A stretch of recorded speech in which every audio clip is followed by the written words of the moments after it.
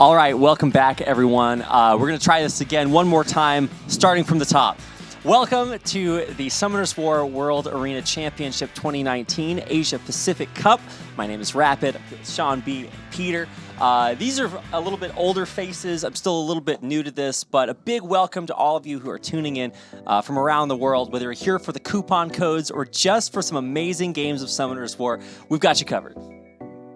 Right, Sean B? Of course. All right, right, Peter? I mean, how can I say no, right? That's right. You're contractually obligated to say that things are going to be amazing. But I actually think that they will be. We've got some of the best players from all around the world. And while we actually do have the Asia-Pacific Cup coming up, we're going to start things off with, I believe, what is called the final round of the Shaolin Cup. This event's being held in Taipei, and so this is a nice little kind of show match warm-up to start things off. So right now, I believe we're going to be doing the coin toss to decide which team gets to go first. And it's the blue team. I don't know which team that is, but it's that one. Yeah, that one. Very specific, Rapid. Well, you can tell I'm an expert at commentating coin flips. Yeah. I've had years of practice at this, and now it's finally paying off. So as you can see highlighted, we are going to have our first pick, and then I understand that one of our players is from Taiwan, but the other one is German.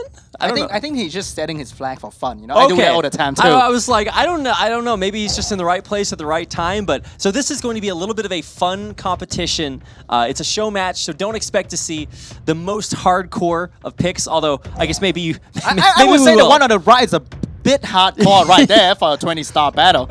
Yeah. So what's going on here, Peter? What's your expert analysis? Oh boy, this is gonna be tough for me because these players' rank, it's a little bit unfamiliar. So their picks, to me, it's very questionable. Like for instance, the guy on the left, he's lacking immunity, but it is a 20-star, meaning there's not a lot of CCs, so maybe he'll be fine.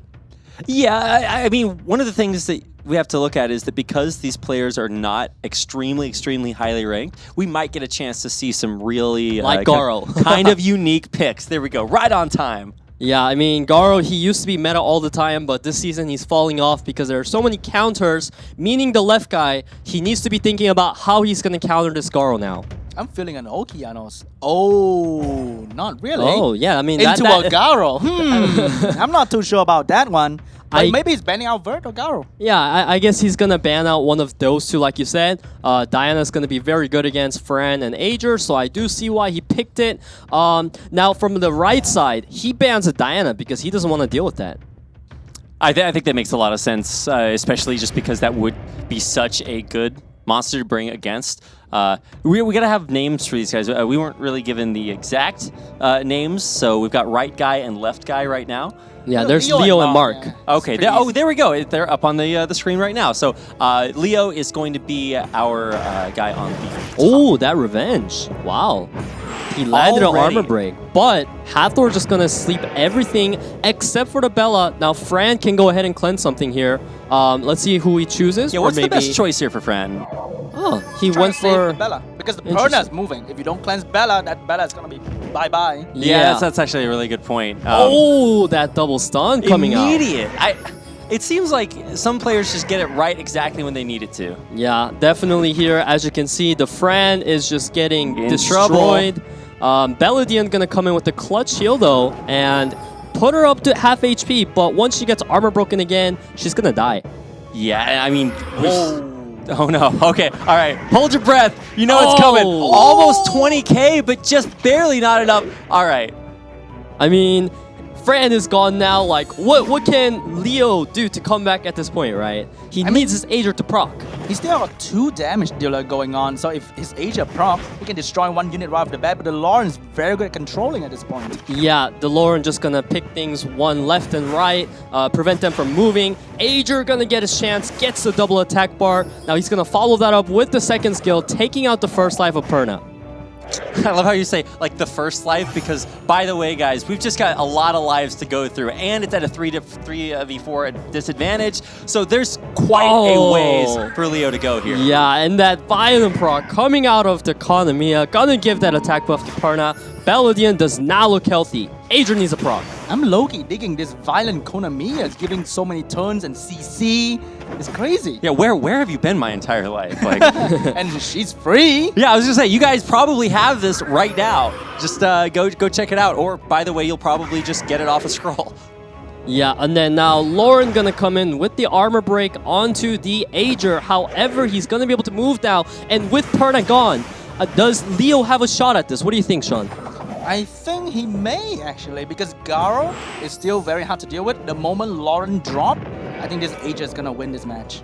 The problem I'm seeing is that there's still so much crowd control to deal with this. I mean, if you took that out of the equation, then maybe. But look at that, it's stun, sleep, slow, all of the above, and there's no way to cleanse it. I feel like it really, really comes down to whether this Garo can survive this attack buff Lauren coming in. No, the Garo's gonna go down. That's right. pretty much game over. Yeah, well, there you go. I'm glad we could answer your question there. Yeah.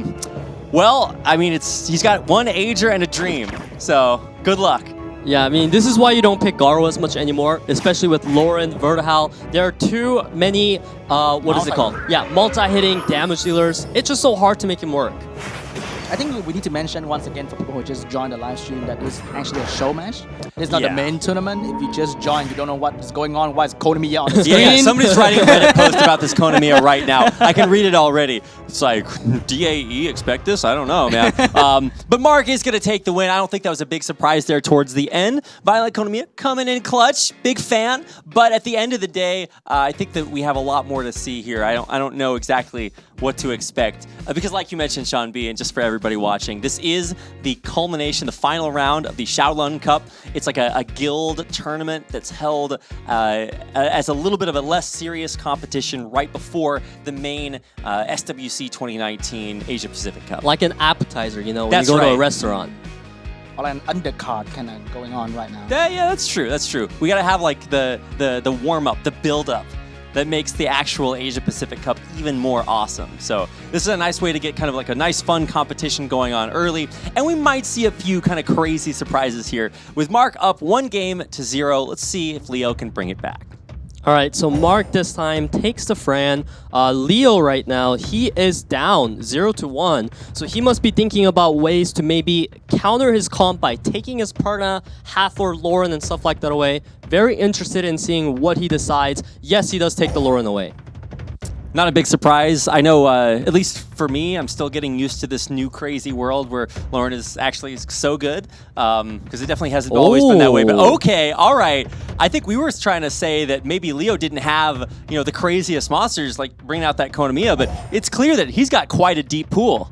Yeah, I mean, this guy is bringing out some like feisty monsters up in here because Feng Yan has absolutely no synergy with this team, and the opponent's team, like Feng Yan, isn't particularly good at countering it either. In fact, he kind of countered himself into Lauren, so he may be just flexing around a little right now since he's up 1-0. Hey, maybe that's the only Nat 5 he has between Chao and Feng Yan. He's like, I think Chao kind of suck right now, so.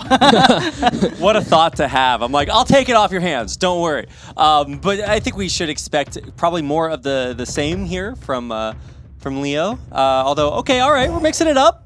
I think that's a very beautiful last pick, Varad coming out from Leo right there. It's perfect. Yeah, I mean, if an immunity is last picked here, you simply ban it. And if Vera does not get banned, you simply win the game. Exactly. It's just simple as that. You know, when I was taking math class, my equations were never quite that easy. You play Summers for 5 years, it's like tic-tac-toe, man. We're expecting like a Wusa, Velaju, even a Delphi Draco, but no! wow. He's gonna show that he's not going... I like that, actually. Yeah. Because if he picked immunity, it gets banned and it's over. But now with the Garo Speed Leader, he might be able to get the first turn with this Daphnis and snipe something. I'm pretty sure that Diana is not the best Diana in Asia like yours, Peter. Yeah. It's gonna die to that Daphnis for sure. I knew you were going to work that in sooner or later. By the way, Peter plays this game a little bit. He's pretty cool too. But also, it's just kind of cool to see, a game that doesn't look like any of the other ones we've cast in the Asia-Pacific Cup. One thing though, he chose attack leader skill. Yeah, not he speed might leader. miss the crit.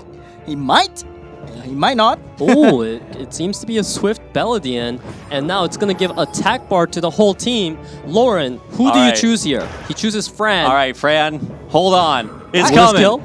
Oh, but it stuns. That's good enough. Yeah. Let's see if he greets and does not third skill to Fran. He goes for the Feng Yan, and it is not going to one-shot. I mean, I am questioning my life right now. What did he just do right there? From the Lauren to the Garo move to the Daphne's move? Like, what is going on? It feels like some Why would you greedy use Lauren's plays. strip skill on a unit without immunity? It reduced less attack bar, and it just wasted the strip ability of Hey, Lauren. come on, Sean. You've been playing this game for a long time. Leo's in like fighter right now. Give him a break, man. Hey, he's C1, I'm C2. We're not very far ahead. He's trying to learn the game. I know the basic, man. Come on. he wants to show that he could kill a monster, but he's a benevolent god. He's just like, I'm just gonna reduce everyone down really low. You're not gonna heal them. Oh wait, yes you are. Yeah, and now because of his greedy plays, the whole team is alive. Now Diana's just gonna go ahead and pew away here. However, she does get cut by the Daphnis. He should be resetting the Diana here so that she cannot transform. Please, for the love of God. Okay, that's a good play. I didn't want the armor break to be on either. Oh, Lauren's Ooh. gone. Yeah. What's that Lauren Yikes. counter Feng Yan, huh? What do you say to me? tell me little more. kid? Well, if he played it properly. Oh, there we go. If yeah? he played Oh, it properly. We're gonna bully Peter for his analysis now. But no, that's actually, I don't think anybody could have predicted that the game would be played quite that way. I mean, Leo, what was that first turn? I'm so confused. Yeah, it was, Obviously, he maybe thought that he can kill the panda, right? I would never expect my Daphne to kill Panda. Hey, Right Pandas are tanky He must have dudes. like 240 crit damage. You never know, right? Every once in a while, we've all had those games in like RTA where you kind of math it out in your head. You're like, okay, I think this is how it's gonna work, and it just totally doesn't go that way because the guy got some crazy runes. Yeah, and right now, looking at this match here, actually, this is heavily in the favor of Garo right now and Daphnis because there isn't terribly like a lot of damage coming out of this Feng Yan lineup. That miss is going to be huge. It allows the Feng Yan to live longer. Feng Yan is like really tanking now. like a that boss. Daphne's going down Yeah? to the Feng Yan right now. Yeah, it may go down right there. Oh, It lives. man. However, Konamiya decides not to kill. my What God. is this? Hello? Please respond. I feel like these. Oh my God, the greed, Monster- the greed goes both ways back and forth. It's so greedy. I love watching this because it's Oh just my two God. players trying to just cheat the system, basically, and it's not working out at all. Yeah. Okay, finally. Oh, All right. the Garo coming in with the kill. That's over. Yeah.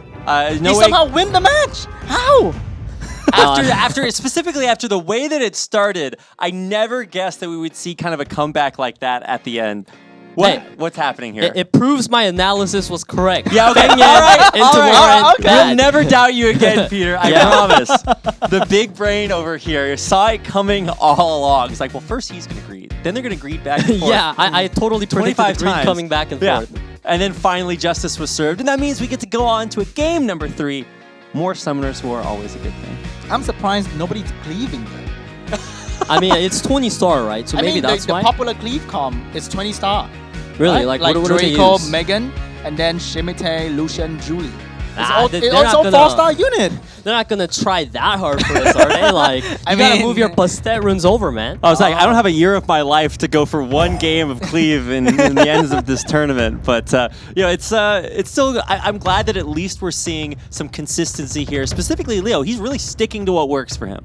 Yeah, and what's really interesting here is actually the player on the right has been taking Garo, I believe, the past 2 matches. Now the player on the left takes the Garo, meaning Diana comes in as a response to Garo. We've been seeing this a lot here. What do you think about Shiho that? was the best pick too in this situation. Still the best pick. Yeah, I mean, Shiho definitely a really good pick here. Like, and he's bringing even more monsters that are weak against Shiho, showing that maybe he wants to ban the Shiho and let the Diana through.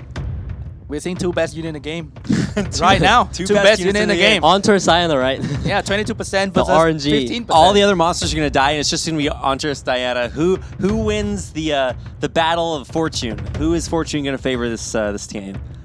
I want to see. I think the Feng Yan is gonna come out against that Diana too. You really maybe. think so? Feng Yan. Nah, dude. Oh, the I- Daphne is maybe gonna scale with the Feng Yan a little bit. Yeah, Huh? I do not like Feng Yan, but there is the Konamiya coming in. I do really like that pick here. It's going to provide attack buff and sustain for the team. Now, Hathor comes in versus no immunity. That's going to be Perfect. pretty scary. That's perfect right there. I mean, doesn't that just mean you have to ban it? I mean, There's a lot of good targets, right?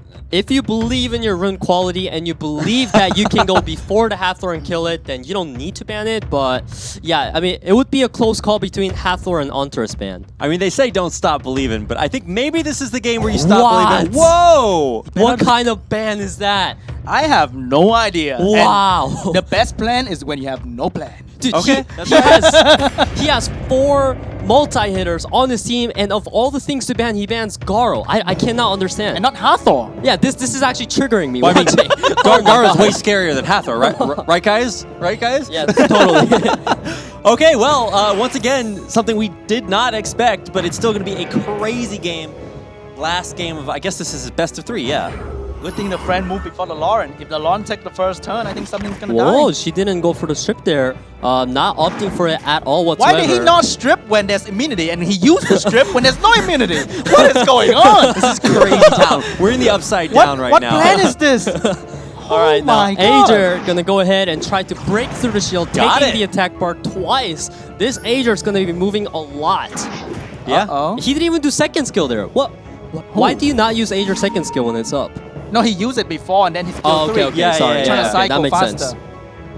He's trying to go for it. Maybe Okay. a violent proxy. Well, Lauren's in a little bit of trouble right now. Let's see. This Ager's like MVP in it so far. Why is he not using second skill? Yeah, that Why is he he's not still not using using it. second skill? Guys, he's saving it. He's pulling a silent right now. He's literally Ager's on a budget. He's got to save it for later when it counts. Trying to make it climactic. I mean, I wasn't good at math, but I count correctly. You did. You can count 1 skill, 2 skill, 3 skill. Oh my God. And actually, if he just did not hit Lauren there and push back the attack bar of Konamiya, I believe she could have just died to the dots. However, because he lowered the attack bar of Lauren, allowing Kana to move first, now this Lauren's actually gonna oh, move. the Antares counter coming right in. Yeah, she was supposed to move until Antares did his thing, right? Yeah, why are you surprised about that? I just expect Andres to do this every game. I'm used to it by now. But that did some good damage on the Ager right there. 3k per hit? That's pretty good. Yeah, I mean, and this guy's also being fearless, transforming with the Antares on the field. He knows that he must go for it because this Ager is about to proc his whole team down. Oh my God, that Daphne is going down anytime soon. And he's using second skill now. Good choice. All Yeah. right, all right. You figured We it out. approve, we approve. Good job. All right, well, I mean, Fran continues to keep the team safe and immune. But This now, will hurt. That 40K. Konamiya Wow. synergy, my man. That is a Wow. 20k shield on that thing. Yeah, and now Diana just gonna pew down the Ager, showing that maybe he can actually win this with Diana now that there is no armor break and not much damage. I mean, Wow. really, I was expecting the Ager and the Diana to be the ones going head to head, and now with no Ager, now with no Antares, like, where do you go? I think that's it because you can never break that 20k shield with no damage dealer. Yeah, I mean, he needs to bank on that Hathor strip to work. He must go for it on the Daphnis here. Got it? Got But it. more shield coming out. Oh, he doesn't care at this point. Yeah, why would you shield? Yeah, just go for the friend, and you know he's going for the killing move here. I believe the first kill coming in is not going to be enough to take her down, so he needs a proc. But he stuns, allowing the Daphnis to live. That's insane. And now here comes the second skill. I do question that move though a bit, Sean. Like, I'm not too sure, to be honest. And many decisions going on right now. yeah, many decisions just going left and right. Like, wait, what? Are we playing the same game, right? All right, but Konamiya is going to be able to cleanse a Diana, and I believe that should be game over right there. Yeah, I mean, I don't really see this going on too much farther. I guess it is game 3, so maybe you just got to play it out. Maybe the craziest things happen, but yeah, I think this looks pretty over at this point. Yeah, the Fran is just going to die here. Hathor is not going to be able to 1v2. He should honestly concede here, and he does. But that Konamiya synergy with the Daphnis, though, you didn't expect that. You don't expect Daphnis to go immediately. Yeah, I mean, That was so that was good. literally what won him the game. Yeah. Getting rid of that Antares right there. The economy is so good.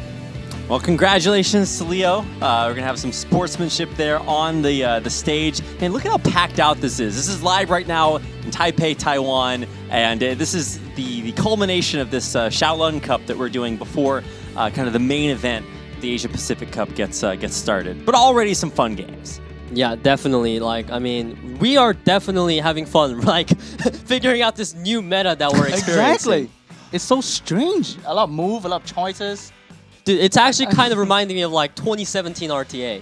I remember we were doing that back then, right? These Yeah. guys are still stuck in 2017. They didn't catch up to 2019 yet. You know, it's just like fashion. It comes around in circles, right? It's a little bit retro right now, but we're bringing it back. And it's kind of cool to see that it's not just always the same monsters that you would expect. And especially, this is one of the cool things about the different cups qualifying for the World Championship is that everybody just plays so differently. I don't know if we're going to see any more Konamiyas at Worlds or in this Asia-Pacific Cup, but it's a nice appetizer for the main course, right, guys? Yeah, I mean, definitely an appetizer. It's not going to come out of the main meal. I swear though, if someone does pick a Konamiya and make it work, I will start using Konamiya. I'll be a believer. I'll 6-star that guy right now. Yeah. Hey, careful. Maybe Konamiya might get a secondary awakening. That might be Okay. the hint. That's true. Oh, though. that might be the hint. That caught me on that. Yeah, second awakening, that could be OP. I can see it. I believe. I'm not holding my breath, but maybe out there. So that's going to be the first game of the finals of the Shaolin Cup, which is our preliminary kind of show match series that we're doing before. Now, I believe that was the primary group, and now coming up next, I believe we have the advanced group of this cup. So bear with us. We're still figuring things out a little bit here, but as soon as we know, we will get you guys back into more Summoners War action. And eventually, once we start the Asia-Pacific Cup, there will be some coupon codes and a raffle that you guys can enter in chat. And so lots to look forward to today.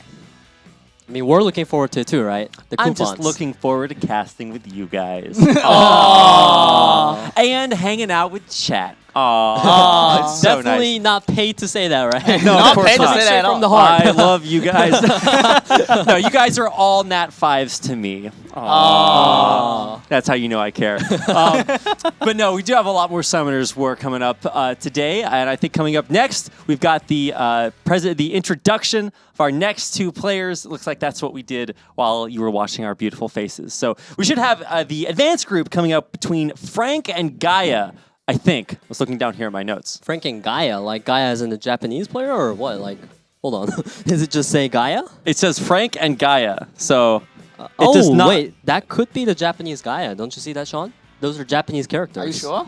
I don't know, but if it's I mean, actually I'm not Gaia, Japanese. like I'm down. Like he's OP. He's Is a he? really good player. Okay, tell me. Really? Tell me Yeah. the story. I mean, if this is the Japanese G3 Gaia we're talking about, No. he must be C3 according to the rules. Oh, really? Yeah, This is so- not okay, the guy it's you're a talking Gaia about, man. fan. Gaia Okay, fan. Gaia fan. All right. Yeah, so there are rules for this event. We haven't really talked about that too much. Sean B, what's going on? So for the one that just happened, they must be C2 and below. So 2 gold stars. Yeah. But for this one, it's going to be 3 gold star and below. So we may see more meta picks and we don't have 20-star rules anymore. We're going to see the normal matches. Yeah. So maybe the LD Nat 5 will come out. You never know.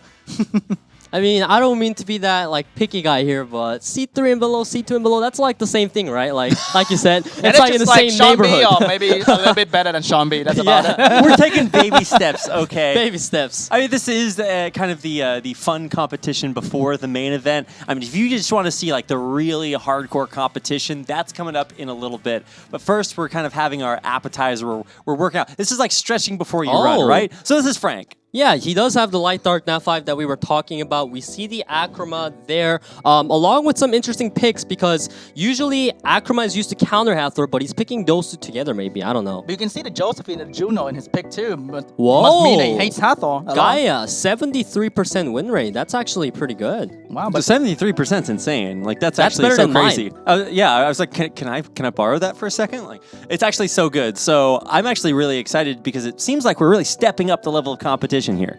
But he's C3, which means he doesn't play a lot. He just play a couple matches, win, and it's done. Maybe he's just an underachiever.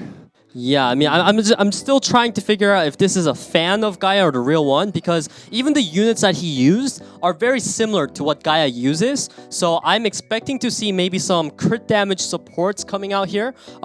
Very, very interested in seeing like, how much damage these supports are going to do because that's what you're about to experience right in the Rapid. Okay. Units that usually don't do huge damage will be critting for a lot if he's going for the Gaia build. Okay, but first, my favorite part of this competition, the coin flip. toss. All right, what will it be? Oh, it's blue. Wait, was it blue the first time? Not rigged, Yeah, by the way. It was blue both times. Okay, all right. Wow, blue is so OP. You really have to pick blue. It's clear that blue needs a nerf. Yeah, I mean, this is deciding like who gets first pick, right? Right, yeah. I mean, this is much more fair than like just game deciding because I swear to God, every time the game decides who goes first, the other guy gets it like 3 times in a row. Ooh. Oh, wait, I think it's my mistake. I said C3 and below, but it's actually C3 and above. So this might actually be the... Sean, you oh, troll my how bad, could my you? bad. My apologies, Sean sir. B. It might be the true Gaia that you've Yeah, been that's talking the real about. Gaia. Looks like it, right? Yeah, that's the real guy right there, as I said. Oh, okay. Okay. I see that. I see that. Well, those are some high notes. I can't count that. I'm going to have to take my shoes off to count that high. Yeah, I mean, those points definitely looking very fearsome here. But he's going to come in with the Viva Shield ban, showing that he's studied his opponent Frank here. And now we're just waiting on the timer. That's right. I'm betting my coin on the Hathor first pick. What do you bet? From Gaia, no. I don't think Gaia's going to go Hathor first pick. That is not a unit he uses. He's going to be opting for support units. He likes that Vanessa first pick. Frank, I believe this guy, I've seen him in World Boss before. His runes are pretty good. He has some really nice stats. I do not know which Light Dark Nat 5s he has, though, besides the Viva Shell. He's taking his time to pick right now. Oh, okay. Okay, well, in case you were wondering. Yeah, there's the Wusa coming in, which is a very questionable first pick. I never see Wusa first That's the pick. weirdest first pick I've ever seen in my life. But that is because he specifically did that to counter Gaia, because Gaia has one of the best Wusas in the game. Oh, okay. Well, both players seem like they really do know each other quite well then. Yeah, and then here comes the triple support lineup. This is also very unfamiliar in SWC, so to say. Normally, players don't go triple support like this, but for Gaia, it'll work. Because that Triana is on crit damage and it's going to be dealing a lot of damage. I'm so excited to see this. I mean, this is a brand new day for me. Is this everyday standard for you, Sean B? Not the first pick, but the units are familiar, but not the first pick though. I mean, I don't mean to offend you, Sean, but like, you're in C2, right? How often are you pulling Gaia in RTA? I mean, never. Yeah, exactly. I see him in World Boss. Yeah. Here comes the Entourist and the Daphnis pick coming in, showing a lot of aggression with those 2 picks right now. However, though, if the Daphnis gets banned out, will the Entourist be able to perform into double immunity and Shihu? What do you think, Sean? I mean, it's gonna be... Oh, Okay. now what I think doesn't matter because that unit is gonna surprise everyone right now. Yeah, I mean, The unit that is deemed to be the worst.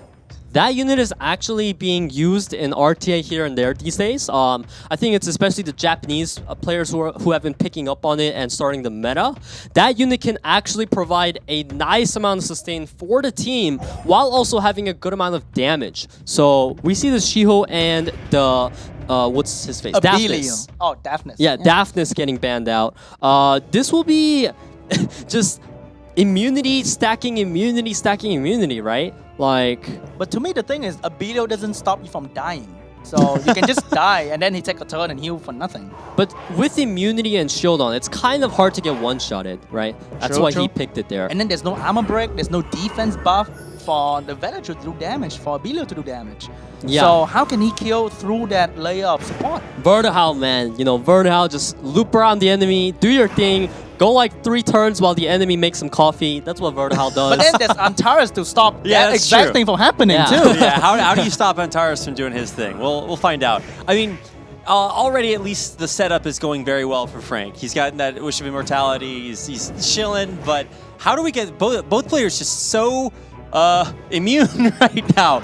All right, I take it back. That's some Ooh. legit damage going on with the Vanessa. Yeah, that's Okay. really good. The And the- Vanessa's almost dead already. And the multi from Vert is there to take away the Vanessa. Yeah, I want to see this crit damage come through you were talking about, Peter. Unfortunately, though, there are so much shields on the field that she's not going to be doing much until we get later on into the game. Yeah. That Vertihal proc could be huge if it pops through the Triana, but it does not. And now he needs to decide whether he's going to go ahead and pop the Triana passive or not. He goes for the 3rd skill into the Violent proc. Will he do it here? Okay, the Antara is being pretty kind and, you know, chill a little bit here. It's not Oh, he's proccing saving at it all. up for later. He's saving it for later. You know it's coming. All right, it's here's not a coming Triana now when proc, it though. matters. Crit onto the Vertihal for Whoa! 8.4k. That did Not more damage than bad. the Antares. Yeah, there's the crit damage Triana that I have been talking about. Now, he decides to go for the kill on Vanessa, and he's going to get it. That's it. There's no more armor break. Yeah, I mean, Yeah. how are you supposed to get through all of this immunity, shield, healing? Like, without armor break, Antares, come on, it's your time. Okay, he's proccing. He's doing. Oh, that Ooh. was a lot of Okay, okay. damage, but the heal gonna come in Oh, the clutch. provoke clutch.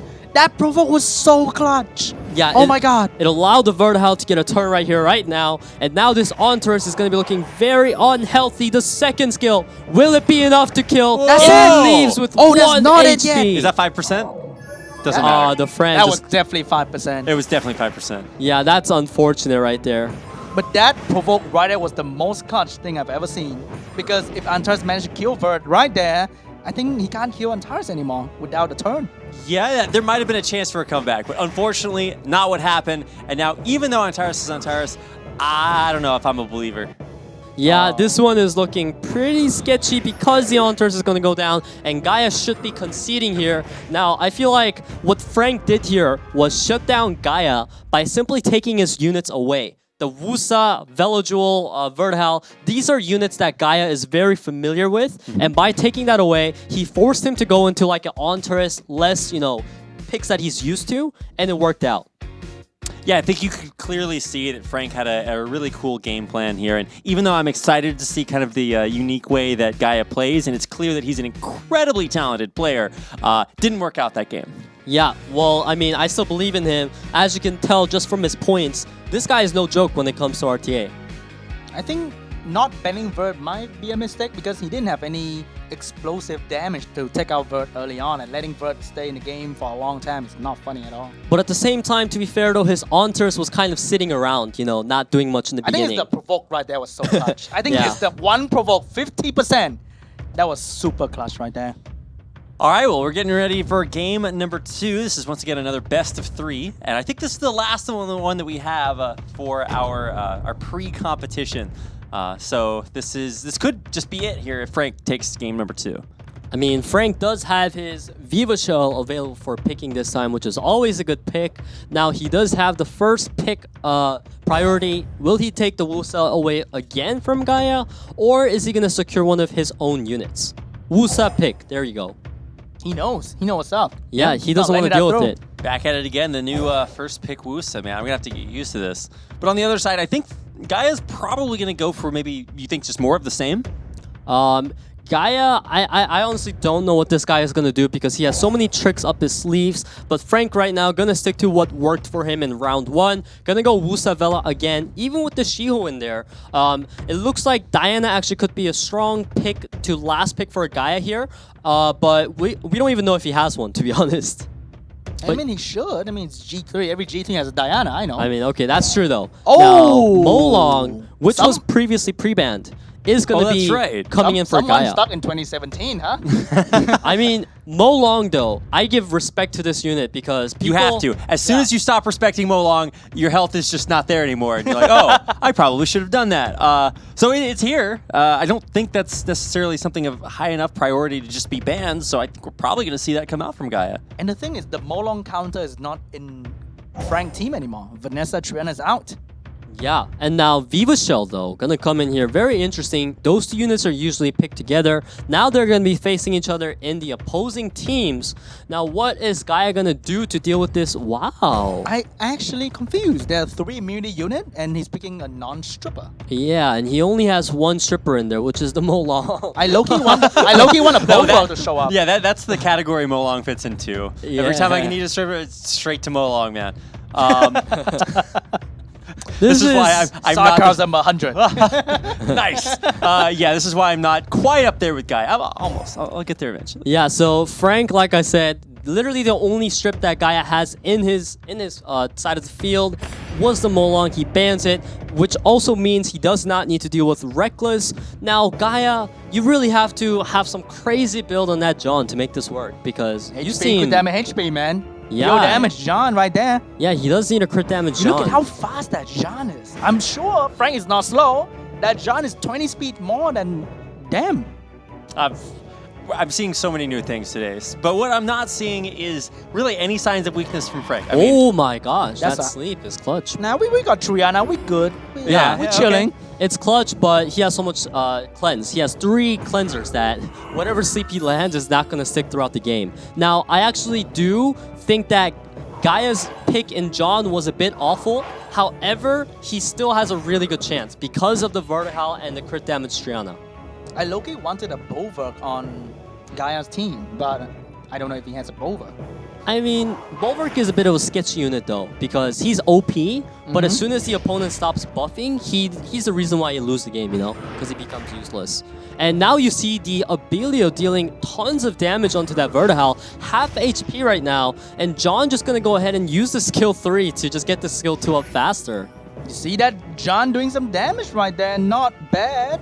Yeah, I mean, it's punching for like how much damage. I gotta pay attention. All right, he's gonna I think cleanse. 5k is more than enough to just wear people down at this point. Yeah, I mean, 5k seems to be on crit damage. And it's interesting that you're talking about like wearing people down because I think it's very clear that there's so much sustain, immunity, shields, heals. It's gonna be tough to make a real dent here. So I mean, what do you do? Just like play the game long enough so that the HP percent is like down by 50% or something? No, what you're saying is actually legit because Gaia's game plan into winning this is simply abuse the fact that Vertical is such a frustrating unit to deal with that if the opponent has Vertical and you don't have damage to kill it, you pretty much auto lose. That's how kind of broken he is. But that Viva Shell gonna be on crit damage dealing 6.7k. I like that. Yeah, I definitely do not expect that. So it's gonna be. I mean, that's kind of what you have to start relying on to start accelerating this. You don't just want to lose to that. But okay, all right, starting to work. That Wusa low-key got some Hathor gene going on right there. Yeah. 2 times already in the same match. And the Viva Chair is not even sleeping anybody. Yeah, it actually procced it, but it got resisted because I guess, you know, who puts accuracy on Viva Shell, right? Just for 15%, man. It's all 15%, man. I don't believe that Fran has any resistance whatsoever. Yeah, and then Fran just gonna put up attack buff. Like I said, Gaia's team is almost unkillable, and this Vertical is eventually just gonna straight up win the game from the advantage of just being a Vertical. Like, his life is that good. He was born a Vertical and he just wins everything because of it, you know? It's such a simple unit, but it's so strong. Yeah, raising everybody else's attack bar is like a useful talent to have. You know? That's why Ragdoll's OP, you know, and it's in the NAV4 kit that anyone can have now. Oh yeah, that's right. I keep forgetting that, but you too can experience this in your everyday RTA. Look at that, the revenge is so toxic. The revenge right there is the worst thing ever to touch a Vertical without killing it. Yeah, I don't want to do that. A dish best served cold. All right, but he's a fire vampire, so I don't know how that I think the thing about the revenge John works. is keeping the Vert pretty healthy all the time. Because there are 2 active healer, but the John is always keeping the Vert fresh. Hey, even a Perna could have done that, except Perna would be doing more damage, right? This would be over already. That's true, that's true. Man, look at this. It's so frustrating to try to take Vert out because the more you try, the less it matters. So not only is he going to keep helping his allies heal him up over and over and over again, there's so many heals that it's just always going to be available. And now look, back up to like a 75% full HP, health. because that's what Fran Vert does, right? I think in this situation, the Harmonia will be better than Viva Chow. You can switch HP right now and destroy Vert in one shot. Yeah, I mean, but you also need to get to Triana, so really, I feel like just Gaia's lineup is gross, man. You can do that to Triana too. Well, I think Harmonia will be a better choice here because Viva Chow is not using her skill 3 at all. Yeah, Viva Shell, unfortunately, going to be worse than her fire counterpart here. The Visa not really working this game, right? Uh-oh, the damage deal #1 is out. Hey, if you think about it, it's actually kind of sad because Frank's team is 4 NAV5s, one of them Light Dark, and look at Gaia's team. He's free to play. They're all free to play almost. See, that's the lesson right there. You gotta farm more runes. Yeah, runes beats monsters, guys. You can see right here let's not get too ahead of ourselves, Peter. But I do think that it's pretty impressive to see what. Look at this Triana. I'm excited right now. See her damage, 10k. Holy! That's what I'm talking Without about. armor break. Yeah. Imagine an armor break right there. That VHL is gone. And the John lands the first provoke of the game, and the provoke was too good that Frank just quits. Well, I mean, Frank was just like, okay, I've got somewhere to be after this. Like, we can't keep playing for another 100 turns. I'll be Frank here, you know. Yeah. But hey, a guy bringing it back, taking us to our third game in these best of 3s. I don't know about you guys, but that was a much different style of game. What did Frank kind of miss there about what he expected to see? I think he just simply got he just lost to Verd. That's all it is, really. I think he focused on the wrong unit too. Might well just take out the Triana. I think he never had a good opportunity to because the Vivo Shell didn't have a good chance on it. Yeah. And his main damage dealer was kind of like the Water Druid, right? And Wusa. And being Wind really kind of deters that. True. Okay, well, now we're into our final game of this final preliminary best of 3 series. This is part of, like I said, the final round of the Shaolin Cup. It is our predecessor, our pre-game, basically, to the main SWC2019 Asia-Pacific Cup. So we're bringing it to a very climactic close. Oh, now Gaia gonna get his Wusa for the first time. All right. My Wusa now. Yeah. As soon as Vanessa's not banned, she's picked. Which means we might see a Molong and the Villager after this. The Molong is pre-banned, but Are you? what? Oh, wrong. He need to pick the better version of it, Yeah. which is Amelia, okay? Not that thing over there. The 2019 version of Ariel, right? True. All right, he's really thinking about his last pick, and he takes the channel away from Gaia, which I can respect. However, that means Gaia can once again pick the Vertihal that was so gross last game. We'll see whether or not he does decide to pick it. He has so many units available to him right now. He could even go with the Velodual, but like I said, he's going with that Vertihal, and I think he's just going to go with the support for the third pick. Yeah, Velodual. The thing is, we're not seeing any CC com, which is the meta, right? Well, no CC whatsoever. It's just trying to wear people down slowly. yeah, I think maybe, I know Gaia doesn't play around with CC. Maybe Frank is also not really a fan of that. And we see that Frank just gonna come in with the Shiho with the Fran. So he has 3 supports with the Shiho right now, meaning his last pick should ideally be some type of hyper carry as well.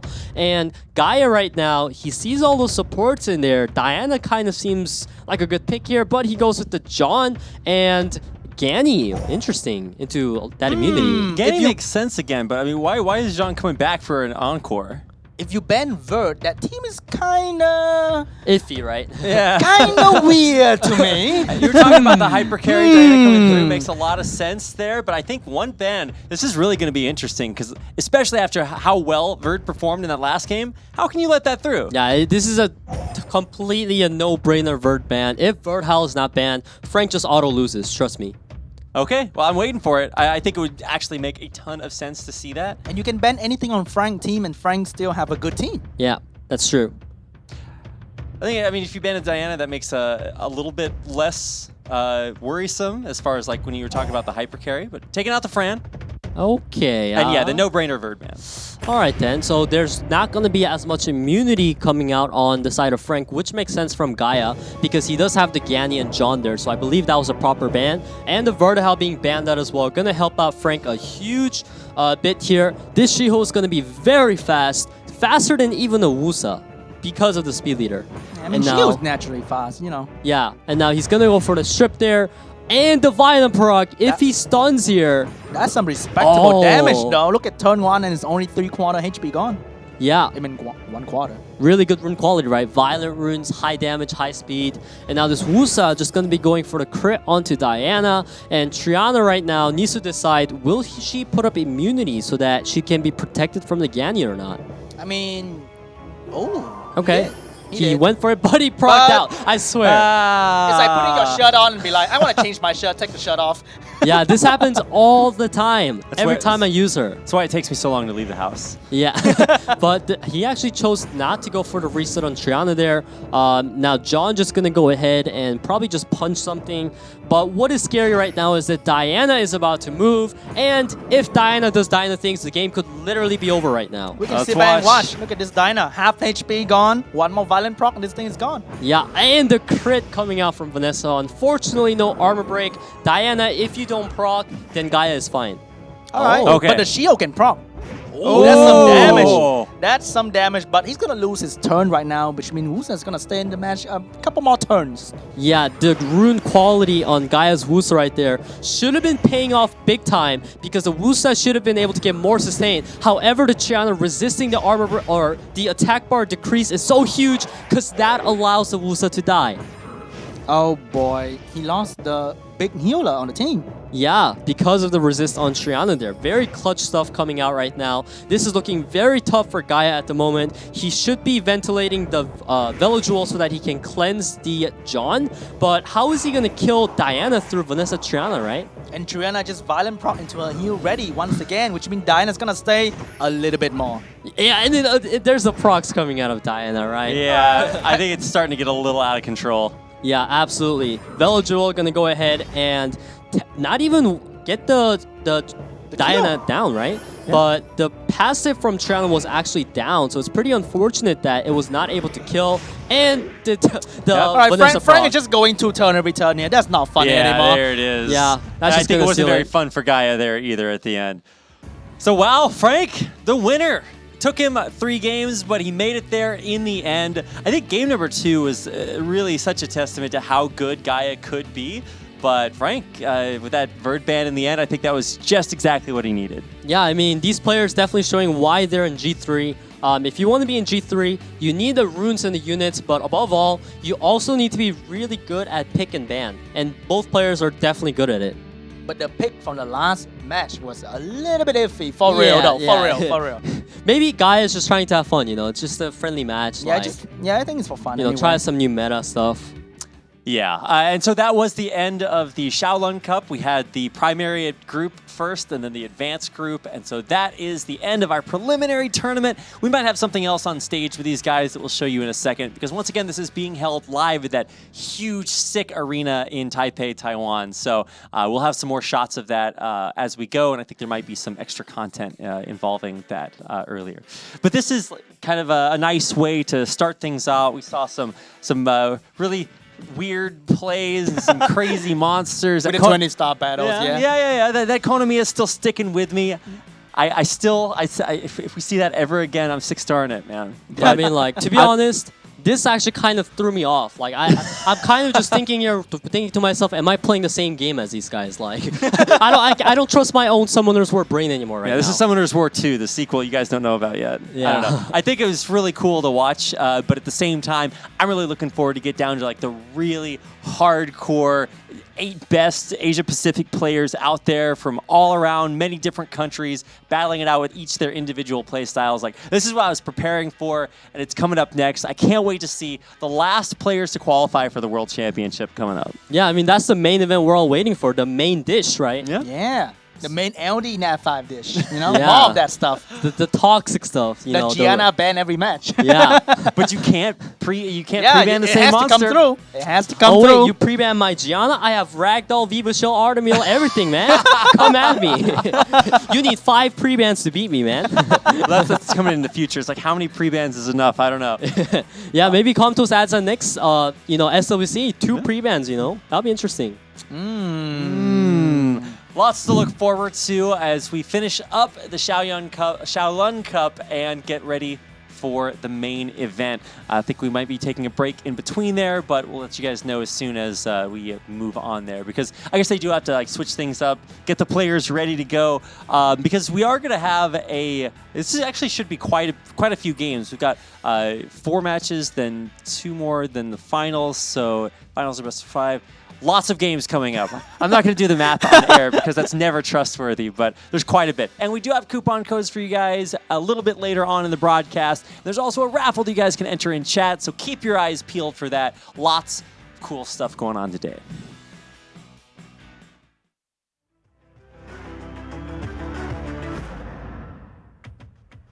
Yuuki's gameplay in SWC 2019 preliminary and group stage always brought excitement and thrill to audiences. He built Antares with violent runes for endless violent turns, getting everyone's attention to how awesome Antares is.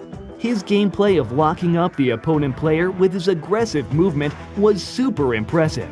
Will he once again show KO wins in the Asia-Pacific Cup? Tune in to find out.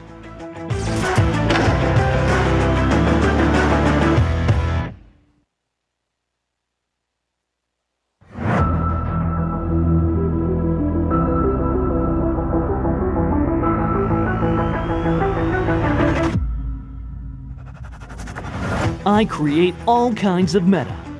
UT10, the new meta creator.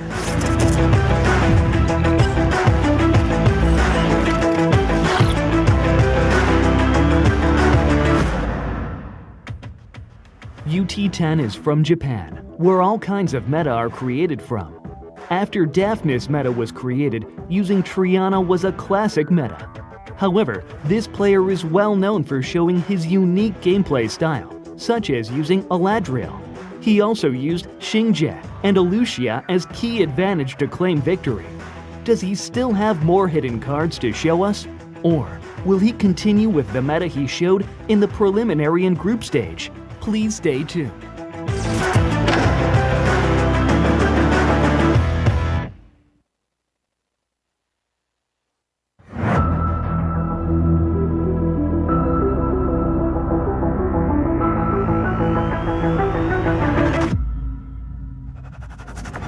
A rising star, water, fire, and wind mons. Per, the leader of speed meta.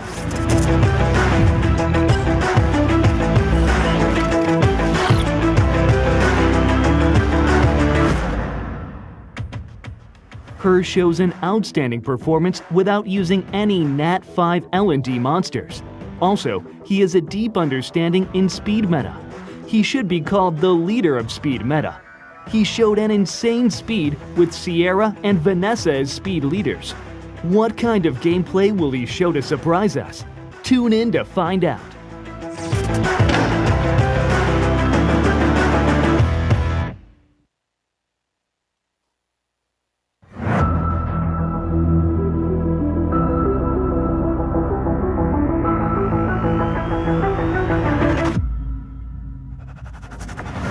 The best tanky damage dealer runes. Donald, the strongest of tanky damage fights.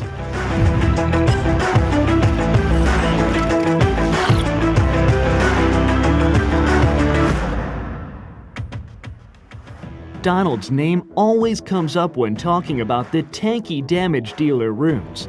A-Gear that he used in the group stage had such a high HP, defense, and damage that everyone was speechless. No one has beat Donald in tanky damage fights. Will he recreate the scenes in the regional cup to claim victory? Please stay tuned.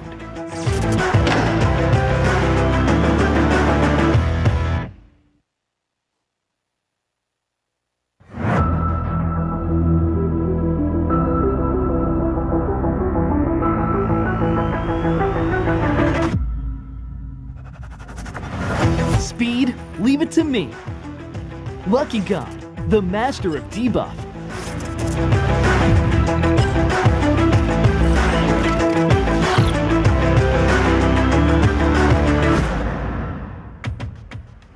Lucky God is playing in the SWC for the first time this year. This player for sure knows how to play a match according to his plans. In his previous fights, he showed aggressive gameplays using Gianna and Nephthys as attackers and Yunhong for tanky defense. In the SWC 2019 preliminary and group stage, he used Speed Leader to get the first turn and used CC's skills against enemies. Lucky God used debuff monsters to grant harmful effects and showed an overwhelming attack style. Tune in to find out how he will fight in the upcoming Asia-Pacific Cup.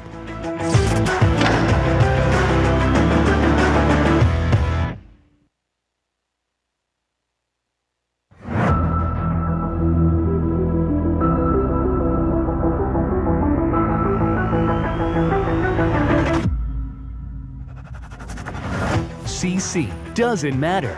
Judas claimed victory with his very own monsters.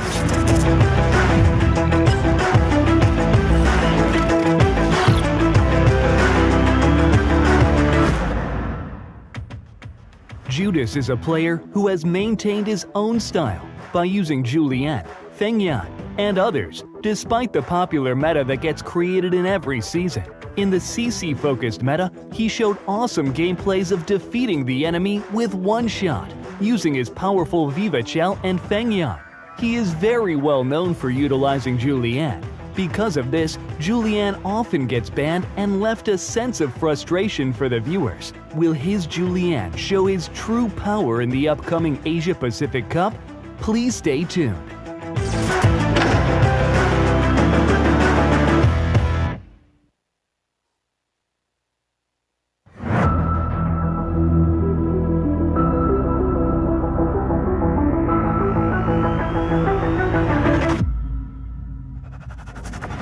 Aim for victory with light and dark monsters. Llama, the perfectionist.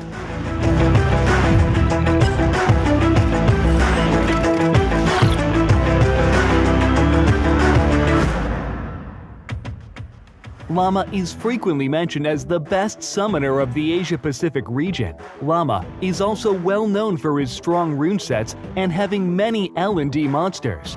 Also, we have to acknowledge his Usa.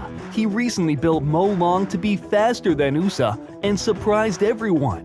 We can't wait to see the new gameplay he will be showing us with his massive number of monsters and the well-coordinated runes. Will he win the Asia-Pacific Cup to become the best summoner of all? Please stay tuned.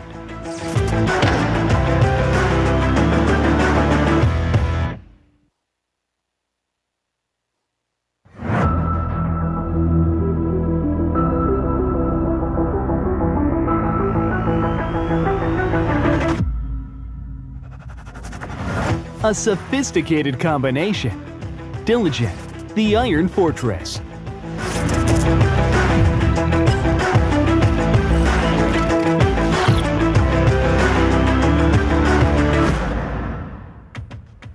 Diligent is the only player among Asia-Pacific Cup qualifiers who won the Legend Tournament. He is very familiar with the pre-ban system through the Legend Tournament. Diligent uses a combination of Ganymede and Hathor that works like a charm in matches. He also uses Ragdoll or Gianna as a backup plan when the combination can't be used. Plus, he has very tanky runes with high defense, which surprised many people. Will his Iron Fortress defend him against enemies in the Asia-Pacific Cup? Please stay tuned.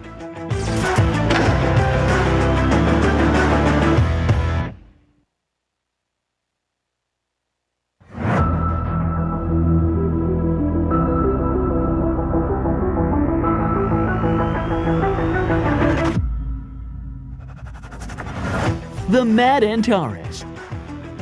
Yuuki the Adventurer.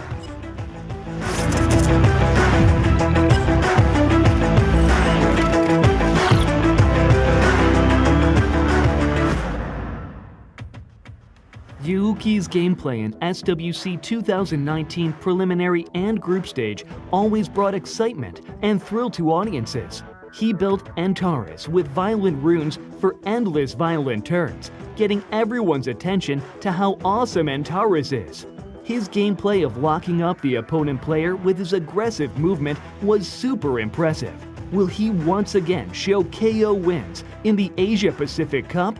Tune in to find out.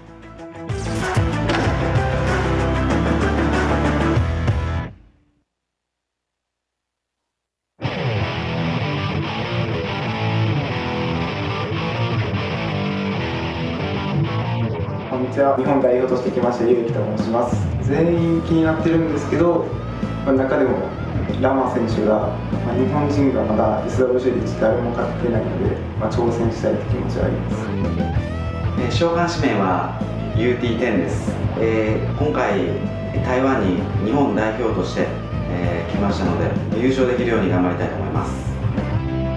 안녕하세요. 이번에 한국 대표로 아시아패시픽컵에 출전하게 된 헤르 황정현입니다.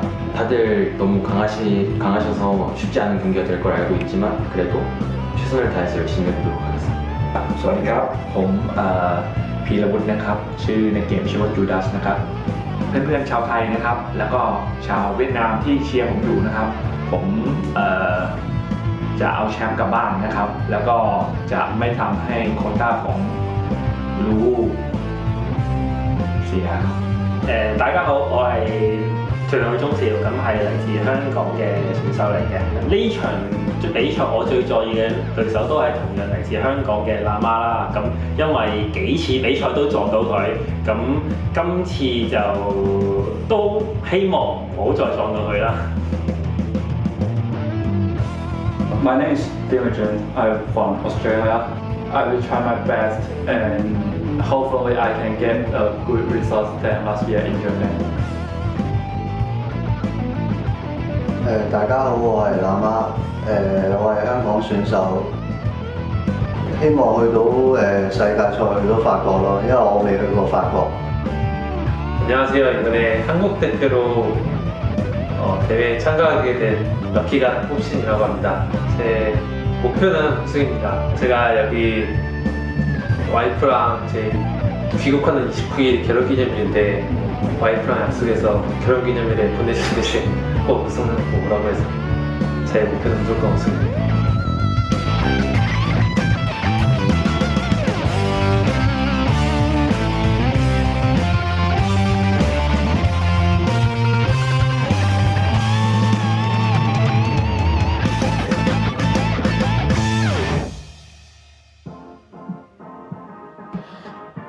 Hello， 各位现场的玩家朋友们，欢迎回到我们的比赛现场。刚刚看完了热身赛之后。 Hello and welcome everyone. It's finally time for the SWC2019 Asia-Pacific Cup. My name is Rapid. I'm here with Sean B and of course Peter. And we are going to be bringing you some of the very best players all across the Asia-Pacific region. We've got players from here in Korea. We've got players representing Hong Kong, Australia, Japan. Some of the best players the world has ever seen. And we're going to find out the final players that'll qualify for the World Championship next month. It's going to be so exciting. I can't wait to get this started. How are you feeling, Peter? I mean, we've been waiting on this thing from the beginning, right? We That's want right. to see these players in action. We've already been brainstorming like who has the best chance of winning, how are these matchups going to fare out, and now finally we're going to get to see it. That's right. So Sean B, you've taken a look at the players that we have coming up here. Who's your favorite for this event? Do you think that there are maybe some strategies that are going to work better here than other places? In my opinion, I like Judas the most because he picked differently from the rest of the group who's only playing with a Getty Hathor. He's using Julian and a bunch of high damage. He's got his own style. Yeah. But watching the video just now, I like the T-pose from the Japanese player the most. They be like doing... that was the funniest video I've ever seen. Yeah, they've got the production value for sure. So this is really exciting. And obviously, if you're watching us on your phone while you're live in Taipei, then you're going to have a good event to go through. And we're going to have some shots to show you the amazing event that is set up there because it is actually just so impressive to see so many fans come down for this event. And I think that we're very happy to have them there in person, but also to all of you watching online. Don't forget, periodically over the course of the day, we'll be giving away, we'll be putting up some coupon codes for you on stream. I'm not going to give away exactly the timestamp, so you're going to have to keep watching for those. But there's also going to be an event that you can enter by just clicking the link that'll be posted in chat. So keep an eye on that. There's lots of ways for you to win stuff, aside from just the amazing opportunity of watching some really epic Summoners War. I just can't wait to get this started. Yeah. I mean, I wonder what the first matchup is. Did we see the brackets yet? Like, we didn't see it on stream yet, right? That's right. We haven't shown it on stream, but I believe our first matchup is going to be Diligent versus Yuki. And then we have UT10 versus Per, Donald versus Judas, Lucky God versus Llama. And we'll have all of this information that we can show on stream for you guys here in just a moment. But first, we've got to get all of those players ready there in Taipei, and then we'll be showcasing you the individual matches. So first of all, we're going to start off from the quarterfinals and semifinals, and we'll have the grand finals event at the very end. And of course, the players competing in the grand finals event will go to the World Championship, which is just going to be so epic. I can't wait. It's just going to be so amazing. Yeah, I mean, they're even having it in Paris and everything, flying all the players over, commentators over. Like, it's going to be a pretty big deal. It's just going to be fantastic. Every step of this has just been so epic. When you think about the work that goes into a competition like this. I mean, these are players that have been playing for years, and maybe when they started playing, they didn't even know that that they were even going to have an experience, have an opportunity like this. And now here they are. They're playing in such a high-stakes tournament. I mean, what does it feel like? You've gotten a chance to cast Summoner's War for a while now. I mean, do you ever see players just get like really, really nervous when they? Oh, they get really crazy too. Okay. Yeah, they practice, they strategize. You see Llama over there last year in Japan. He didn't hang out once in the entire Japan trip. He was in his room having this board and just like note stickers everywhere, just practicing. Oh my goodness. Yeah, he went with another guy who commented in Chinese, and the other guy was also like G3, and they were just practicing whole night. Oh my goodness. Like no drinking, no hanging out, we're just practicing.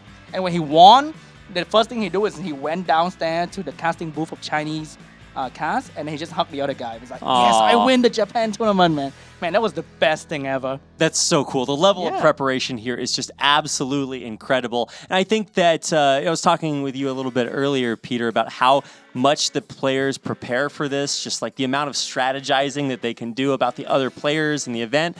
I mean, at this point, because of the group stage, every one of these players has been able to see what the other players are playing. So at this point, you can really start to strategize. Yeah, I mean, one of the most common things that we do see is players like to pre-ban each other's units, showing that they put in the research. Now here's a look at how this tournament is going to be playing out. We're going to start things out in the quarterfinals, where our matches will be best of 3, and then we'll be moving on to the semifinals and have a third place match, and those matches will all be best of 5, along with the grand final, which of course will also be best of 5. And this is a look at what the significance of this tournament is. This SWC2019 Asia-Pacific Cup in Taipei will qualify the top 3 players to go on to the World Finals, which will be held in Paris on the 26th of October. So write that down on your calendar, because it's going to be extremely epic, and here's part of the reason why. Not only do we get to watch some amazing games, but the first place player will be winning 10,000 USD, and everybody else takes home quite a big chunk of cash as well. Yeah, finally getting that money back that you invested into the game, right? This is what makes it worth it. You grind for years and years, you spend money in the game. Also, you can come to this competition and win some cash back. Maybe you can even profit off the game, who knows, Cash back for sure. I mean, for these players, it's obviously about so much more than just the money. And in order to get that money, they've got to go through some incredibly tough competition. Here's a look at the brackets. Is there any matchup that you're really excited for? I am especially interested in Lucky God versus Llama, because Lucky God, he has shown an impeccable performance in the Korean SWC, and Llama is also a player that is very strong, especially in these tournaments. So it's going to be very interesting to see 2 very highly rated players just face off right off the bat. Yeah, and Sean B, did you see anything that really stood out to you? I'm just waiting for Judas, man. I just want to see that Julian. Judas fanboy. Just Julian going ham and cheese on the opponent. Oh, I like that one. I like that. Yeah, Julian, not really. In his player video, I really loved that they were like, will his Julian win this tournament? I'm like, wow, that would be really impressive if that happened, because I don't know anybody else that's playing that monster. I think he's the only one. Yeah, I think so. So very unique. I really can't wait to get into this. Let's find a little bit more about these players. And my favorite character is Gianna, because Gianna means every first turn in every game. So that's why I love it, and I like to build her in very good rune. Yeah, this is my first time to Taiwan, and I heard in the internet that Taiwan has lots of good cuisine, and I really like to try them. Honestly, I treat every competitor as same, because I think everyone came here is not a simple reason. Yeah, they all are monsters. So I will like to treat them as the same, and I will like to use my strategy if I have to against them. I was so lazy last month. I just played this game for 2 hours, and I realized that I need to go to the tournaments in Taiwan, and then I spent 3 hours a day this month. I think I made my improvement this year. I never thought I can win in Taiwan, because I lost in Japan last year. So I didn't expect myself can make a good place in Taiwan tournament. But I will try my best and see how I can get to the final or not. I don't know. I have no idea that I will choose a player as most important because they really all the same to me, and I will try my best and hopefully I can get a good result than last year in Japan. こんにちは、アジアパシフィック代表の、日本代表として来ましたゆうきと申します。好きなキャラクターは水仙人です。好きな組み合わせはウェルデハイルを使った組み合わせが好きです。台湾初めてです。台湾の、ご飯が好きで、小籠包とか、台湾ラーメンとか、他にソウルフードとかがあれば食べてみたいです。全員気になってるんですけど、中でもラマ選手が、日本人がまだ SWC で1誰も勝ってないので、挑戦したい気持ちがあります。対策は秘密です。いろんな戦略を練っているので、当日みんな見てください。組み合わせと策は、そうですね、選手ごとに考えているんですけど、それも当日見てください。優勝を目指して頑張っていこうと思ってます。絶対優勝するぞ。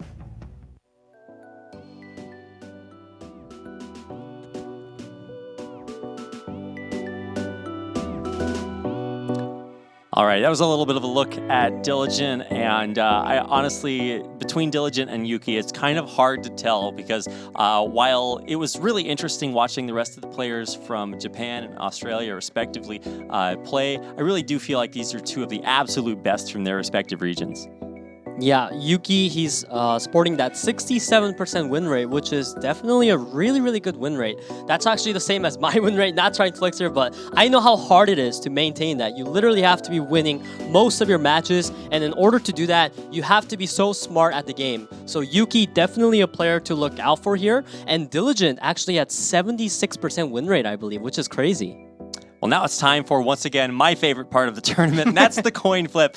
Will it be blue again, right? That's right. We've seen blue twice in a row. What are we going to get? It's orange this time. And I'm not sure which player picked which color, but I believe orange is player 1. So I think that means that Diligent goes first. Yeah, I mean, he's got that orange background going on. Okay, all right.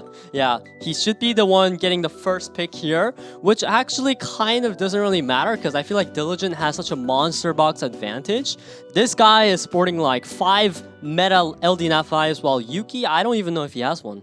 Oh, just 5? I mean, you can pick the full team with that thing?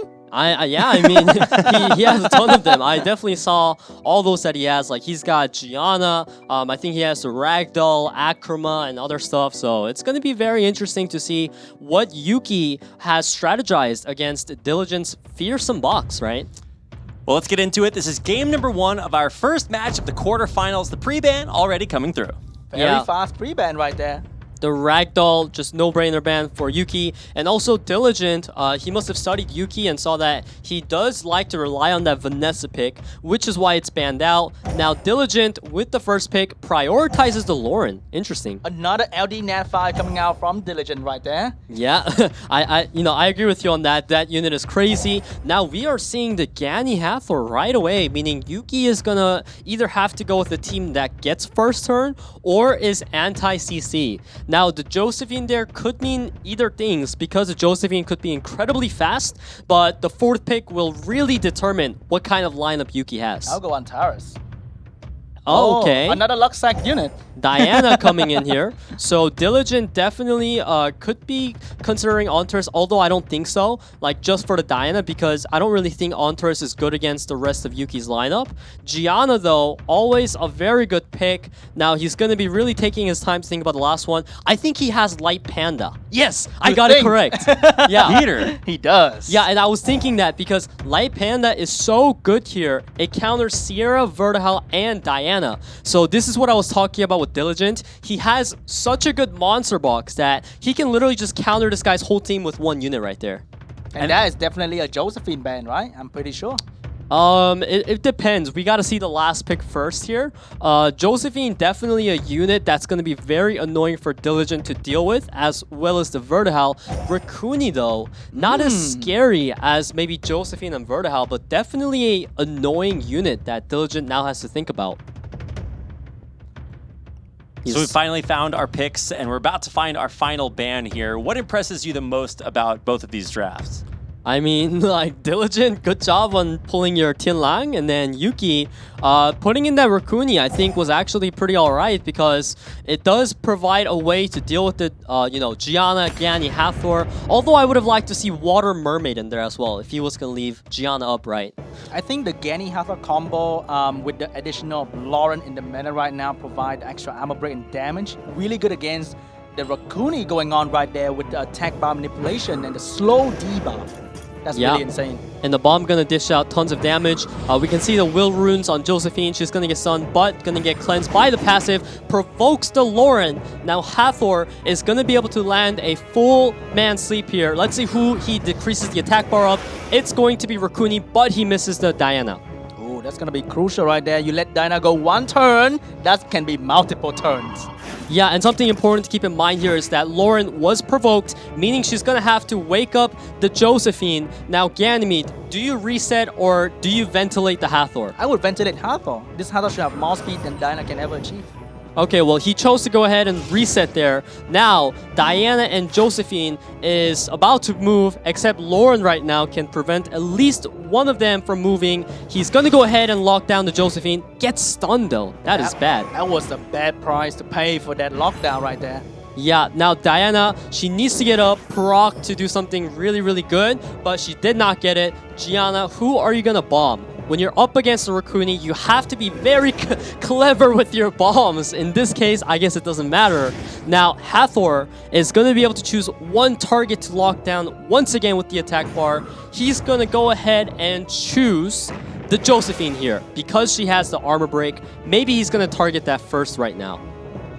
Oh, but the Lauren being locked down is going to be hard for anyone to do damage at all because I don't think the bomb is going to stay around for too long. Yeah, absolutely. The bomb on it's gone already. Oh, dude, that proc on the Gani is so gross because now Hathor would have been able to do skill 3 at such an ideal timing, but Vertihau says, hello, I got my violent runes. Hathor, though, just going to be able to cut the Josephine because she has attack speed slow. Once again, just sleeping everything. This Josephine might die here. See that Lauren shutting down the unit that actually born to control Gani Hathor? Yeah. Is now doing nothing. Look at that. Like, just Gani is just critting away the Josephine because that armor break provides too much damage to deal with. And now Josephine's dead. Like, even if you get out of sleep, you're not moving. The Lauren is there. And I bet you this Lauren is on violent. Yeah, I mean, this armor break coming out every single turn is allowing so much damage to come out of Diligent right now. He's just cycling over and over again, stacking the sleeves. We both know as an RTA player how tilting this is to fight against. Yuki, his only win condition is Diana just completely procs like 50 times here. And Diana's not gonna get that chance between armor break, slow debuff, and Gani reset. Even if she get a turn, she's probably not going to do anything too. Yeah, exactly why Lauren is such a good unit that he's just going to go ahead and first pick it, which is going to violent proc and take the Diana out. Now, this is looking really grim for Yuki because all Diligent has to do now is bomb up the Vertihau like that, and he is almost dead. And Rakuni, born to control Gani Hathor, not doing anything too. He's just completely being controlled by attack by the manipulation from Lauren right there. Yeah, and that Lauren was dishing out huge amounts of damage, being able to finish off all the key units for Yuki right there. Diligent showing that he is a very good Gani Hathor player. All right, well, that's going to do it for our first game in this best of 3. I think one of the things that we saw in Diligent's player profile showed just how well he was able to use that Gani Hathor combo. And it is a very popular one, so it's hard to differentiate yourself, but I think he just did a very good job. Already 1-0 up in this best of 3 quarterfinal. Game number 2 coming up. Yeah, I mean, he played it absolutely perfectly in the draft. There was a Tianlang that I was talking about, which got banned out because it was so good, right? And this time, we see here, Sean, I saw that face. You saw that Lauren getting pre-banned this time. Diligent does not want to have anything to do with it because he's expecting Yuki to perhaps first pick it. Yeah, he's taking Vert first. All right, now here comes the Sierra and Hathor response from Diligent. Yuki, are you going to take away Gani so that Diligent doesn't have that combo again? Yes, he does. And he's losing out Vert and Gani too, which means this Hathor might not be too crazy after all. Yeah, Diligent right now, he's not really getting too much of an idea of what Yuki's gonna do because those 3 picks can lead into anything, which is why Ragdoll is always a good pick because Ragdoll is a unit that gives you advantage in pick ban phase because that unit is always good no matter what and it doesn't give off your strategy. However, the Okeanos in there means that Yuki is potentially gonna go anti-CC here. He might pick up the Josephine and Rakuni again, but then Diligent has the option to pick up a Daphnis right here, and it's really, really good. Yeah, I don't like the Rakuni pick here at all because it's a Sierra this time and not a Gianna. So I hope he doesn't go with that. I do question the Vanessa pick here. I don't feel it's very powerful unless Yuki's team is very fast and is going to be able to prioritize heavily off of the speed leader. Now, Josephine, that's always a good pick into Oki and Hathor and stuff. However, if the Josephine gets reset and everything gets controlled, it's going to be really bad for Yuki. So Diligent just has such a strong draft. Oh, the dark counterpart is going out. And if he bans out Vanessa, that's it. There's no counter to this unit. There's my least favorite unit in the game right there. That unit is seriously one of the most broken in the game because that unit is even more of a must ban than a Ragdoll. And Yuki just gonna put a respect ban on it because you simply have to. She's just completely, utterly broken. So right now, we have 24% speed lead, which means Hathor and Oki has potential to go first. And he's not choosing speed lead, which means the turn 1 is going to belong to Diligent. Yeah, so Diligent really needs to land his resets, his strips. I believe that he is going to go ahead. No wheel runes on Verd. Yeah, he could actually just reset the Joseph. No, I'll take the friend and sleep 3 unit. The Josephine's there, and then Ragdoll yeah, that makes sense. You're right. So he takes the immunity off of Fran, as you said. Now he's just gonna go ahead and land the 3-man sleep, meaning Josephine is the only one to deal with Sierra and Ragdoll. Like, how do you do that? You can just take your turn, Josephine's fine. I'm just gonna wear you down slowly. Okay, not the stun though. Don't take that, right? But Sierra just gonna go ahead and proc out, puts the bomb onto the Fran. Interestingly enough, and you know what's good? The shield will break the 2-turn sleep, but the dodge will break the 2-turn sleep, right? But the shield prevents shield's it. there to stop it. So Josephine countered herself. Yeah, Josephine pretty much, made her own Fran weak. Now Ragdoll, we see that it's gonna be on Violent, dishing out massive damage onto the Josephine. Already half HP. Things are not looking that great for Yuki right now. Uh-oh, that Josephine, she's not gonna deal with all this damage alone well. And the moment Fran wake up to heal, the bomb's gonna explode unless she resisted the stun. Well, she got reset, so it's fine right now. But the Josephine passive gonna get proc there, which means that as long as Oki or Hathor doesn't get stunned here, they can just go ahead and lay out their CC skill. Now, he's just gonna go ahead and detonate this one most likely because Oki's gonna follow up right now into a full man stun, and that is Fran down. I think that's pretty much it. You have no more sustain. And you are fighting a Ragdoll and Sierra. And this is the power of Leona. Because he had the Leona in there, this is why she's so broken. Because if Yuki did not ban it, he pretty much just auto loses. And because he has a monster that he must ban almost no matter what, it allowed Diligent to get the comp he wanted. Sierra, Hathor, Oki, Ragdoll. That's so hard to deal with, right? And now, just everything is dead. Yeah, this really hard. And then he could have picked not Leona but Tian Lang just now and then counter the Verd perfectly fine too. Yeah, this is the advantage of having the light dark Nat 5s, right? We can see Yuki really struggling to deal with Diligent right now. The bomb on the Gani, even though Vertihal is proccing, it's pretty much over because there's no way Vertihal 1v3s. That's not possible because he just gets too squishy later on. And I think one of the most underrated unit right now might be Tessarion to deal with all these passive units. Right? Nobody's picking Tessarion anymore. If he's somewhere in the draft, it might have to be banned, Yeah, so here we see the 2-0 coming out of Diligent, showing why he has that 76% win rate. He's just gonna straight up take out Yuki, right? Like that. Wow. Just totally outplay, man. Yeah, I mean, there was really, that was quite...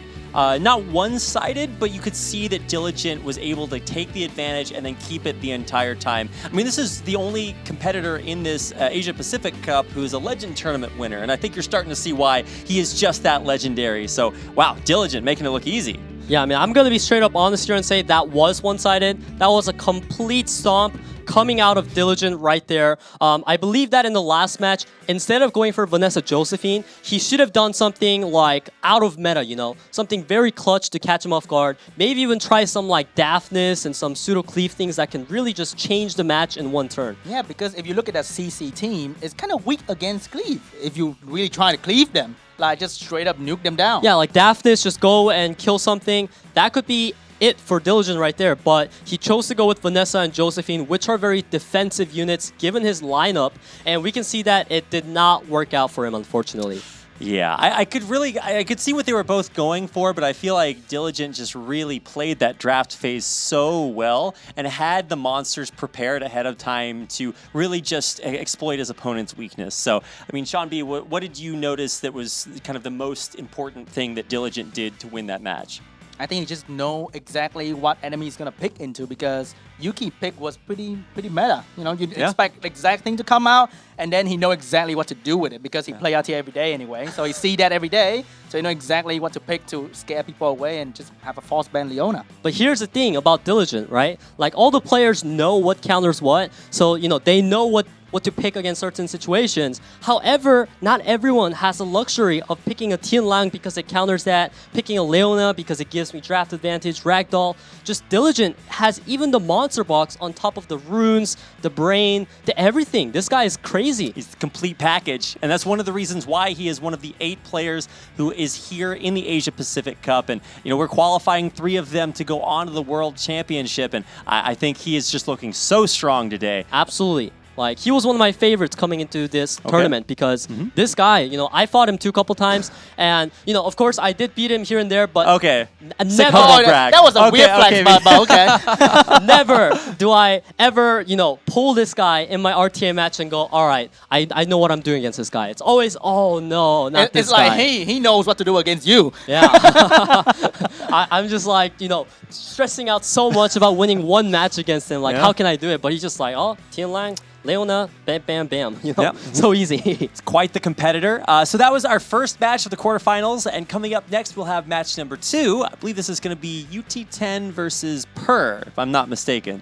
Yes, it is going to be that. Okay, nice. I didn't just look down at the bracket and see that. So that's going to be the match coming up next. And I think this first match was really kind of a cool way to start things off, where you see a really dominant player who just completely controls the entire match. But this match coming up actually could be a little bit more even. Peter, what do you think is in store for us coming up next? I do not remember what Light Dark Nat5's pair has.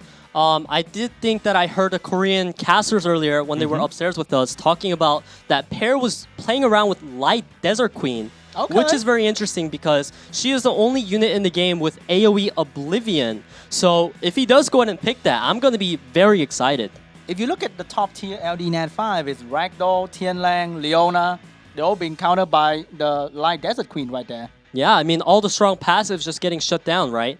I believe, though, UT10, he doesn't have those Light Dark units. He's a Yun Hung type, which is not too heavily affected by the Light Desert Queen, so to say. So I believe we might be seeing that get pre-banned a lot, unless pair has the Yun Hung.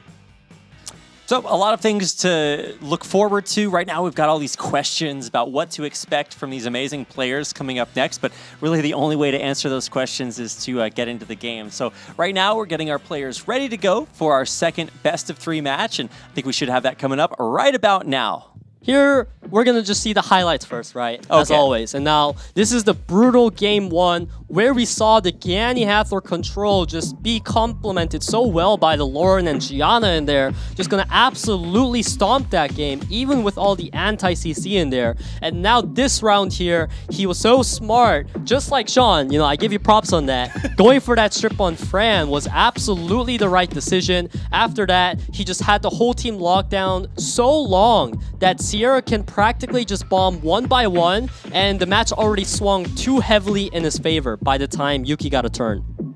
So you can see there just a bomb landing on Fran, also crucial land there because it allowed the Fran to die before any RNG goes wrong. Oki follows up with even more CC, and there's just no way back for Yuki at that point. Man, I noticed that bomb did 13k through the shield for no attack buff Sierra. Yeah, that's pretty. Now that's some thick damage, Sierra, right there. Yeah, that is some pretty scary attack stat for sure on that Sierra.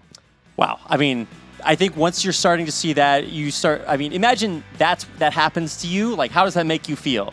Not good, right? Uninstall maybe? I don't know. Just give up, man. Just like, take a break oh, from the game. Gani Hathor.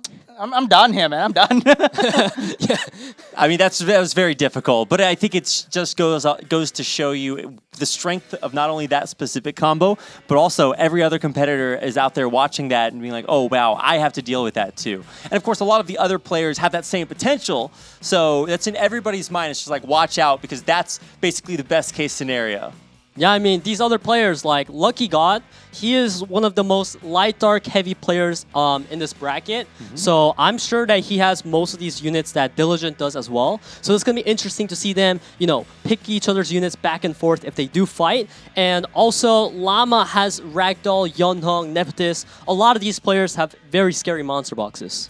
That's right. And it's actually all of the kinds of different monsters that we have to look forward to. I mean, for me, I was actually just really impressed because a lot of the niche picks that we're seeing, a lot of the monsters you wouldn't naturally expect to see kind of just come out of nowhere. And maybe they're very common monsters just in the game, but they're not very common to see in this high-level competition. So really just the potential is endless out there. And I think that you really do have to prepare kind of an ace up your sleeve, right? I mean, we've seen a lot of players, Sean B, really get a lot of mileage out of some of these really crazy picks. Yeah, you need to have that pocket pick, Okay. The secret sauce that you got to pull out, because everyone expects you to pick Gani, Hathor, Fran, Lauren, and your LD Nat 5.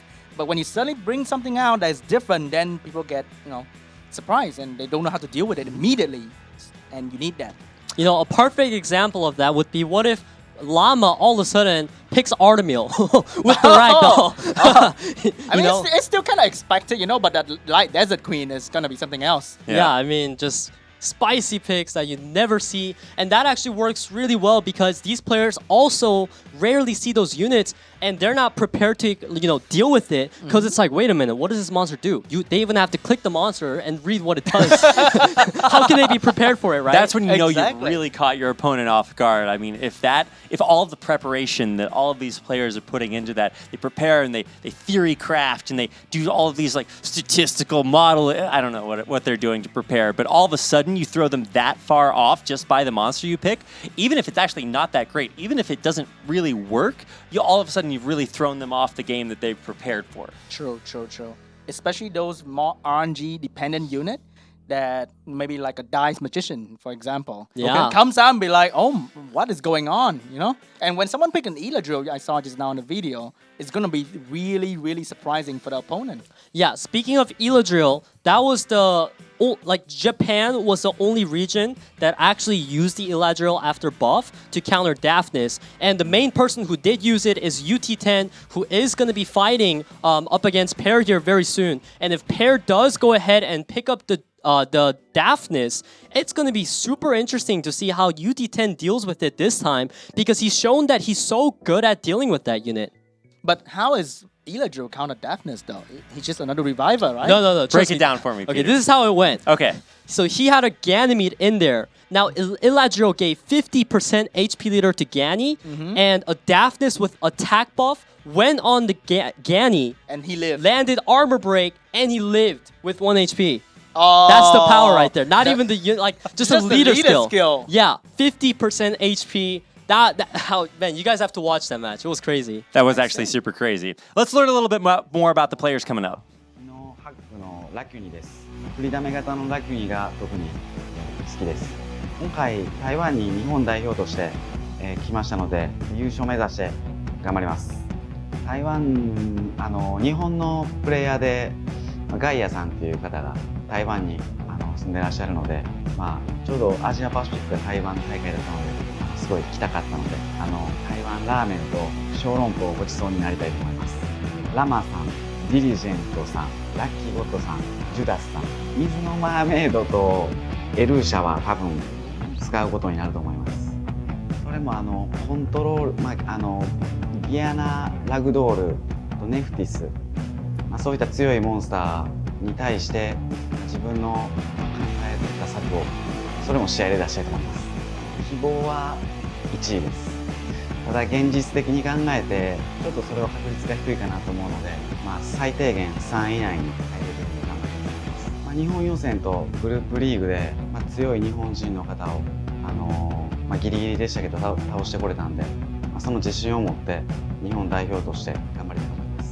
안녕하세요. 이번에 한국 대표로 아시안 패시픽컵에 출전하게 된 헤르 함정현입니다. 대만에 한 번도 와본 적이 없고 소문으로만 맛있는 게 많다는 얘기를 많이 들었는데, 그래서 이왕 온 김에 맛있는 걸 많이 먹어보고 돌아가고 싶습니다. 이번에 출전하시게 된 나머지 선수분들이 다 너무 강하셔서 딱히 특별하게 경계되는 분을 뽑기가 힘들긴 한데, 제가 아무래도 한국 예선에서 뽑힌 선수에게 3대 0으로 진 기억이 있어서 그 분을 조금 더 중점적으로 생각하고 있습니다. 특별하게 준비했다기보다는 그냥 어떻게 뱀픽을 하면 될지를 좀 더 생각해보게 된 계기가 되었던 것 같아요. 실시간 아레나야 뭐 항상 플레이를 하는 거다 보니까 그거 말고도 저희 경기가 있고 나서부터 계속 매주 다른 대회 경기나 뭐 유럽컵이나 아메리카컵 경기를 보면서 조금 더 많이 배웠던 것 같아요. 유럽컵 같은 경우에는 조금 달랐던 것 같아요. 아메리카컵이랑 유럽컵 같은 경우에 저는 유럽컵에서 약간 뭐 불요정이라든지 뭐 빅카우걸이라든지 이런 빠른 상대를 찍어 누를 수 있는 몬스터들이 많이 사용된 것 같아서 그 부분을 조금 연구하고 있어요. 그래도 먼 길 왔는데 월드 파이널까지는 진출해보고 싶으니까 3등까지는 해보도록 하겠습니다. 다들 너무 강하셔서 쉽지 않은 경기가 될 걸 알고 있지만 그래도 최선을 다해서 열심히 해보도록 하겠습니다.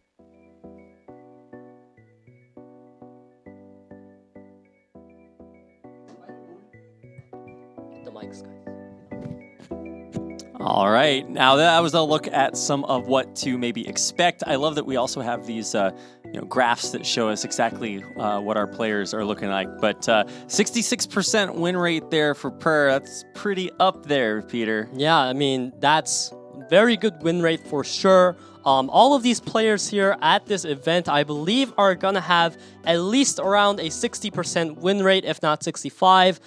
Just really showing why they're here, every single one of them. You have to have that because according to the point system in RTA right now, you lose more than you win all the time. So you have to have a very positive win rate to actually climb to where these guys are at this point. Yeah, absolutely. And these guys made it here because of their point advantage compared to other players, right? Meaning that they need to sport a higher win rate than the average Summoners War player. Man, that's a lot of stress every day. Yeah, I agree with you. That's why I don't play RTA. All right, well, the coin flip does land orange again, and that means that it is first pick to UT10. So he's going to get the chance to go first, and I guess we'll see how that impacts the draft. This is once again a best of 3. This is our second quarter-final match of the day. We've got a lot of games to get through, and this is the first time we're going to see these two competitors. So it's going to be Japan versus Korea, and UT10, really one of the strongest competitors from his region. And Per, this is a guy that beat D, the world champion from last year. So lots to look forward to getting into game number 1. Yeah, so we see here that Per did ban the Yeonhung. So we could assume that he might not have Yeonhung up his sleeve, while UT10 has been pre-banning Vanessa. That's very interesting because Vanessa has been coming up a lot in terms of picks and pre-bans. This is a unit that every player seems to want to have.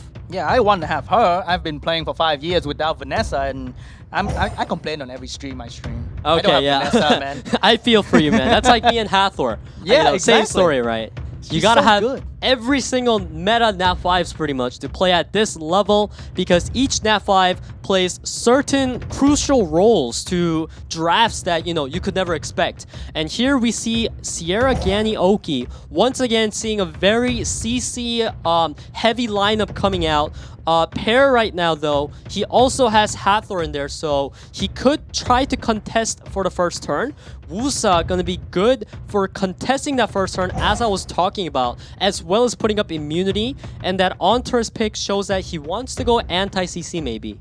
Yeah, he just want to have a chance. If you get locked down, the only one that can get out is Antares. Yeah, and now UT, he doesn't necessarily have to just go complete all-out CC. He could still pick up some supports or damage dealers like that. Daphnis is definitely a really good mixture to have with CC, especially with the Ganny in there. That is going to be so scary, but the Iris. Oh, that's interesting. How fast is that Iris? That has to be faster than Oki. So what I am expecting to see here potentially is Iris really fast on Despair, Okeanos on Violent to move after Iris. And that could definitely be such a good combo. Very excited to see this composition from UT10. I want a Vert or Josephine to come out right now. But no, more immunity. Just layer and layer and layer of protection. Triple immunity. I wonder if... I'm not really sure about that. I feel like putting in another threat that makes UT10 have to think really harder about the draft here could have been better, but who knows? Maybe Parrot has something crazy in his mind right now with that Velojewel. We're about to see the bans coming out of both players here. I believe to ban Daphnis. It has to be. All right, well, I mean, it doesn't really have to be, right? Because Iris is there, and you would assume that Iris moves before the Daphnis. But you don't want to lose one unit turn one, right? I mean, there's Sierra there, so you're kind of going to use... but, you know, you're going to lose a unit anyways. However, his combo is just so good that no matter what you ban, he still has something. So, I bet you Iris going to miss trip. Oh, wow. She's not fast. All right, so the Okeanos is on Swift. The Iris, though... Can she land the strip, though? She got nerfed. Being faster than the Wusa, and the nerf is not going to kick in here. She does land the strip onto the Wusa. However, this Velojewel and Fran is going to be able to put up immunity and everything they want right now. Ganny also being able to choose what to do. Will he reset or will he save it? He does go ahead and reset the Wusa here, which makes sense. The Iris stripping every turn is very effective against a heavy immunity team like this. Yeah, that's why we question the Velojewel pick, right? Because that Iris is kind of making this Velojewel not that good of a pick. But as you commented on the nerf, who knows? Maybe that will make this Iris pick not work. It'll be funny if we see her move and she strips nothing. Because she was one of the most popular unit when she was meta. And then she just dropped off immediately. Yeah, like if he doesn't land any strip here, UT is going to be in a really bad spot. But he does land the strip onto the Velojewel and Hathor. Pretty good. At least the one that she... Oh my god! That Hathor! That extra Hathor that he bring in! The double Hathor team! Oh, that is so unfortunate. I am totally feeling right now for On the UT. win unit, man. On the win unit. Oh, man. Gosh. You know, no one likes to see that happen, but he's just going to have to deal with it as Pear continues to work down on this Iris. If it's on Revenge Runes, she has not revenged yet so far, but one revenge into Strip Sun could be very devastating for Pear. He's taking a lot of gambling right now. Oh, another one coming out from Wusa. Oh my god, he's really going double Hathor this time. Dude, I'm actually tilted right now. Not gonna lie. But the thing is, the team from Pear doesn't do a lot of damage, and then there's Iris that heal every turn. Yeah, I mean, like, but the Iris did get slipped, right? If he continues to do that with the Wusa, like, there's no heal coming out. And we saw that Hathor has her skills coming up soon, so this Oki needs to land the reset. It was very crucial, and he does land it. Now, another Wusa, okay, there we go. That's too lucky if he land another one. Yeah, I mean, that would be crazy. Now, he did miss the attack break on Sierra, which is pretty crucial, but he got a Violent proc, and he was able to land it. So now Sierra will not have as much kill potential, and the friend procs into immunity. Wow, even though there's Iris, the immunity seems to stay because there are 3 sources of immunity. Yeah, and this Iris hasn't been moving thanks to the Wusa, right? Now Velojewel gonna put out 4.6k into another proc. He's just gonna go ahead and Sanctuary up, giving his team attack bar. Now Iris, what can you do here? You need a Despair Stun! Yes! And you got 2 Despair Stun coming out! That is exactly what Iris needed to do there. Now, somehow, but he needs to... like, nah, man, I'm just gonna lay another immunity up. I'm cool, you know? Yeah, he somehow needs to not get procced on from this Velojewel, because actually what's so interesting is that this Velojewel is the main damage source for Pear, and I swear to god it has been proccing every single turn. And that 3-turn dot? Oh, that's pain. Yeah. That's pain right there if you don't know. Yeah, this Sierra has not had a single opportunity so far to land a bomb. The Wusa not going to land the sleep on Iris this time, but her HP is getting lower and lower. Hathor, don't proc, please. This is no! pair RNG. He didn't care. The pair RNG, And that's man. it. All the effort of resetting Hathor. Now it's over. That's GG right there. That is over, my guy. Yeah, like I don't even know what to say. This is just unbelievable. Like Hathor right now, he's just gonna be able to sleep the Gani so that he won't be able to do anything here. And Gani doesn't even proc. UT's not getting the proc he needs. I think this is where you feel the nerve of Gani and Iris the most, where you lose out a strip from both units. Where in the past, I think the immunity will be all gone if Gani is on the field. Yeah, I mean like that strip of Gani is gone. So he can't strip anymore. I mean, he's still technically, as long as all RNG goes in his favor, meaning that he needs to be stunning that Hathor up, he could still technically win this because Gani Oki constantly stunning with Sierra proccing every turn, putting bombs on everyone. That can win the match still. I think Pear kind of get cocky right there and he slip up and there's a gap in immunity right at this point where he managed to land the AoE stun. Yeah, and this Hathor just proccing every turn, almost going to be taking out the Sierra. Imagine if that took out Sierra there. That's just game over. No, imagine Velager proc right now. Oh, he didn't. Yeah, but I think he did reset it in case it procs. No, it proc just to kill the Sierra, you know? Just hit it one yeah, time. All right, I got you. Tap it on the shoulder. Oh my gosh, pair RNG. This is going to be the new term. Like, if you win against someone with incredible RNG, you're pair. That's what this is. Oh, one more additional turn for Pan. That's it, Sierra. Bye-bye, that's it. That's so tilting, man. That is incredible. The Oki is just adding the salt to the wound. This another one for Pair. Again. Oh my god. Might as well just quit, man. Oh my god. Oh my gosh. That's so much luck Get me coming out out from of Pair. here. That's crazy. No, UT, just quit right now. I can't watch this. This is giving me pain. You're giving the viewers pain. Please, UT. Oh gosh, every turn this Velager is insane. Yeah, this is... This Velager watch has the 6 Wusa. silent Watch runes. the Wusa. Oh, okay. No proc. Nah, it's okay. Like, it's done. It's over. Man, really, really unfortunate stuff right here. Hathor gonna proc once again, and Fran's just gonna heal up to like half full HP. GG, man. I think UT is just literally BMing right now. He knows he can't win this. I think he's mad, actually. I think he's actually mad. Hey, I'll be mad. I'll be really mad. Yeah. Wow. Well, that's going to do it for game number 1.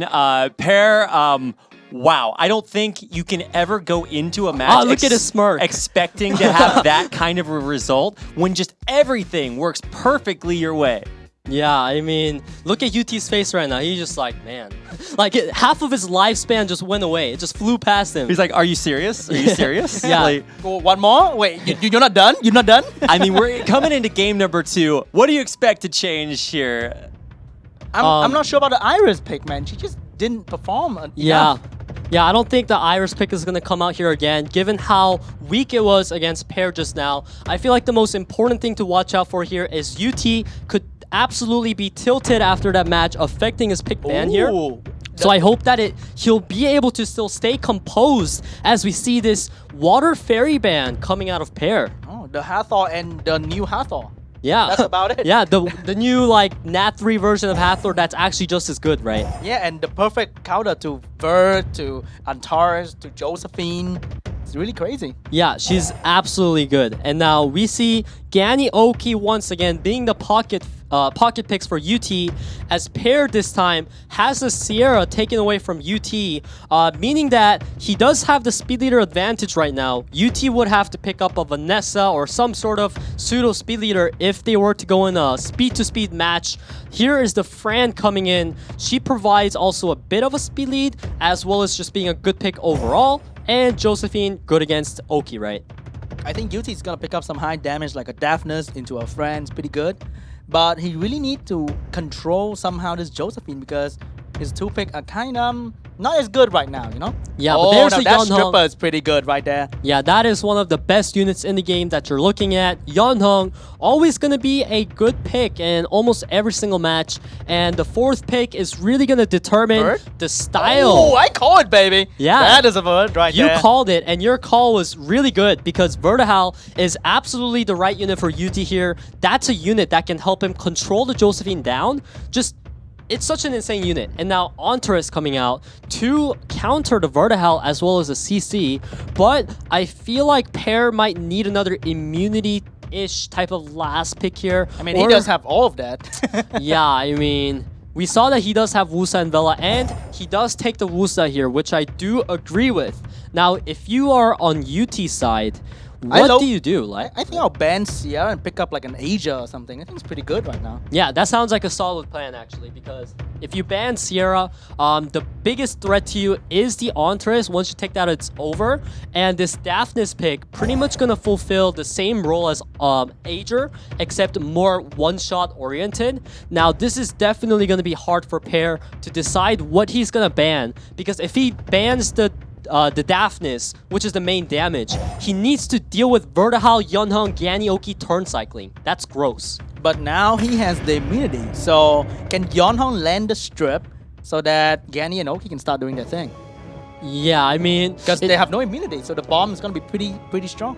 Yeah, it's going to be definitely tough. I agree with you. However, that is why the Vertihal is there, to give them more opportunities to strip. Whatever the case, we see the Wusa was faster, giving 2 buffs to everyone, meaning it's harder for Oki to reset now, so he misses it onto Sierra. The coin flip didn't turn into UT this time. Yeah, and now this Fran gonna decide to actually just work down the Vertihal. A bit risky, so to say, because it could revenge, right? Change his mind real quick right there. Yeah. You know what? I'm backing out of that, right? And now, so the Sierra gonna get cut down and reset it, meaning there's no bomb coming out. Josephine could not lock down the Vertihal, though. That resistant leader is working hard. Yeah, I mean, 55 was it, or 48? Whatever the case. 48%. Yeah, it's such an insane leader skill. Okeanos is not going to want to use that skill 3 on one target. However, though, this Sierra is actually relatively squishy. As you can see it going down to no attack buff, no armor break. This Oki is just punching it down, and it's almost dead already. Yeah, the Yeonhung is actually doing some solid damage as well. So it depends on Fran and Wusa to keep this Sierra alive, but how long? Yeah, I mean, this Sierra needs to get a proc here. Or okay, all right, that is a bit unfair. Because that was the moment right there. Vert is probably gonna go down. Yeah, I think he's gonna go down. He's not healthy anymore. Yeah, this is. I just feel so bad for UT right now, because right now, he doesn't have any cleanse whatsoever for the Vertihal, meaning he is most likely going to go down even after Yeonhung heals. Then it's going to be so hard. He may survive. I'll give it to him. He may. Like, he can survive the bomb, right? But he Yeah. already took so much damage that he might just die to Josephine. True. And when Vert go down, that layer of immunity is going to be hard to break without Vert. Yeah, absolutely. Without Vert, it's that much harder to deal with all this immunity and the lack of just RNG in favor of UT happening right now. The Sierra just gonna go ahead and detonate, do that 1k extra damage on the Vert into another proc. Wait, What is but this? I noticed the bomb did 12,000 damage. That was a rather weak bomb to me. Yeah, that was a really weak bomb, but it doesn't matter because this Sierra's been proccing every single time, as well as landing all the bombs. Things are looking bad for UT. The only way he can win this is if he manages to save the Vert somehow. But the Sierra, man, okay, thank God she didn't proc this time. But she's coming. You can't stop her. If you stop her, you give Josephine the turn. Yeah, and you give them a shield too. This Josephine is just making this Okeanos absolutely useless. All right, I think Vert's gonna go down soon. Look at it, attack bar. Vert's gonna take a turn, which means the bomb's gonna blow, and bye-bye Vert after that. Yeah. And he's really making sure that happened. Yeah, and he's then not just waiting for the bomb, man. Yeah, and he just procs into another shield. We are seeing that immunity might be just super strong right now in this meta, because the immunity stacking, right? We've seen that time and time again between these players, and it seems to be having the upper hand in most of these matches. Because Oki is a 50-50 stripper, and Ganny is no longer a stripper. So when people look at that. He didn't even strip this time. So this Oki is he's being an old man for real. Yeah, he didn't even strip like a single buff, not even the shield. Now Josephine just gonna rub the salt in the wound, getting double stunned. Oh my and God. It's just pretty much over because the Sierra just never dies. The Fran in there just absolutely gross. The Yeonhung proc. This is what we need to see right now. But what can she do, honestly? She needs to proc like that 5 more times to kind of balance out the RNG. That's what. Because now Oki, he can't do anything. He just has to punch the Sierra again here. 3k. Yeonhong, you're the damage dealer. All right, yes, all right. the proc. He's getting it. He's getting it. Ganny, proc and kill Sierra. Let's see it happen. Not enough, man. man. That Fran's gonna keep that Sierra up all the time. Imagine the proc right now. No, but the Fran just gonna heal it up so much, and the Wusa has the shield up again next turn, meaning if this here does not die right now, it's very bad, but I know she has the bomb up. She's gonna place it there. That's it for Yeonhong. The moment she proc, she died. Yeah, this is really, really sad. A very unfortunate way to go down, I must say, for UT. Both games, the RNG has not been in his favor. And now, even with the Ganyoki there, there's simply too much anti-CC to win. Yeah, I think that's it for Japan, sadly. Yeah, I mean, you're right, actually. Both Japanese players lost so far, right? Yuki and UT10. Yeah, sadly, Japan's gonna go out this time because there's no way Oki and Oz can even, like, Ganny Oki combined may not even kill the Josephine alone. Yeah, for sure. The Josephine could even 1v2 them given the right amount of RNG. I agree with you.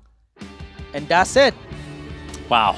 What a way to win there. Pear just getting so fortunate. He really went for a lot of very high percentage plays and hit almost every single one of them. So gonna go ahead and shake hands on the stage there in Taipei. And just such an incredible match there for Pear. I don't think anybody could have predicted him hitting so many procs in a row. Yeah, I mean, I just feel so bad for UT. You saw on his face right there, he looked so sad, you know, just so out of it. And this guy, I know he's a monster player because every time I pull him, he literally just claps me. Like, I can't do anything against this guy. But here at the tournament where he was going to show off all his, you know, brilliant Summoners War RTA skills, he ended up getting 2-0'd.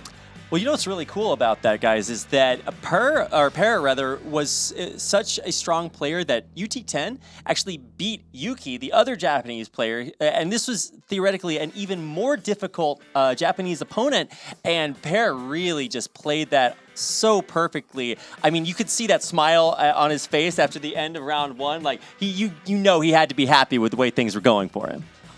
This is actually interesting because I have first-hand experience. I have played in a tournament before, and I did get incredibly lucky, and I was smiling, but not because I was happy, but I really felt bad. I genuinely felt bad for the other player. Like, I feel like I wouldn't be surprised if Pear felt bad because that's how much RNG he had in that match one.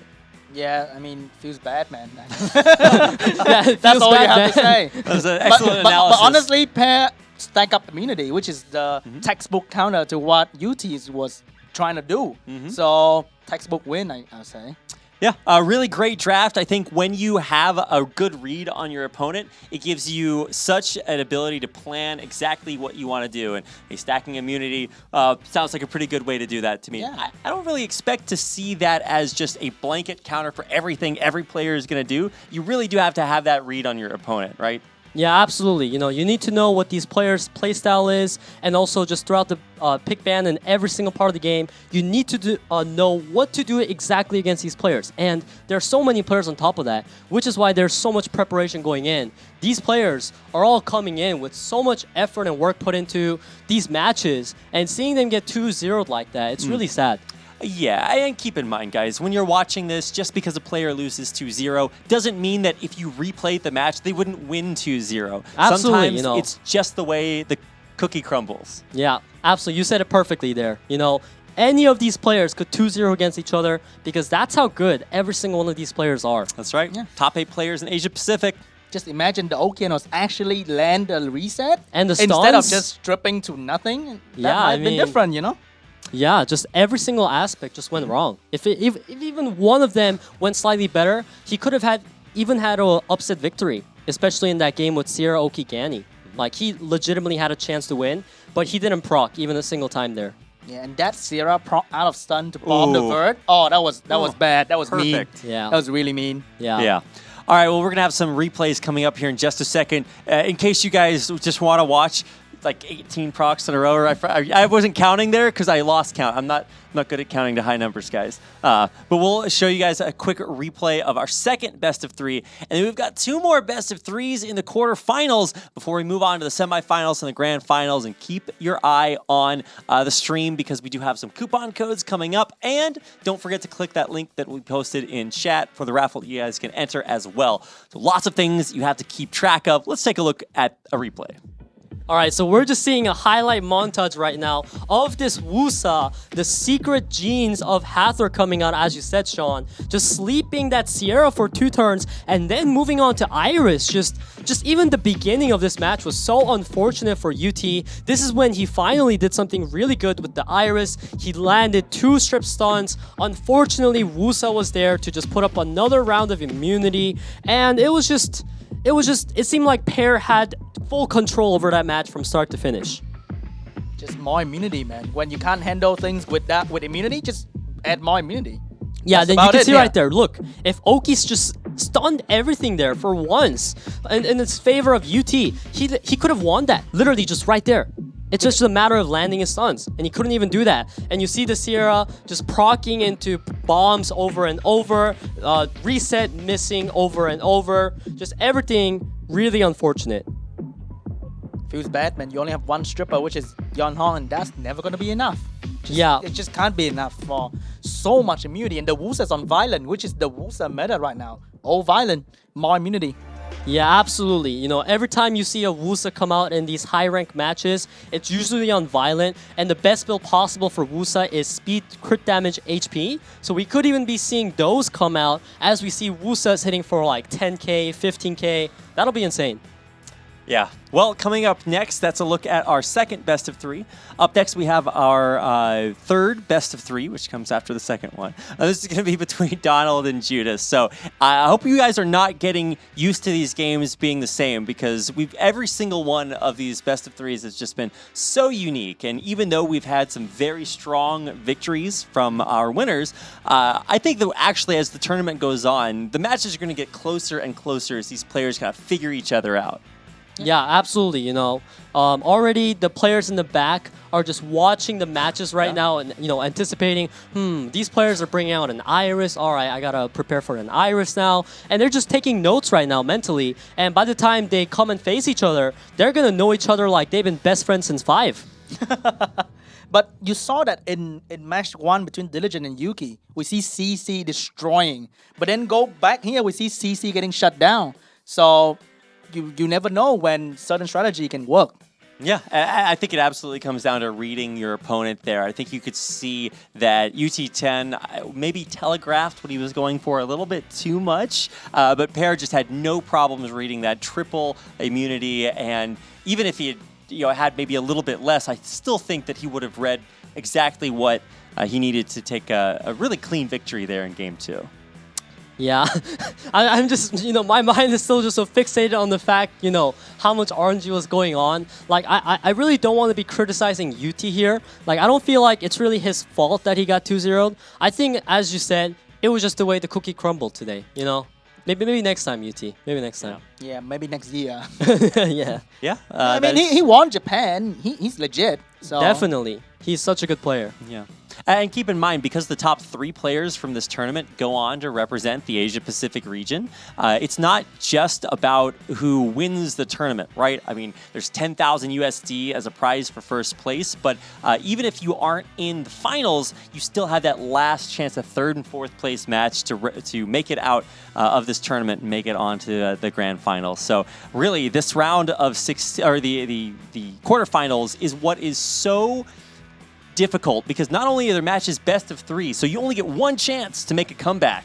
You also have to make it just one more round before you have a really good shot at making it out of this tournament to the grand finals. So this is really where all of the pressure is on all of our players here in the quarterfinals.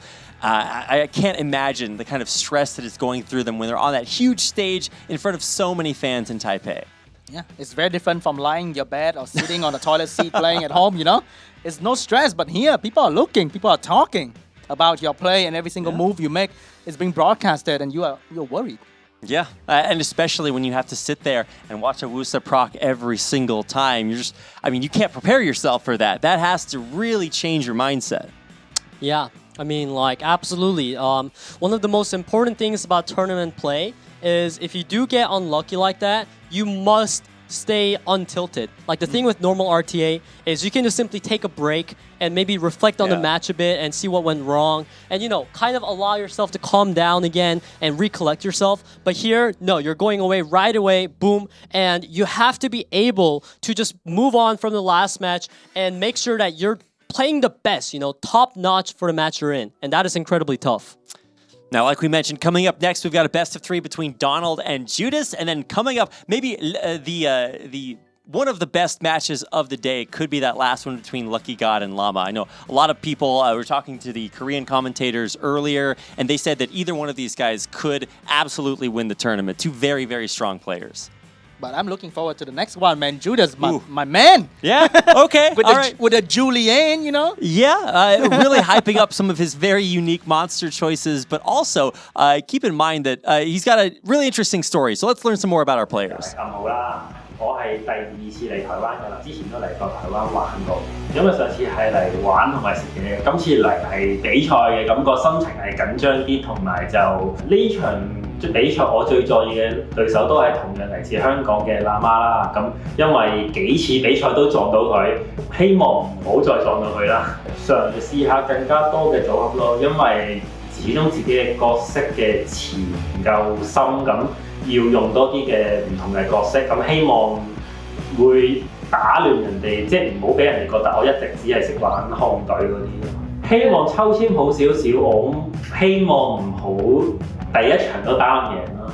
加油，香港加！ สวัสดีครับผมพีรวุฒินะครับชื่อในเกมชื่อว่า Judas นะครับมาจากประเทศไทยครับผมตัวละครที่ผมชอบนะครับก็มี Ragdoll นะครับหรือว่าเรียกว่าเป็นDK มืดนะครับแล้วก็จูเลียนนะครับแวมไพร์แสงนะครับเป็น2ตัวที่ผมเล่นหลักๆเลยครับก็เป็นทีมจริงๆผมเล่นอยู่ทีมเดียวนะครับแต่ว่าก็มี2ตัวนี้ปนเข้าไปอยู่ด้วยนะครับนี่คือทีมที่ผมชอบมากๆนะครับครับผมครั้งนี้ก็เป็นครั้งแรกนะครับที่เข้ามาในประเทศไต้หวันปกติผมนั่งเครื่องมาแล้วมันมาเวียครับสิ่งที่ผมประทับใจนะครับผมประทับใจบ้านเมืองเขานะครับเขามีพื้นที่สีเขียวค่อนข้างเยอะนะครับแล้วก็ประทับใจบ้านที่อยู่ตามบนภูเขานะครับผมชอบอะไรอย่างเงี้ยครับก็ดีบ้านเมืองสะอาดดีครับก็ได้ครับบ้านเมืองอาหารการกินดีครับคือมาถึงจุดนี้แล้วครับทุกคนที่เข้ามาแข่งในงานนี้คือเก่งหมดเลยนะครับถ้าให้ผมเลือกผมเจอประเทศไหนใครก็ได้ครับตัวผมเองก็ฝึก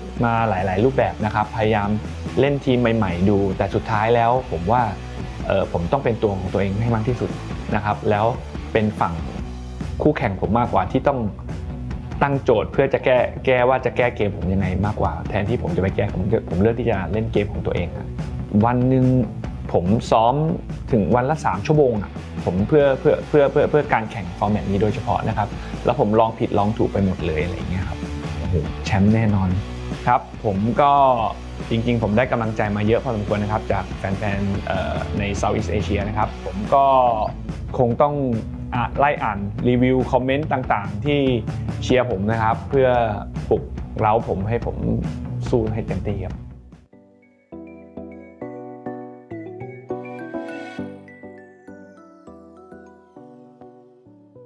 Right, well, that was a look at both of our players. I think two of the most stylish players in the tournament for sure. I'm definitely going to have to maybe ask my stylist to give me one of their haircuts when I get out of here. But, we talked about some very unique monsters that could possibly come out. Tell me a little bit about Judas here, Sean B. I think he's the most differentiated player right now because he doesn't use the CC comp that you see all the time. He's focusing on damage, and that's what I like. Oh yeah, damage, more damage, and not the slow damage that we see just now from Gaia, the one that hit you hard in the face. Oh yeah, and knock you down. Sometimes you're just not prepared for that. You can be immune. I guess you can be immune from damage, but that's not the kind of immunity I'm talking about. Yeah. It's going to be a blue roll for I call it a roll, but it's a coin flip, and that means that player 2 is going to go first here. And Donald versus Judas. I mean, Donald had a very fortunate string of events to lead him here to this tournament, right, Peter? Yeah, I was about to comment on that earlier, actually, before we cut off. Donald, this is a player that kind of pretty much had the same amount of RNG as Pear, I must say. Like, this guy has been on fire with this RNG, so I am definitely looking forward to see what kind of RNG that he'll have today for us to see. Probably just good karma from walking the lady across the street, you know what I'm saying? All right. Stacking that up, you know what I'm saying? All right, Sean B speaking from experience then. That's what you do, before you start stream. You go on the street, look for an old lady to help. Yeah, you gotta stack up that good karma right there. All right, well, let's get into game number 1 of our third match in this quarterfinals. All right, so we see the Gianna and Ragdoll getting pre-banned, showing that these players, once again, studied each other. They know what each other use. And right now, Judas actually going to go Hathor. What do you think about that first pick, Sean? Does he take that a lot? I mean, he's just taking that away from people. I think that's a good choice either way. All right, fair enough. Because you were talking about how Judas is like a damage type of guy, so I don't think he's gonna go with the CC lineup. He has a Viva Shell. Wow, that is a very strong unit, and we see the Veladril coming in, meaning that the Bastet still could definitely be picked up. Last pick, along with the Light Vampire, and we see the Fire Fairy coming in. That is exciting. I like that because Judas is trying to stack up immunity. And Donald is trying to take all that away with turn 1. Yeah, I mean, like, he's got 3 strippers in there, one of them AoE. And here we see Judas opting for the Light Vampire that he is well known for, as well as an additional immunity, which definitely is good for him, as we have seen throughout the tourney so far. Now, Donald, are you going to pick up another type of stripper? Yes, he decides to go with the Tiana. The best type. Yeah, absolutely the best when it comes to stripping, but I am a little hesitant about the Tiana pick in there because what if Oki gets banned, Now, then, what if Lauren get banned? Then what are you going to do? No damage.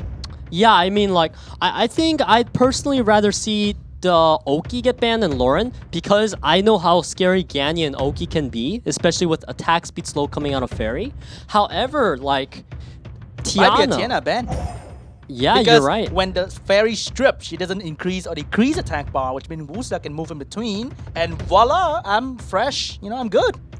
Yeah, I mean, I would assume that the Wusa would move before the Fairy usually, unless it's on Violent. So we'll see how the interaction... It is on Violent, I'm pretty sure. Yeah, we'll have to see how the interaction goes. Whatever the case, Donald's lineup, he's already praying. This is the lineup. Don't cut me, please. Don't cut me. This is the lineup where you gotta pray because you are relying on accuracy. And I feel like in this game, relying on resistance is usually more consistent. Oh, he's rocking a new skin. Yeah, he's gonna go for skill 3 here. Are you gonna make it? Needs to get everyone. Oh, okay. He got the Veladril. Yeah, that He's was happy. the most crucial. Yeah. He doesn't strip the Wusa, but no biggie because he did get 3 other very crucial units. However, he went for the reset there. I don't know about that. He needs to get the attack bar. If he don't, that Julian's gonna clap that Icelia damage. No! That is wow. That string of bad luck is happening. Man, I don't know about that reset. I think stun was way better there because I get what he was thinking, right? These units could proc out of the stun and then mess me over. But if he just went for the stun, he had 2 more chances to land it on 2 crucial targets, right? But now the immunity's in there.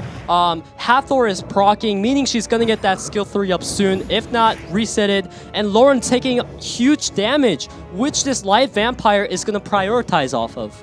Yeah, I talk about damage hitting you in the face, and that's gonna happen real soon. Lauren's face, and this is gonna hurt real bad. Yeah, the punches are coming in, 14,000. And she's gone. Yeah, the dots are gonna kill. There's no sustain at all. She is already dead. And now at this point, like I said, because he made a misplay on turn 1 and also got unlucky, he had to wait so long before he had to strip up again. And now, things are looking so bad for Donald. Oh, it's not that bad yet. The string of stun can still happen. But how long can he keep this up? But he doesn't have Lauren anymore. It's too late almost, yeah, you know? No more damage. And Julian can just stand up and like, hey, I'm still here.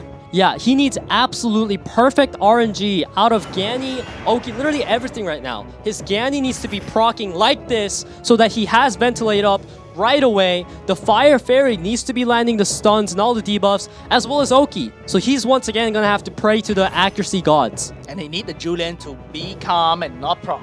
Yes, you're absolutely right. He gets the stun there onto the Julian that we've been talking about.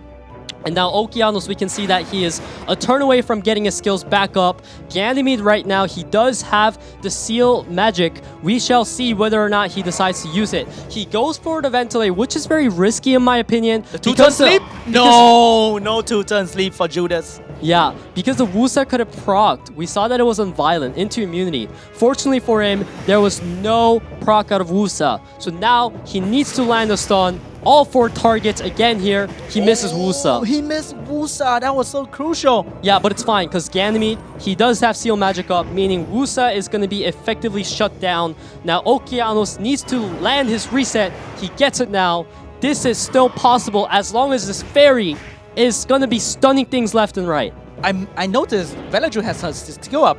Oh, not yet. Dude, not the yet. proc. Almost right there.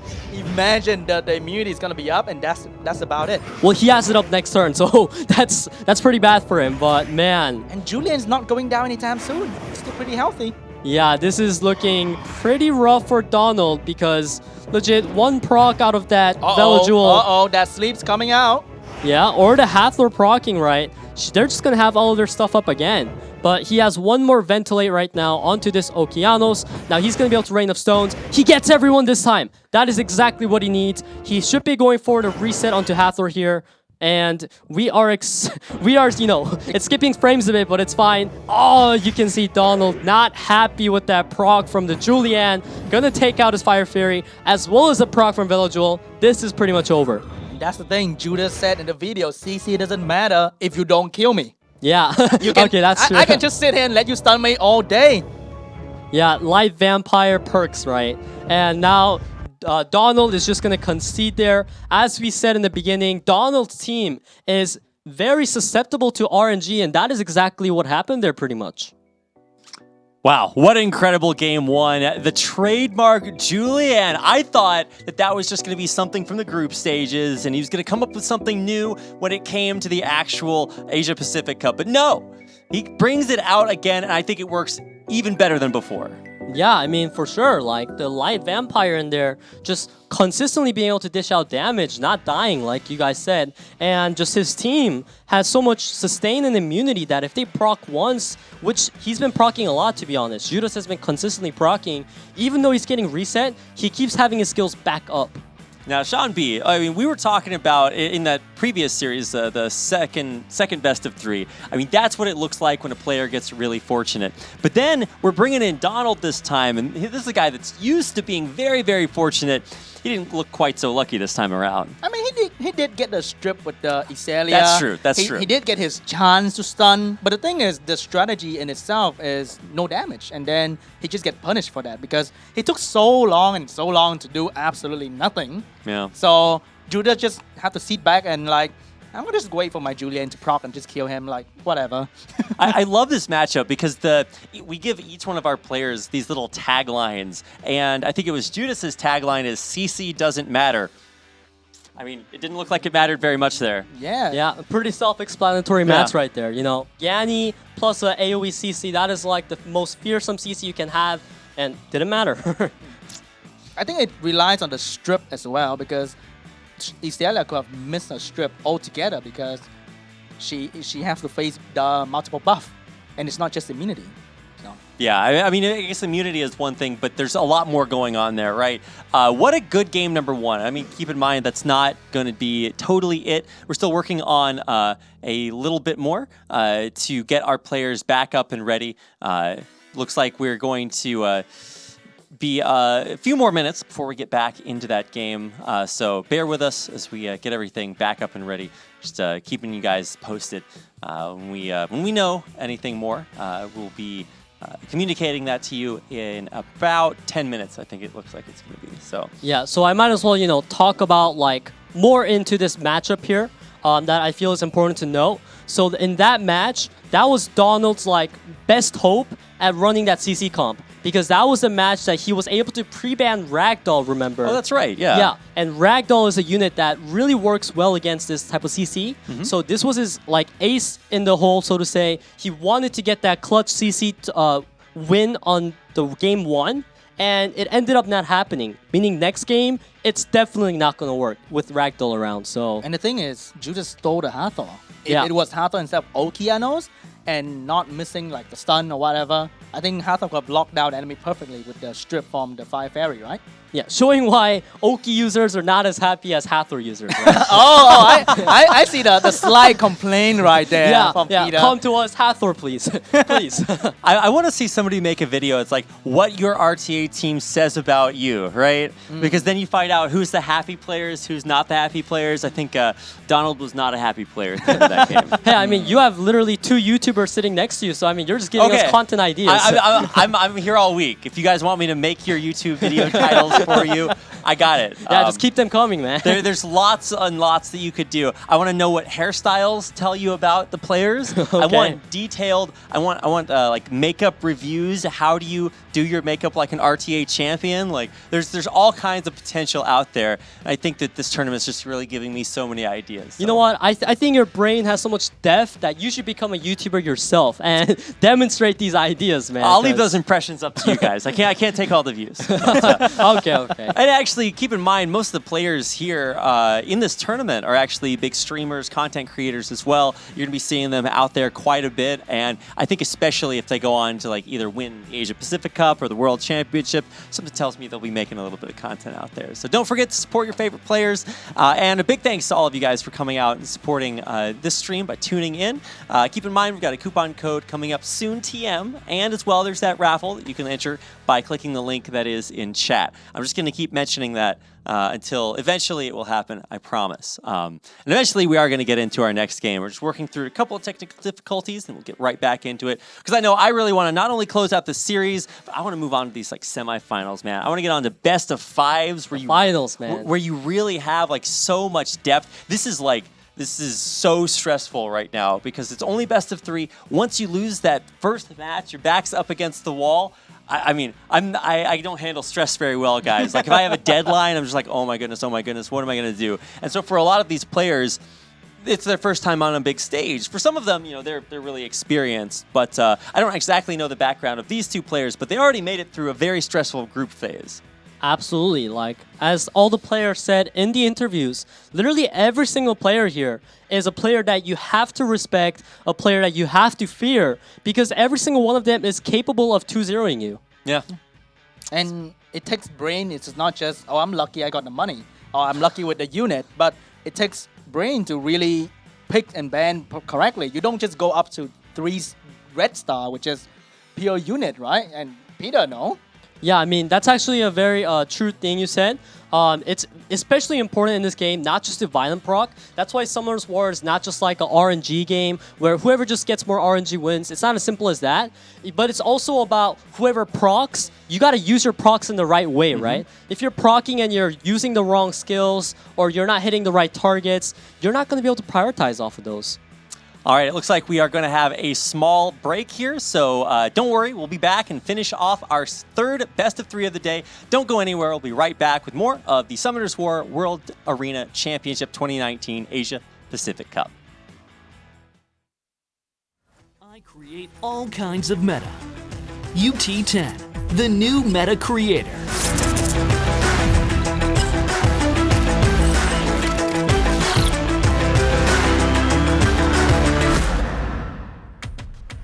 UT10 is from Japan, where all kinds of meta are created from.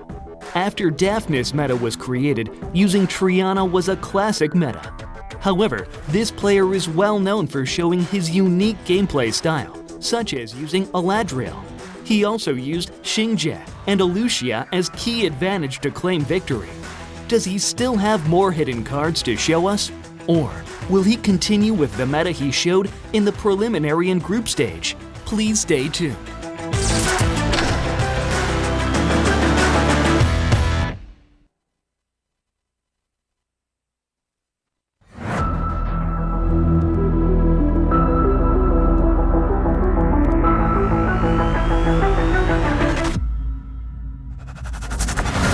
the Mad Antares, Yuki the Adventurer,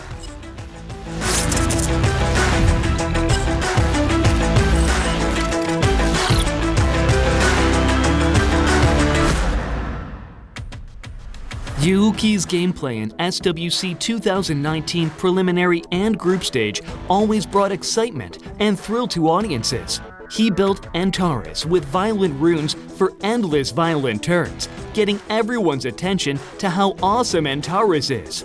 His gameplay of locking up the opponent player with his aggressive movement was super impressive. Will he once again show KO wins in the Asia-Pacific Cup? Tune in to find out.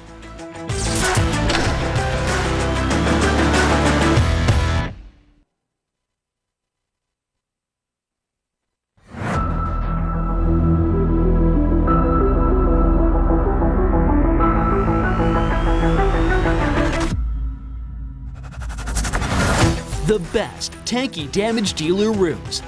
Donald, the strongest of tanky damage fights.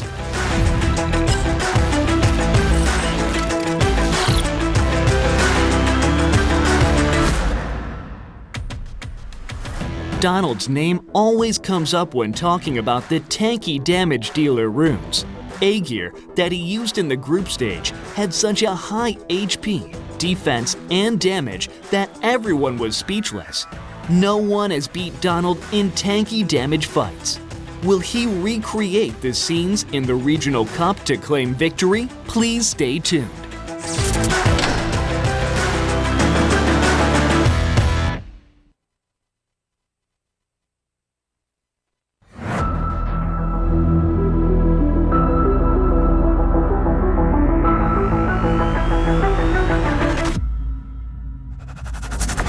Aim for victory with light and dark monsters.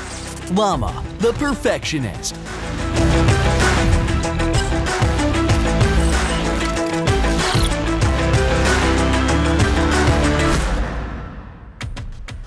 Llama is frequently mentioned as the best summoner of the Asia-Pacific region. Llama is also well known for his strong rune sets and having many L&D monsters.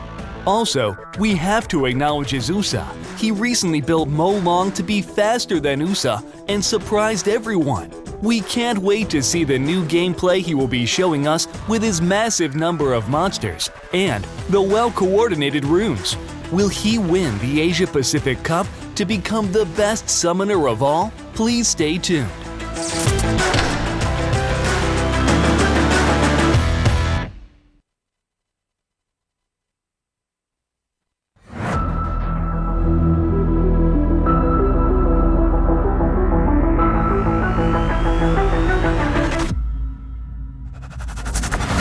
Speed, leave it to me.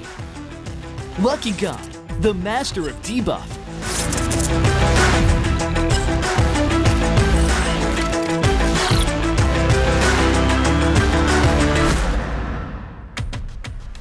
Lucky God is playing in the SWC for the first time this year. This player for sure knows how to play a match according to his plans. In his previous fights, he showed aggressive gameplays using Gianna and Nephthys as attackers and Yunhong for tanky defense. In the SWC 2019 preliminary and group stage, he used Speed Leader to get the first turn and used CC's skills against enemies.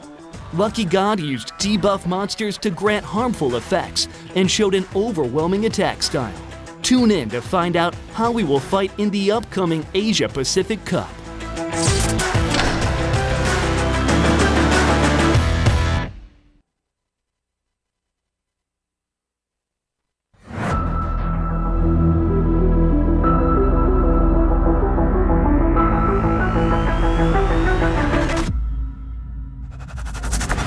A rising star, water, fire, and wind mods. Per, the leader of speed meta.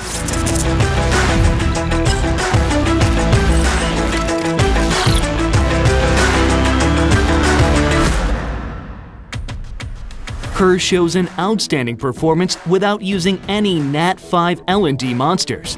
Also, he has a deep understanding in speed meta. He should be called the leader of speed meta. He showed an insane speed with Sierra and Vanessa as speed leaders. What kind of gameplay will he show to surprise us? Tune in to find out.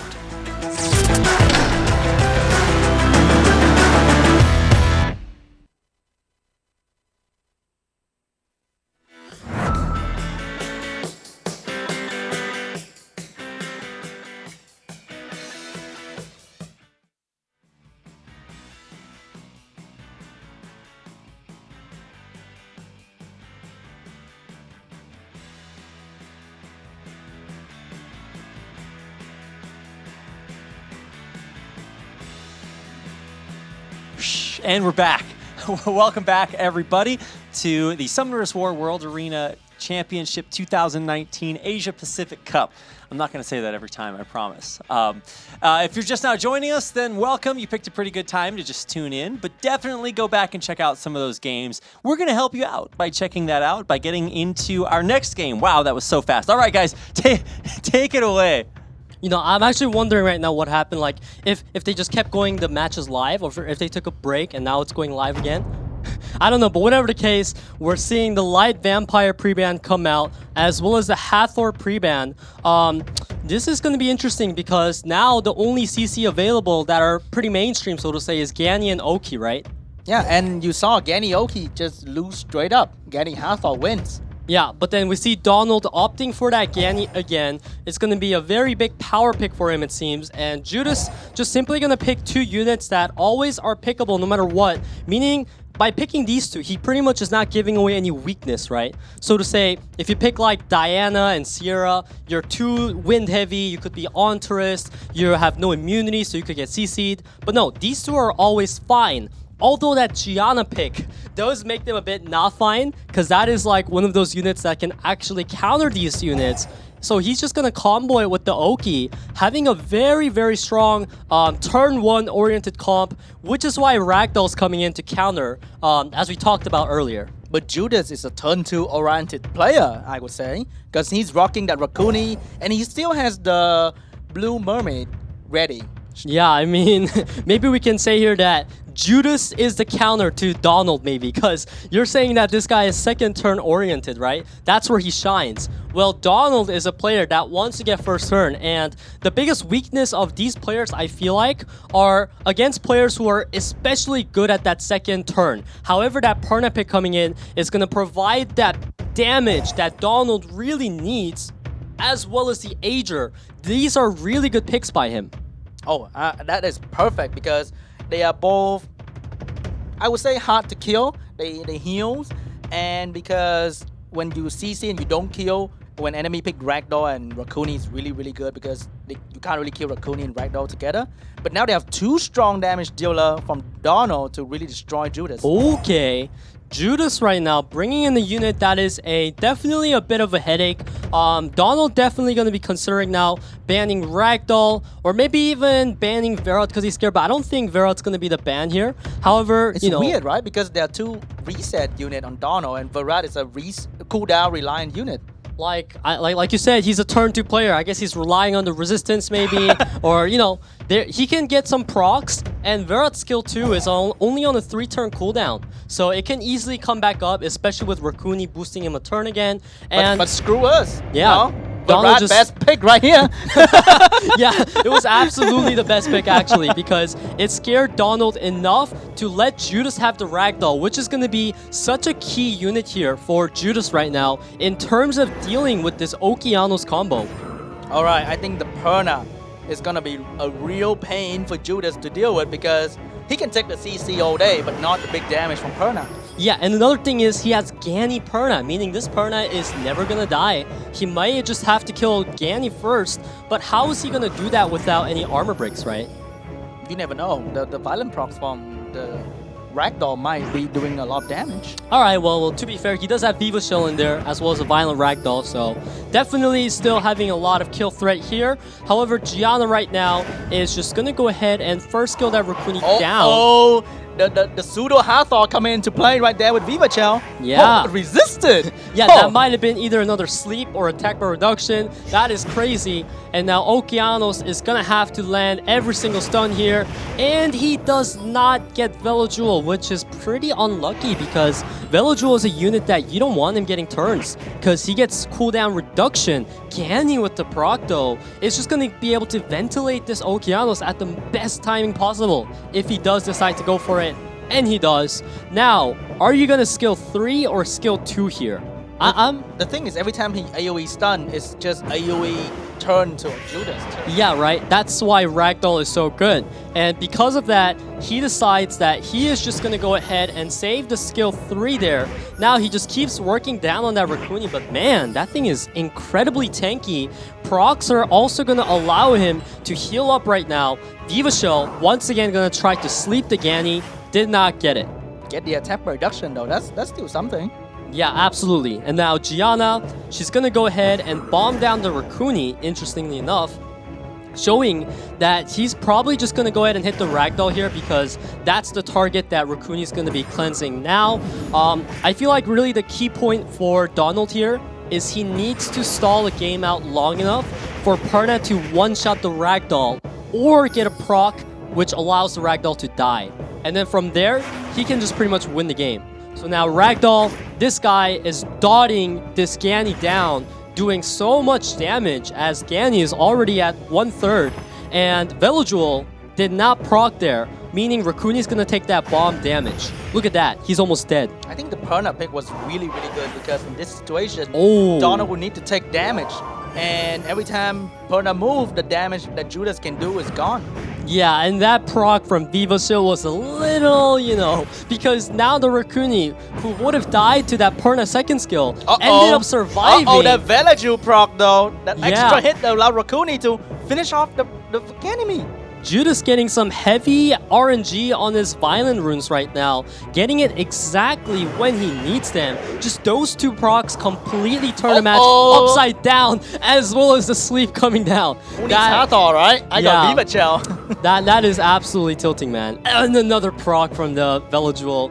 He's just gonna go ahead and work down the Gianna now. Rakuni is not going to proc, thankfully, right? Because this guy is procking so much. The Vivachel just proc just now. Do you see that? Yeah. She just stunned herself too. But that's the thing. When you play CC, you are risking the opponent procking. Yeah, and that Perna proc there was pretty good for him. It allowed him to finish off the Rakuni before it keeps, sustaining up the side of Judas's field. Perna's first life is going to go down, and now if he dies again, that's it for Perna, meaning Judas might take the win. Man, it's Vivachel every turn, man. Yeah, absolutely. Just procking and procking every single turn. She just has no cooldowns thanks to that. Now, Velojewel, he decides to put up Sanctuary. Gianna does not have skill 3 up right now. He's just going to go ahead and first skill down this Ragdoll, who we can see is on Vampire runes, and he one-shots the Perna. I mean, that's how it is. Perna, you deal a lot of damage, you can't take a lot. And here comes the Vivachel skill 3, being very effective against the Okeanos, and I think that's pretty much over. Yeah, this is GG because Ragdoll just gonna even solo 1v2 this one, even if he was like up 1v2. I mean, maybe not because of Gianna in there, but I'm saying Ragdoll is that good of a unit that he can still 1v2 if all the RNG goes in the right ways. Judas just showing why CC doesn't matter to him. That's really true. Yeah. Wow, what an incredible game. Another 2-0 victory. And I think you can see how happy Judas is. A little bit of a show there at the end with that face. I think he was pretty happy. And for Donald, he was very fortunate to make it this far. He still shows some great games and some great sportsmanship there on that gigantic stage in Taipei. Yeah, I mean, both the players played it really good, but it's surprising that every single match so far has been a 2-0. Am I the only one, I mean, no, you're not the only one noticing that, but I think one of the reasons that it's been 2-0 is that you're seeing matches where one player really does have a super good read on what their opponent is trying to go for. And, Sean B, what was the real moment that you kind of recognized, wait a second, Donald, his plan's not working? He's going with the same plan, even though he failed to the same reason. like he picked CC, enemy picked anti-CC. His CC didn't work out. He tried to pick damage, but I think it was too late. Judas know what was coming. Yeah. All right, just Peter, you agree with that? Yeah, and you know, like when he did pick the damage in match 2, right? Judas got so many procs, especially in the right moments, that it just completely flipped the match upside down. And all of a sudden, all that damage that Donald was sporting didn't really seem like much at all because he couldn't kill anything. Yeah, Perna didn't proc enough. Yeah, tell me more. Perna, not enough damage? Wait, what? Yeah, that's the thing. That's surprising, right? Yeah, exactly. I think the luck chain of Donald kind of stopped here with the Perna. I think it's just no more luck anymore. He used up all of his luck in the group he used stage. up already, man. Yeah, at some point that's going to run out. And I think that's what's really interesting about a lot of our players, because it does say a lot about like them as people. It's like if you're going to risk it so much, eventually it's not going to work out. And I think that along with the kind of strategic planning that Judas brought to be able to really counter the strategy that Donald was going for, made such a huge difference. And so that's why we see another 2-0 victory. Judas pretty happy about moving on. Absolutely. And that Rakuni was really tanky. It shows investment into a net 3 just to bring out when enemy trying to CC you. I mean, it's still one of the best CC counter out there. It's a net 3. And it has lower stats than a net 5, but when you show investment, you show results. Yeah, just think about that next time you're trying to you're like, okay, well, which one of these monsters do I use as food? You go to the Rakuni, it's like crying a little bit, just like, don't feed me. And it's like, see, that one too can come back to help you. So just think about that the next time you're hovering towards that Rakuni and you just really need a little bit more XP, you know? Yeah, I mean, a lot of these Nat 3s are just coming into the meta right now. Lauren, prime example? That's the best example, because if you have seen the previous SWCs, Lauren has not been being used by these players, although they were still being, played around with by the higher up RTA players. It was still yet to be like the set stone of RTA in this meta, but now it is, because you see Lauren right here even being picked right there. Unfortunately, she did not perform, was unable to strip the Wusa, and just so much RNG went wrong from Donald, and just Judas pretty much took advantage of that RNG on turn 1. Yeah, I think they just need a bit more time, a bit more testing to really invest into a net 3, because a net 3 is less stats and easier to kill. As you can see right here, Lauren took 2 turns and gone already. So you just have a lot of investment going on in that Lauren if you want to make her work. I mean, my guild and I are already discussing about putting our best violent will set on Lauren, because we can use that in both RTA and even Siege now, it seems. So she is a unit that's coming up to be at like a Fran tier. I mean, she is a unit that's good. To me, hands down, best unit in the game. Early game, mid game, late game, PvE, PvP. She can cook for you. I don't know. Okay, let's not get ahead of ourselves here. I think we're seeing a lot of really strong picks here. One of the ones that really impressed me was the Julianne from Judas. We actually saw it, I think, banned in game number 2 because it was so strong in game 1, and that's not a monster anybody else is bringing. I mean, you can't kill him. That's it. He didn't even have enough damage to kill Rakuni. How could he kill Julianne? It's gonna take forever. Yeah, you got bigger problems than that, right? Exactly. But we gotta give really big props to Judas on making Light Vampire work, because other players who do have him struggle to make that guy work, because there are ways to counter him. Tesarian, Diana, Dots, or you just bring so much stuff that Julianne can't deal with all of them at once, and you just snowball off that. There are so many ways to deal with this unit, which is why he is not like completely top of the meta in terms of standings. However, Judas is making him look like some beast-ass monster, right? I think because he's not on the top of the meta, so people just kind of low-key underestimate Julianne. So it's like, Julianne, who cares, right? And then suddenly he slap you in the face and be like, oh no, Julianne. Some really strong picks from Judas, and I think he definitely deserves to move on with that 2-0 victory. And that means that we're coming up on our final match of the night. So if you guys can remember the brackets, it's going to be Lucky God and Llama. And I think that we have a lot to talk about between these players. Some of the strongest representatives of the Asia-Pacific region. We're saving the best for, well, it's not saving the best for last because we still have a lot of games after this. But if you thought the first 3 games were fantastic, I think this last one is just going to be amazing. I hope to see like a 3 match. Oh, not finally, 2-0 right? anymore, Yeah. man. Yeah, finally like an exciting one-on-one, and it's like, oh man, round 3, whoever wins this has a chance to participate in the finals. It's gonna be so much hype. Oh, there's so much hype here. And before we even get on to like the grand finals of this cup, you really have to think about the stress that comes when, say, you're in that 1-1 situation. It's one game that determines like the fate of like your life. It's like, well, if I win this, then I have the potential to go on to the world finals, to travel the world, to win a ton of money. And if you lose, then this is where your road ends. Just go home, you know? Just go back into your bed and just lay there thinking about what happened today. Probably go play more my God, Summoners War. that half thought proc. Yeah. I'm in my sleep. Oh my God, no. I'm sleeping, getting sleep in my sleep, you know what I'm saying? Nice.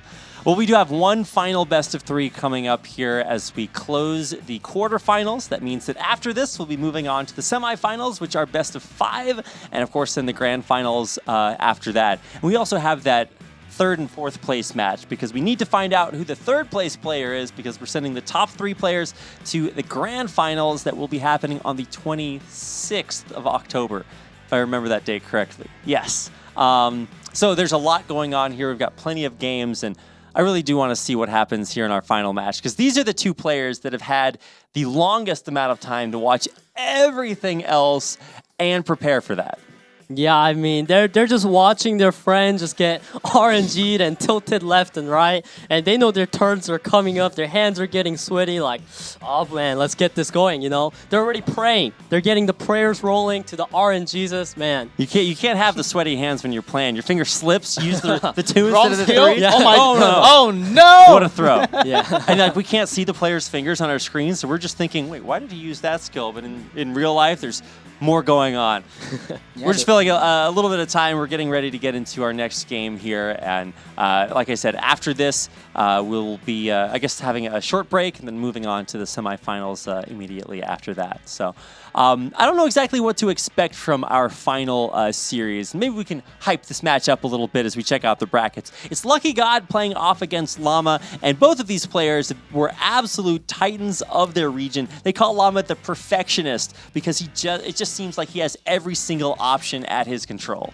Yeah, Llama just has so many good units and also so many good runes. And this guy is an absolute veteran. In almost every single Summoners War tournament, he's been playing in it and has been playing at the top levels of it. This guy is a monster. Like, this guy must be the most, like, composed player because this is all familiar to him. He is used to playing on stage, on pressure. This is like his home ground. And in real life, he's pretty chill, you know? Very quiet, very calm, just like how he's very calm on stage too. Let's find a little bit more about our players. 이번에 대회 참가하게 돼서 정말 설렙니다. 작년에 제가 제가 결혼을 했는데 와이프 혼자 대만을 보낸 적이 있거든요.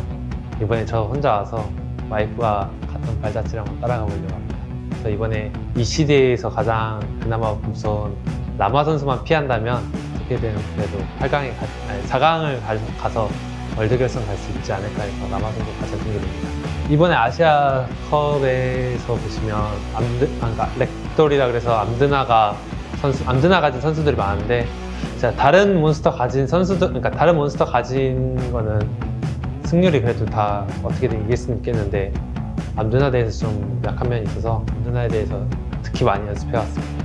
목표는 우승입니다. 제가 여기 와이프랑 제 귀국하는 29일이 결혼기념일인데 와이프랑 약속해서 결혼기념일에 보내주신 대신 꼭 우승으로 오라고 해서 제 목표는 무조건 우승입니다.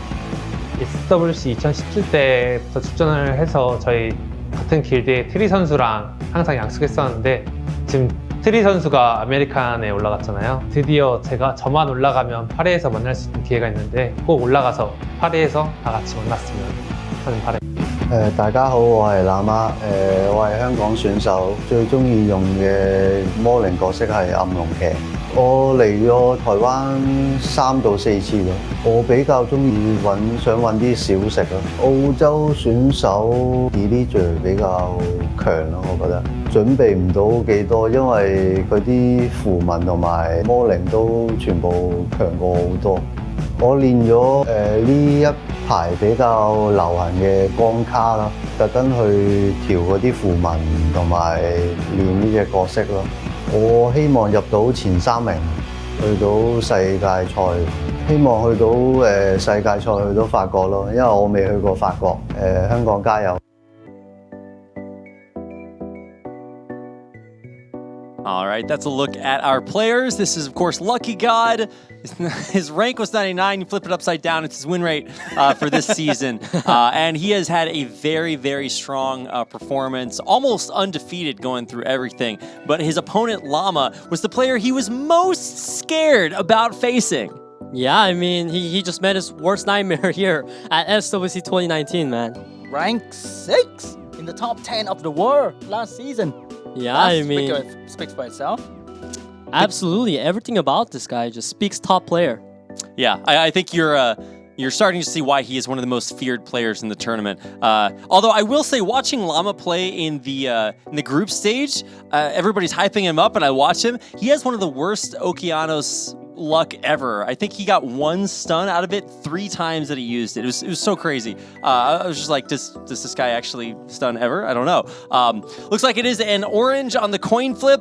I'm used to heads and tails. Now we've got orange and blue here. But I believe orange is Lucky. Yeah, it's Lucky God. So that means that he will be going first. And Llama actually have probably one of the best Molong in the game right now because he used Molong pretty much every match. Yeah. And the unit that is meme on Reddit as the end of the joke is Molong after the nerf in the previous patch in January. And he's still using Molong to this day to great effectiveness. Well, eventually that experience is going to pay off. Let's get into game number 1 of our final match, our final best of 3 of the quarterfinals. Take it away, guys. All right, so we see Lucky God that he did get the first pick, meaning that he has so many units that he can take away from Llama. Llama definitely has a lot of units up his sleeves, like the Molong you guys were saying. He also uses that Wusa a lot. I would assume that if they do share... Oh, wow, okay. Okay, that weird flex, but okay. Okay, he's still flexing, but okay. Yeah, he's definitely flexing that one. That, for instance, is a pick that he might go for, as I was about to say, because when they share the same Light Dark Nat 5, they usually do take it away from each other. And now Llama is going to respond back with Hathor, and he could even go Dark Desert Queen, because I believe Lucky God might have that. I think he's just going to go with a Wusa. Yeah, I mean, Wusa is a pretty safe pick. Oh, so never mind. was Molong too. Very safe pick from Llama, where Lucky God is pulling out some type of a composition around Ganymede and Jamaire, meaning his last 2 picks are going to be units with very powerful skills that you do not want to deal with twice. Llama, he can't really draft much around this yet because he doesn't know if Lucky God's gonna go, you know, damage type of comp, cleave comp, or will it be a CC comp, right? So he needs to try to do something like this with the Dark Desert Queen. I really like that unit. She is so scary. As well as the Vertihau, which is also a very premium unit. Now, Lucky God, what is that? What is that? He's getting very aggressive with AoE turn 1 armor break and AoE damage Lagmaron. Yeah, I mean, this is kind of what I'm getting at. Llama could be tempted to ban the Lagmaron because that is the biggest damage, or ban the Gemini so that there's no armor break. So Lucky God, he's obviously not drafting this expecting that Lagmaron's gonna get through. Even if Lagmaron gets banned, he must have some concept. Maybe his whole team is on crit damage and it's going to kill 1 unit. We're about to find out. What if you take away Gemini and he still have AoE immunity? How's he gonna deal with this kind of sustain? Yeah, I guess Llama thought about it in the same way as you. He bans away the Gemini and his Wusa is still there, meaning that Lucky God is actually in a pretty bad spot right now. He's relying on that Yeonhong strip. If you were playing FPS, Lucky God's trying to trick shot this Llama real quick. Oh my gosh, yes. This Yeonhong is faster than a Wusa with the speed leader. Now she's gonna go ahead and strip, meaning his team gets attack bar, allowing the Lagmaron to move. He's gonna go for 13k Squall onto the Molong. Not exactly enough damage, but he's gonna be able to reset the Wusa now, and that's gonna make things a lot easier for Lucky God here. But then what? You know, when Jamai take a turn, here comes AoE sleep, here comes AoE control, armor break, and so many things. But what if this Jamai is really slow?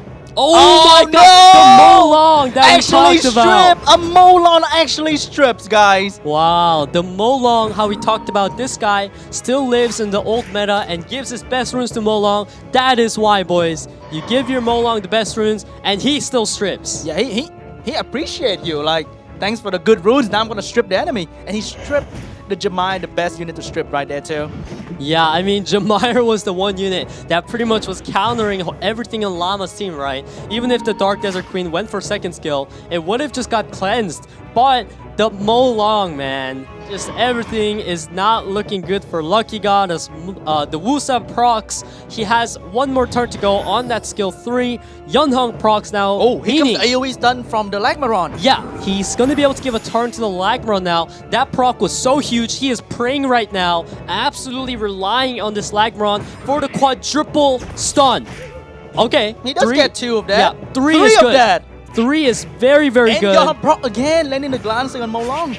Yeah, and now he can just go ahead and ventilate the Lagmaron here. This is... Okay, he did not ventilate the Lagmaron. No, he's waiting for Jamai to proc a Violet right here. Okay, I mean... Okay, he didn't get it. Oh, but the Wusa proc is huge. He needed that protection and he got it. Yeah. And Molong is healthy right now. Both players got crucial procs, alright. That Yunhong proc, if not for that, Lagmaron would not have been able to get that skill 3 off. However, the Wusa procs now, and you know, it's coming back to square one a bit. Neither player has too much of an advantage at the moment. Like, although it seems good for Llama, right? Because he has so much protection. Don't forget how much DPS is coming out of that Lagmaron. Oh my god. Punching away at the Molong. That's big damage right there. This unit is recently my favorite because he can AoE CC and he can one-shot you at the same time. Yeah, now he's just going to go ahead and use Seal Magic there, which I agree with because that way you avoid letting him live with 1 HP. He basically guaranteed himself the kill there by using that skill. But here comes AoE Armor Break, man. Oh yeah, my this is god. scary. I don't this Lagmaron's gonna go out. It's gonna go out just soon. took half his health from that Nephthys crit. Might be a crit damage Nephthys. Yeah, that is crazy. It has to be, or it's gonna on a attack percent because that was way too much damage. And thanks to that rune quality on Llama there, this Lagmaron might go down. And once the Lagmaron is down, the game gets so much easier for Llama. Yeah, he can silence that Yunhong all day. Yeah, just one armor break out of that Desert Queen, and then he can just go ahead and crit it down. However, the Desert Queen did not crit there, and Wusa are going to be able to finish off the Lagmaron. But still, Yunhong, Gani, and Jamai giving Yunhong infinite cooldown reset. I think it might be pretty bad for Llama still. Yeah, I mean, this unless the Hathor proc right here. Okay, this is the most crucial moment, but nah. Okay, he did not proc. However, this guy is just going to go ahead and go for the silence onto the Yunhong. I mean, that's the only one that has a skill that matter, you know? I mean, if he silenced the... Oh, no! That Wusa's really performing in this tournament. At least today. Wusa on Violent really showing that he's like top meta unit right now because everything just works out in Wusa's favor, it seems. I mean, the less stripper in the meta, the better Wusa become, right? Yeah. And now we see this Hathor and Dark Desert Queen, right? They are doing significant amount of damage over time. Although they're just doing little pokes turn by turn, it is building up.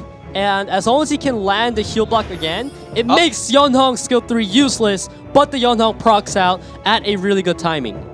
The thing about this match is everyone's getting procs, so it's not like really one-sided RNG. So yeah. It's really interesting going on how Lucky God is trying to hang on with the heal and trying to avoid the CC coming out from that Nephthys. Oh, the reset's coming out on her. Oh my god! That proc is gonna be able to get rid of that armor break and all the nasty stuff. Lucky God is dancing right now. Look at him. He is happy. He's emoting right now. Yeah. He is using his prime Twitch sub emotes from Sean V right now, you know. Oh my god. But that's it. Without armor break, there's no way. Oh! Wait a minute. Wusa said, nah, I'm still here. The RNG goes back and forth. However, Jamai are going to be able to provide the cleanse for Yunhong, as well as another seal magic for Gani. This Jamai is doing work. But it missed the Nephthys, which means silence going out. Ooh, and that more proc. silence going out. And Wusa, I think, does have his immunity up ready to protect the two ladies over there. Yeah, this is a very, very close match that we're looking at here. This Yeonhong, he's praying on it to proc again right now. Look at Lucky God on your screen. He wants that Yeonhong to proc, but he didn't get it. Here comes protection going on. And Nephthys soon gonna have another proc. Oh my god. Man. The baby armor break is coming out very, very soon if you're not careful. And that's huge. Yeah. The Wusa gonna crit on the Yeonhong for like 15,000, I don't know. Yeah, you're absolutely right. This is looking so bad for Lucky God now. That Wusa has put up shield so many times. Nephthys. Lucky God praying for no 22%. Oh! But no, he didn't pray hard enough for that chance. And here comes the armor break. And Yeonhong is in a very bad spot. And the heal block actually counter Yeonhong healing too. Yeah, I mean, it's a 2-turn one. So even if she And procs that's it. out, she's done. Bye, Yeonhong. Yeah, you can Nephthys. see he's done. He's tapped out pretty much. He knows he lost. Oh my god, here that proc from Nephthys was insane. I mean, you called it too, the 22%. Yeah, the 22%, man. Everyone's getting proc.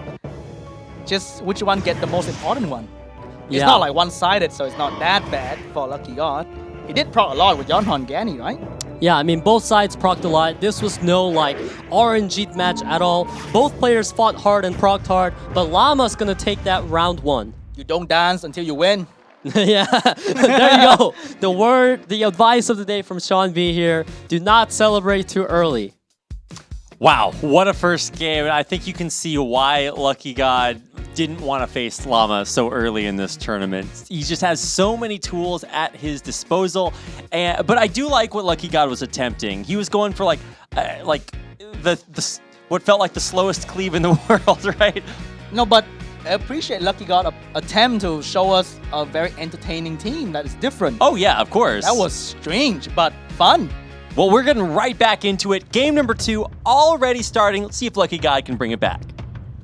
All right, so we saw the Ragdoll and Gianna pre-ban last game. This time, they're going to be up for the taking, meaning that Lucky God will most likely not do any Jamair comp he's done last game. He's going to switch it up and probably play around the Gianna this time, whereas Llama's going to play around the Ragdoll. And I bet you that Lucky God actually has been preparing for this exact moment that his Gianna gets pre-banned. He was like, okay, when Gianna's out, I'm going to try this Jamair team with Lagmaron. And honestly, it was a really good attempt by him. He tried and it almost worked. It did a lot of damage, but not enough, in my opinion. Yeah, that Molong was just too takey, man. The rune And quality, right? Having one stripper was pretty bad against a full wheel team. Absolutely. And now, here comes the Gianna Yeonhong pre-bans. The 2 units that were the keys to the last match are gone. They don't want to deal with it again. Llama with the first pick this time. Which unit do you take? Hathor. Okay, he just want to break the Gany Hathor combo all together, all the time. That's the easiest way to deal with it. Break it away. For sure. Dealing with that combo, especially at this level, it's really difficult because these players are so good at using that. Now, Llama, once again, gonna go with that Molong, who carried last match, remember, with the strip, with the Ragdoll here. A lot of damage on Llama's side right now. But Lucky God does have Vanessa for protection. He's gonna go with the Vertihal, all right? And this 4th pick is actually very important for Lucky God. This will completely determine the style of his draft. Oh, here comes the Tien Lang maybe? Oh, but no. the Josephine. Yeah. And the front. He changed his mind entirely. Yeah, I'm glad he changed his mind there though, because imagine if he picked the Tien Lang with his Vertihal. That is anti-synergy at its finest. That's just playing with 500 IQ that I would never understand. Yeah. And now here is Diana and Wusa coming out of Llama. The Diana pick. Wow. I didn't know Llama was a Diana user, you know, going for that often. But right now, Lucky God gonna bring out his Gianna, which is a very good pick against the Wusa. Now, the problem is, if you're on Lucky God's side, if your Gianna is banned, then letting that Wusa through could be very annoying. But at the same time, you want to ban Ragdoll because it's that guy is going to give so much attack bar, right? So he's going to be considering a lot in this pick ban phase here. I think Llama is having a very good time pick banning because he knows exactly what to ban. But Lucky God's now struggling to ban a unit because you ban Ragdoll, you have to deal with Diana without any proper counter to Diana at all. Yeah, Diana's also having pretty much a free reign here. She can go ahead and proc all she wants, focus down units one by one. And now we see here actually that neither is it Ragdoll, Wusa, or Diana that we talked about. It's going to be the Mo Long that's banned out. Wow. He doesn't want to get one-shotted. Yeah, One-shotting is not funny. But Diana kind of one-shots too, right? Over Yeah, time. it's kind of multiple shot to one shot. Yeah. And now here we are into the game. This is going to be very, very tough for Lucky God. What he needs is to be able to get full impact out of this attack buff and armor break coming out of Vanessa. However, Wusa is just going to put up a shield here. Man, this is really tough. Lucky God has no big damage, and every time he moves, he needs to take a lot of turn. Ragdoll's just going to laugh at him and get attack bar. Yeah, exactly. And now Josephine's passive gets triggered. If the Josephine does not proc and Diana can, I don't know about stripping it at this point because you could get revenge stun, right? So I believe he's going to go for the Ganymede here instead. Yes, he did. And he lands all the strips, getting all those dots on there. Now Vanessa, if he procs, that's... Oh, that would have been crucial. That could have been dead Diana, maybe. I don't know about dead, but that would have brought her so much down, and Llama doesn't have that much sustain. So he absolutely needed that. Unfortunately, didn't happen. Now, this is looking really bad for Lucky God. Yeah, the Josephine need to work real hard trying to keep that Diana down with the stun. Can she get it, though?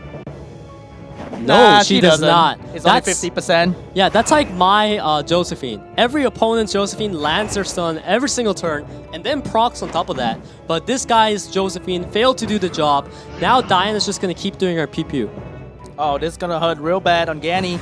And that was 2.5k per hit. That's a lot of damage. Definitely a crit damage Diana for sure. And now he has enough damage down onto the Ganny that he's pretty much going to kill himself to the dots. I would just save that thing there. And that's actually Ganny, perfect because he died to the dot, he get no attack bar. Yeah, meaning he can't ventilate, right? Yeah. So this is the perfect chance. That's stun though. But Ragdoll is here to save the day. Maybe. But it's asleep. Would he do it? Because the shield's going to come up and it's harder to kill. But then maybe Friend can proc a violent and heal Ganny. That's the only chance. Nah, I think he made the right choice there. Definitely don't go for the sleep because this is your best chance right now to kill the Ganny. What are you talking about? He went for the sleep. But that makes no sense. Like, he should have just done it on the first try then. I mean, he just changed his mind halfway, no? And nobody's perfect. I mean, I don't know. I'm a little iffy about that still because if he didn't go for that sleep, I feel like he could have just killed Ganny there, but it's okay. Diana Violent? Almost dead. Oh my god. That Lucky God proc right there. Prove his name right. Yep, absolutely. Now Wusa, Ragdoll, and Hathor not looking as scary with that Diana down. Now this is where the misplay I'm talking about is so crucial. If that Ganny is gone right now, that would make things so much easier for Llama. So just had he not used that skill 2, it would have been fine, but look at that. This Ganymede's just going to get healed, I think that's it. ventilated, all because of that misplay. The game is over. You never know about that. Okay, the Ragdoll's still there, so sure, like, you never know, right? But I feel like things went so badly just because of that one move that came out. That allowed Ganny to live, right? With the shield. Yeah. And now here comes the delayed promise, gonna sleep every single unit, but now he has to deal with this proccing Josephine. But proccing out of the shield there was actually good for Llama, I must say. Trying to kill Ragdoll first. I'm not too sure. You might put him in the ignore defense range and one-shot the Vanessa. No, he has to do that. Like, it doesn't matter. He has to do that because if he doesn't kill Ragdoll, he will just lose anyways later on. Oh, the Josephine's out to the Wusa. That's so quick. Yeah. It's just from provoking the Ragdoll and he just tapped you a little bit and you're just suddenly gone. And now this is looking like Vanessa is going to go for the armor break on the Ragdoll, which I agree with. Oh, don't touch him. Don't touch him. You can't touch him no more. Yeah, if you touch him, he's going to be able to ignore because Vanessa does not have enough damage. Lucky God also knows that. Wusa's shield comes back up. Man, this Ragdoll. It's a huge dilemma for Lucky God. You have to kill Ragdoll, but you can't really kill Ragdoll. That's why he's so strong, man. It's kind of annoying. Like, you put him in the spot where you can kill him now, but you can't. Yeah. This is looking pretty bad for Lucky God because... And without Josephine, Hathor is just gonna be so strong. his friend has not been able to move at all throughout this match. It kept getting stunned, CC locked down, like that, as you see right there, and she hasn't been proccing out of it either. Perfect prediction from Snow, and we might see the end of the match right here when Ragdoll finish off the Ganny on the friend. One life down. Is he gonna stay? I don't think so. No more ventilation. Oh gosh, if this Hathor does it, okay. Even if she doesn't do it though, like he just has sleep up again next turn. It's so brutal. I thought because of the misplay out of Llama that things were gonna start getting really bad for him, but it seems just the Ragdoll power just, you know, coming through. He tried to lock down the Ragdoll with Josephine, but Josephine didn't have enough tankiness to deal with the Ragdoll damage. Yeah, like if it was any other unit than Ragdoll there, I feel like Llama would have been at a huge disadvantage, but just Ragdoll showing why he is such a desirable monster. Just so good. Yeah, when you have no attack by manipulation, Ragdoll just OP. Yeah. Well, that's a win for Llama, and it did look like maybe there were some moments where he was struggling a little bit, but overall, a really dominant performance, and lucky God, you could see the reason he really didn't want to face Llama this tournament. Yeah, and you can see on his face, he is very disappointed. He really wanted to go and meet his buddy Tree at the finals, but he's gonna go down to Llama here, but he's still gonna go for the handshake. You know, it's always cute to see that sportsmanship between players. Yeah, of course. And I think for Llama, business as usual. I don't think he looked stressed at really any point that game. He was very, very calm, cool, collected, knew exactly what to do. That's exactly what we, you know, predicted going into this, that Llama will be the composed guy. He has the most experience out of these guys here.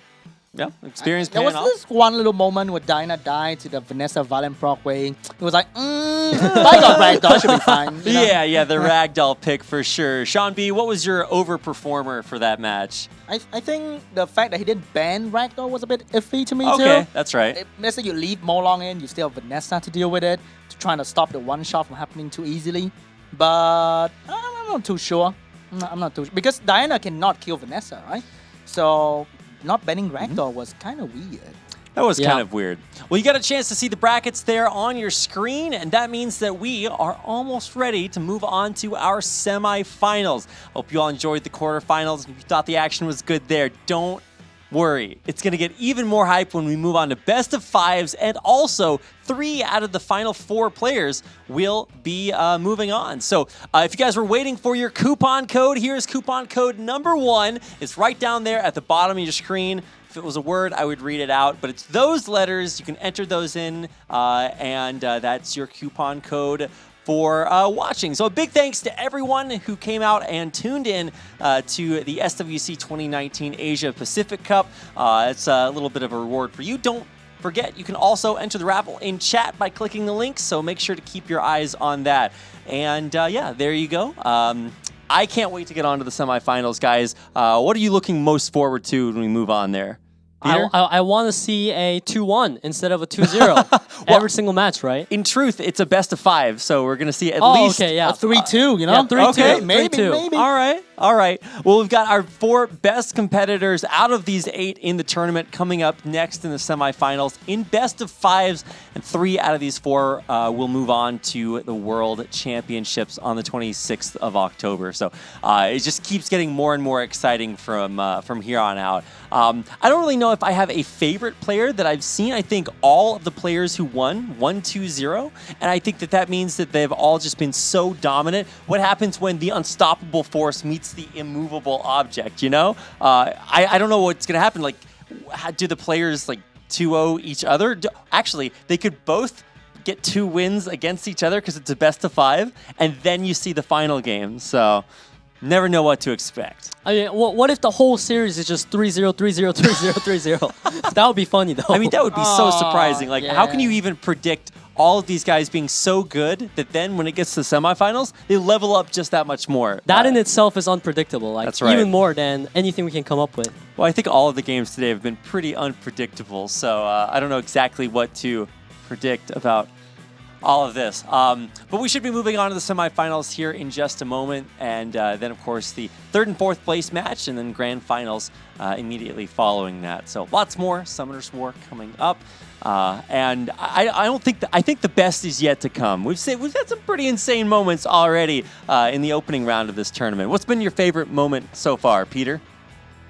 Everything, like just all the procs coming in here and there, all the different units, variety we're seeing here. Yeah. We're seeing how the meta has shifted so much over time. Just this whole tournament, it's a pleasure to watch. Sean B, was Raccoony your favorite month? Now, I think after seeing Lucky God attempt to do something different, I think that was my favorite moment right there. He tried, he tried to punch that Molong real quick, but then didn't do much. I mean, punishing Molong, man, you got a lot to get through there. He punched the Molong come back and strip your Jemaya, and that's about it. You don't touch me. Yeah, since Molong, you could definitely tell Molong was getting some revenge there. He's like, he was going so hard, he stripped a wind monster. I'm just like, okay, you can see he means business. Yeah, and then I think he was really waited for the sleep to come because the Jemaya was kind of slow. Yeah. So he was like, you sleep me, I use Jemaya to cleanse. I think he was waiting for that, but he didn't expect Molong to actually do that. Like, oh no, he actually stripped. And he had wheel shield too.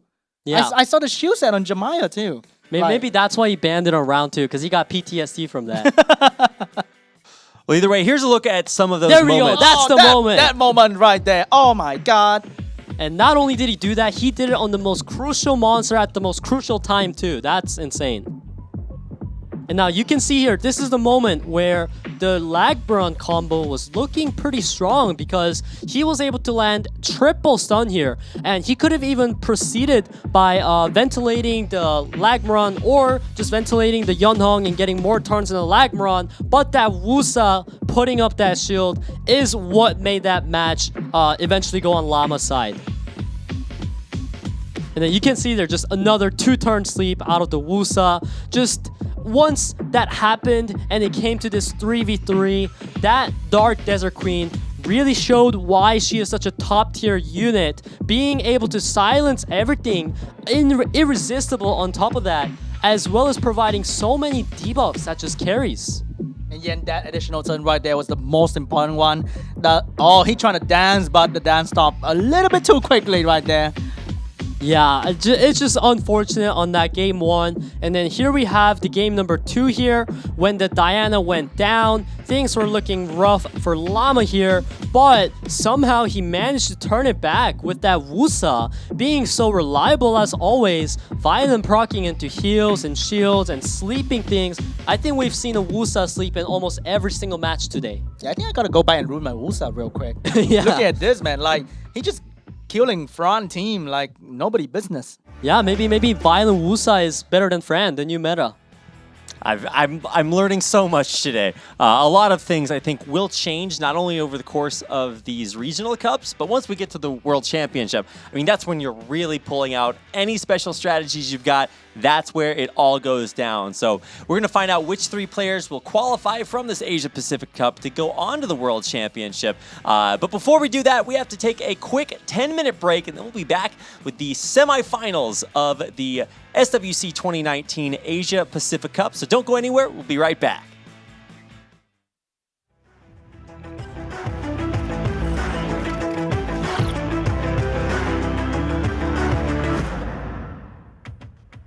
UT10 is from Japan, where all kinds of meta are created from. After Daphnis meta was created, using Triana was a classic meta. However, this player is well known for showing his unique gameplay style, such as using Aladriel. He also used Xingjie and Alucia as key advantage to claim victory. Does he still have more hidden cards to show us? Or will he continue with the meta he showed in the preliminary and group stage? Please stay tuned.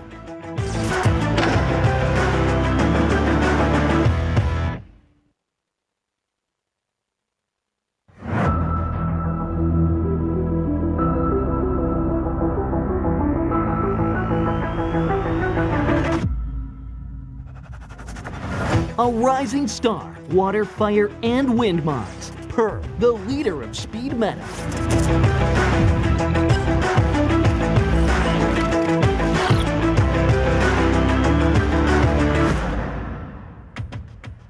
Her shows an outstanding performance without using any Nat 5 L&D monsters. Also, he has a deep understanding in speed meta. He should be called the leader of speed meta. He showed an insane speed with Sierra and Vanessa as speed leaders. What kind of gameplay will he show to surprise us? Tune in to find out.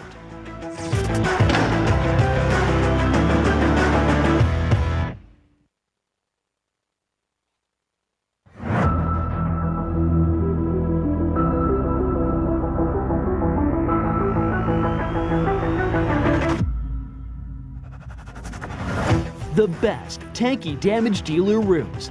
Donald, the strongest of tanky damage fights.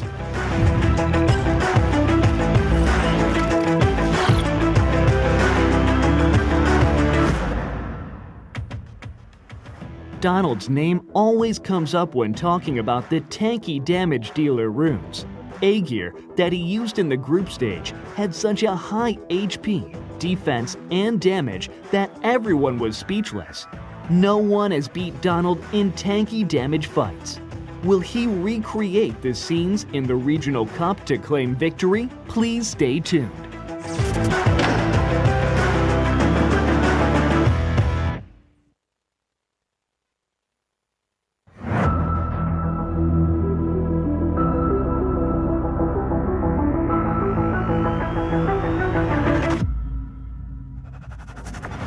Speed, leave it to me. Lucky God, the master of debuff.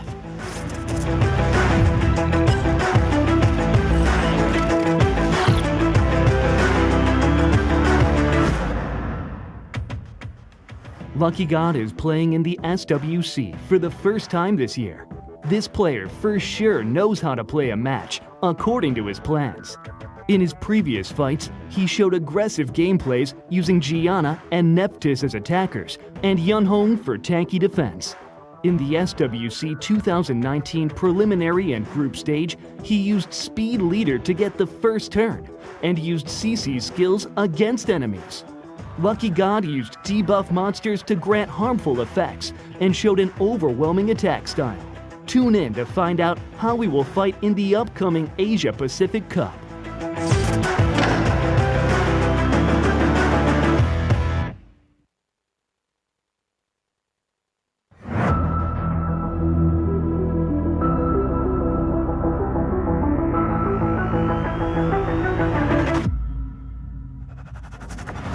CC doesn't matter. Judas claimed victory with his very own monsters.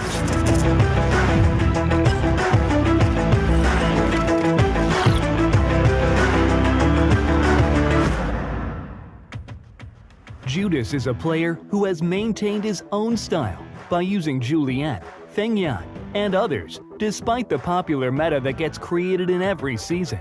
In the CC-focused meta, he showed awesome gameplays of defeating the enemy with one shot, using his powerful Viva Chell and Fengyan.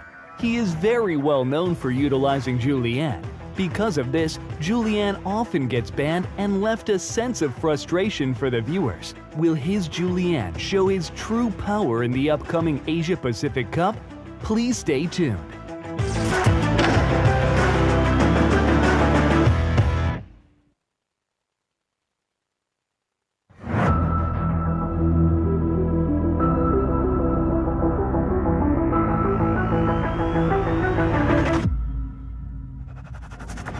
Aim for victory with light and dark monsters.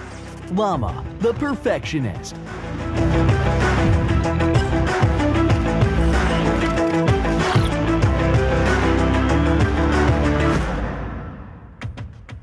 Llama is frequently mentioned as the best summoner of the Asia-Pacific region. Llama is also well known for his strong rune sets and having many L&D monsters.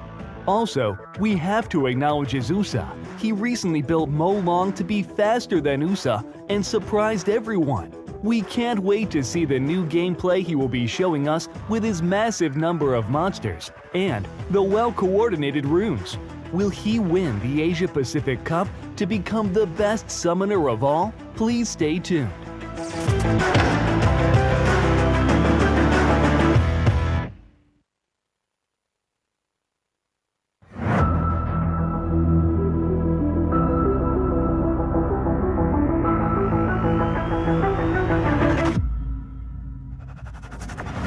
A sophisticated combination. Diligent, the Iron Fortress.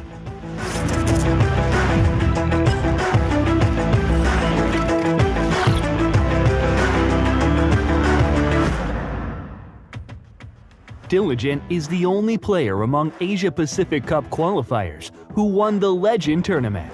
He is very familiar with the pre-ban system through the Legend Tournament. Diligent uses a combination of Ganymede and Hathor that works like a charm in matches. He also uses Ragdoll or Gianna as a backup plan when the combination can't be used. Plus, he has very tanky runes with high defense, which surprised many people. Will his Iron Fortress defend him against enemies in the Asia-Pacific Cup? Please stay tuned.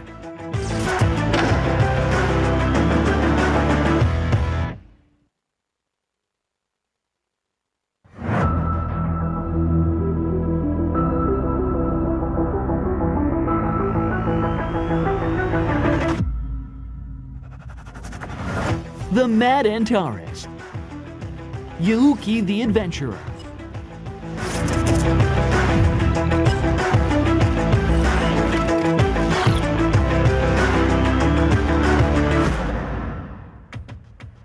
Yuuki's gameplay in SWC 2019 preliminary and group stage always brought excitement and thrill to audiences. He built Antares with violent runes for endless violent turns, getting everyone's attention to how awesome Antares is. His gameplay of locking up the opponent player with his aggressive movement was super impressive. Will he once again show KO wins in the Asia-Pacific Cup? Tune in to find out.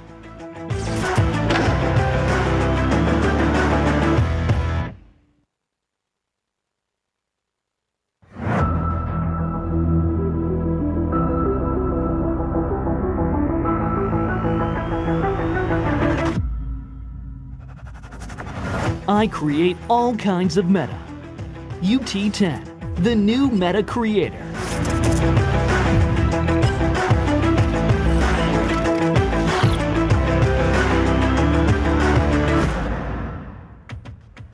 UT10 is from Japan, where all kinds of meta are created from.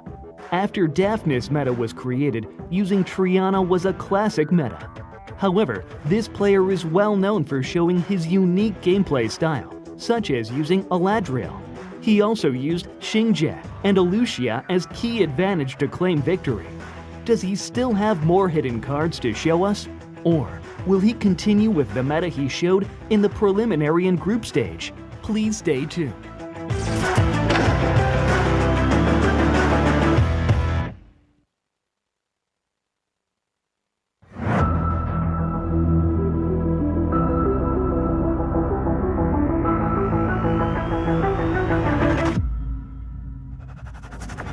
A rising star, water, fire, and wind mines. Per, the leader of speed meta.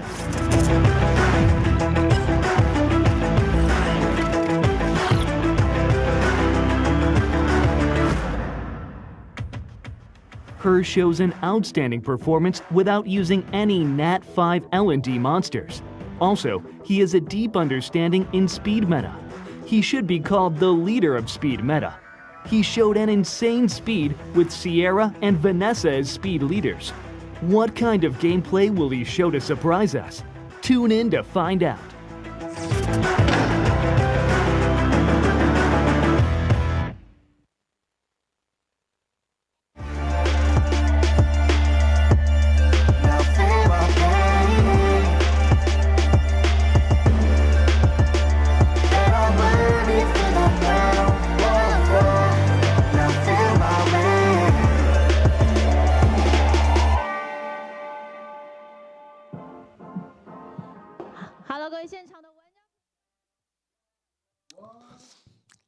Welcome back, everybody, to the Summoners War World Arena Championship 2019 Asia-Pacific Cup. And it was Rapid, here was Sean B, and of course, Peter Yum.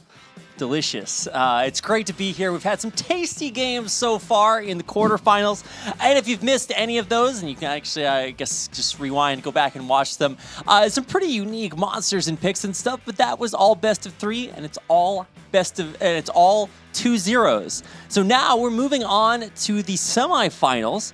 Top 4 players advance, or top 3 players advance onto the World Finals out of this tournament. So if you made it this far, you've got a pretty strong chance to move on. Sean B, who do you think has the best chance here amongst our 4 semifinalists? By the way, if you win this, you go to Paris. So this is actually the That's final right. for some people. So Oh yeah, that's right. I guess so. yeah, so it's only one guy gonna be left out. That's right. Ooh, it's gonna But be. yeah, I'm rooting for Judas once again with Okay. Julian. You know, That's right. That Julian's so good. I mean, it's not like it's very popular by any means, but it's been working so well. And I'm just surprised it wasn't banned against him because it's really iconic. I mean, it was banned the second round. Oh, that's right. But, After it but you let totally it through. owned. Yeah, Yeah. I know, right? So that was really strong. What do you think, Peter, has been like the biggest sort of sign that one of these players has what it takes to make it to the championship? Look at Diligent, man. Like, Okay, look that's at his true. monster box. It's packed with everything that a player needs to have to compete at this level. Like, he is just a perfect example of a Summoner's War account that you want to have. I would like to have all of these Summoners War accounts. Any of the above, that would be fine with me. But I'm glad that I get a chance to see them show off, obviously, extremely strong play. I'm not quite there yet, so one step at a time, guys. And a big thanks to everybody else who has tuned in. If you missed that coupon code from earlier, don't worry, we've got some more to give away, and there's still a raffle that you can enter by clicking on the link that gets posted in chat periodically. So definitely make sure to make use of that, and we'll be updating you with that progress as the tournament goes on. So, but first things first, we've got to get through some semifinals. And I think we have a bracket to show you guys here in just a second. Our first semifinal will be Diligent versus Purr. So it's going to be Australia taking on South Korea. Yeah, I mean, I feel like as a South Korean, I do kind of root on Pair to get some wins here and there because he's the only South Korean left now that Lucky God's gone. And That's right. He's also the only guy playing without Light Dark Nat 5 so far. So really, my heart just reaches out to him. Yeah, I mean, as an American, I was really biased watching the America's Cup, but now I have no preferences. I just want to see epic games. You know, you said you were rooting for Judas, and I think that Judas also showed like insane plays. But I don't think anybody's looked quite as calm, cool, and collected as Llama. You were mentioning that maybe he had a couple of moments where it's like, oh, I feel uncertain about the outcome of this game now. But eventually, he actually dominated completely there in that final game against Lucky God. So really, really dominant play, I guess, in some way from all of our players. And that's why they're all in the semifinals. Yeah, and can't wait to see what Pearl has against Diligent. The no LD Nat 5 versus LD Nat 5, and it's gonna be. I think for Pearl to really have a chance, he's willing to go for those more RNG reliant unit because everything has counter to it except for those RNG reliant unit, which mean if you're lucky, you win no matter what. Lantaras, Josephine, Diana, all that good stuff. Here's a look at the bracket in case you guys want a visual aid for what we've just been talking about. All 2-0s for our first quarterfinals, and now we're moving on to the semifinals where it's best of 5. So literally impossible to have any more 2-0 results. Yeah, only 3 zeros now, right? Well, I don't know about that. Like, I mean, we have all of these players that were so dominant that they could get 2-0 victories against their opponents, but now they're facing each other. So you've got the unstoppable force meeting the immovable object. Coming up next, it's Diligent versus Purr. We got a chance to meet these players a little bit earlier. This is Diligent. You can see his most picked and banned monsters there, but what you should be looking at is that 76% win ratio. Yeah, that's like the level that you expect the top 5 players in Summoner's War to have, which is why, as said earlier, he is the only competitor here who has won the Legend Tournament Cup. And that's pretty impressive. That's right. 66% win ratio, also incredibly strong. And you really did need to have some insane win rates to make it to this tournament just in the first place. Yeah, it shows that you're not only good on stage, but off stage, you play consistently, you know what you're doing, and you're winning no matter what condition you're in. Yeah, so pretty much all of these players coming in, we can expect them to be making very smart plays and also very smart moves in the pick bands that gives them that slight edge that they need to win. Looks like our coin flip has come through, and Per will be moving first, or choosing first here as we get into our first game. It's going to be a best of 5. You cannot ban the same pre-ban the same monster that was banned before, so something to keep in mind. And I guess that's going to be even more important now that we have even more games here. I love every time they give us a shot of this gigantic crowd in front of our 6th stage in Taipei, Taiwan. So if you're in there and you're also watching us, I guess you're twice as awesome. But no matter where you are, thanks for tuning in. You can see our players getting ready on stage for our first game of the semifinals. It's Per versus Diligent. Sean B, Peter, take it away. All right, Sean, I'll let you, brief the beginning of this time. That was a pretty interesting pre-ban going on right there with the Sierra. I guess the leader of Speed Meta just got his Speed leader taken out. Yeah, I mean, now he just has Vanessa left as, 2 of the most popular speed leader picks here, as Diligent responds to the Hathor pick by going Fran and Ganymede. Seeing how fast Diligent pick is like textbook, Yeah, I mean, this is like old school news to him. Enemy picks Hathor, I go Fran Ganny. Enemy goes Vanessa. Okay, now I think. I go Vert Josephine. I would go that, but I don't know. Oh, I say you're halfway Josephine. There. You're halfway. I may see a Vert or Neldy Nan 5. It depends. Maybe a Ragdoll. You never know. Oh, Ragdoll's out already. Oh, you go Gianna. Kind of similar to Vert. Not really. Man, Sean, your brain is keeping up with Diligent, right? You're on point with many of these predictions on these players, just not my runes. Yeah, your brain is C3, runes are C2. Feels bad. Oh my god, that blue mermaid coming out is gonna counter that Gianna, which means she's gonna stay in the match. Yeah, I mean, definitely gonna be looking to let that Gianna through if you're a pair here. And now he finishes his lineup with Diana, which is not a bad pick here. It depends on what Diligent picks as a last pick. We know he has a lot of counters to Diana, like Antares, Tianlang, or maybe he's more concerned about dealing with the Hathoroki. Pair definitely has a little bit of everything in his lineup as we see this Leona come out. He might be the only player here who has a Leona out of these players. True, and he banned the Leona counter. The false ban on Leona comes out as well. Yeah, I mean, that monster's just too scary, right? No one wants to deal with her. So, can you control the Diana or not? Well, there is a water mermaid there to keep the bombs off and also to cleanse some stuns. So I believe it's going to be hard to keep the Diana locked down, but we shall see what happens as we get into the game. Gianna, with the first turn, going to be able to bomb the Okeanos and then stun the Hathor, meaning Diana gets attack bar now. What do you do? Just imagine the bomb returning back to him. That would be funny. Yeah, but I think he's going to go for perhaps the... I'm not really sure. Okay, he went for the reset on Ganny there so that Diana cannot get cut, which is very smart. Now, Fran is going to be able to put up the skill 3, though. I don't see a reason why not. And then Fran's going to proc as well, meaning that her skill 3 is up sooner. And Diana going to get that attack bar pushed back just a bit. But looking at Diana, it did 1/3 of the Fran HP, which means 1 violent proc, and that Fran might go out sooner than we thought.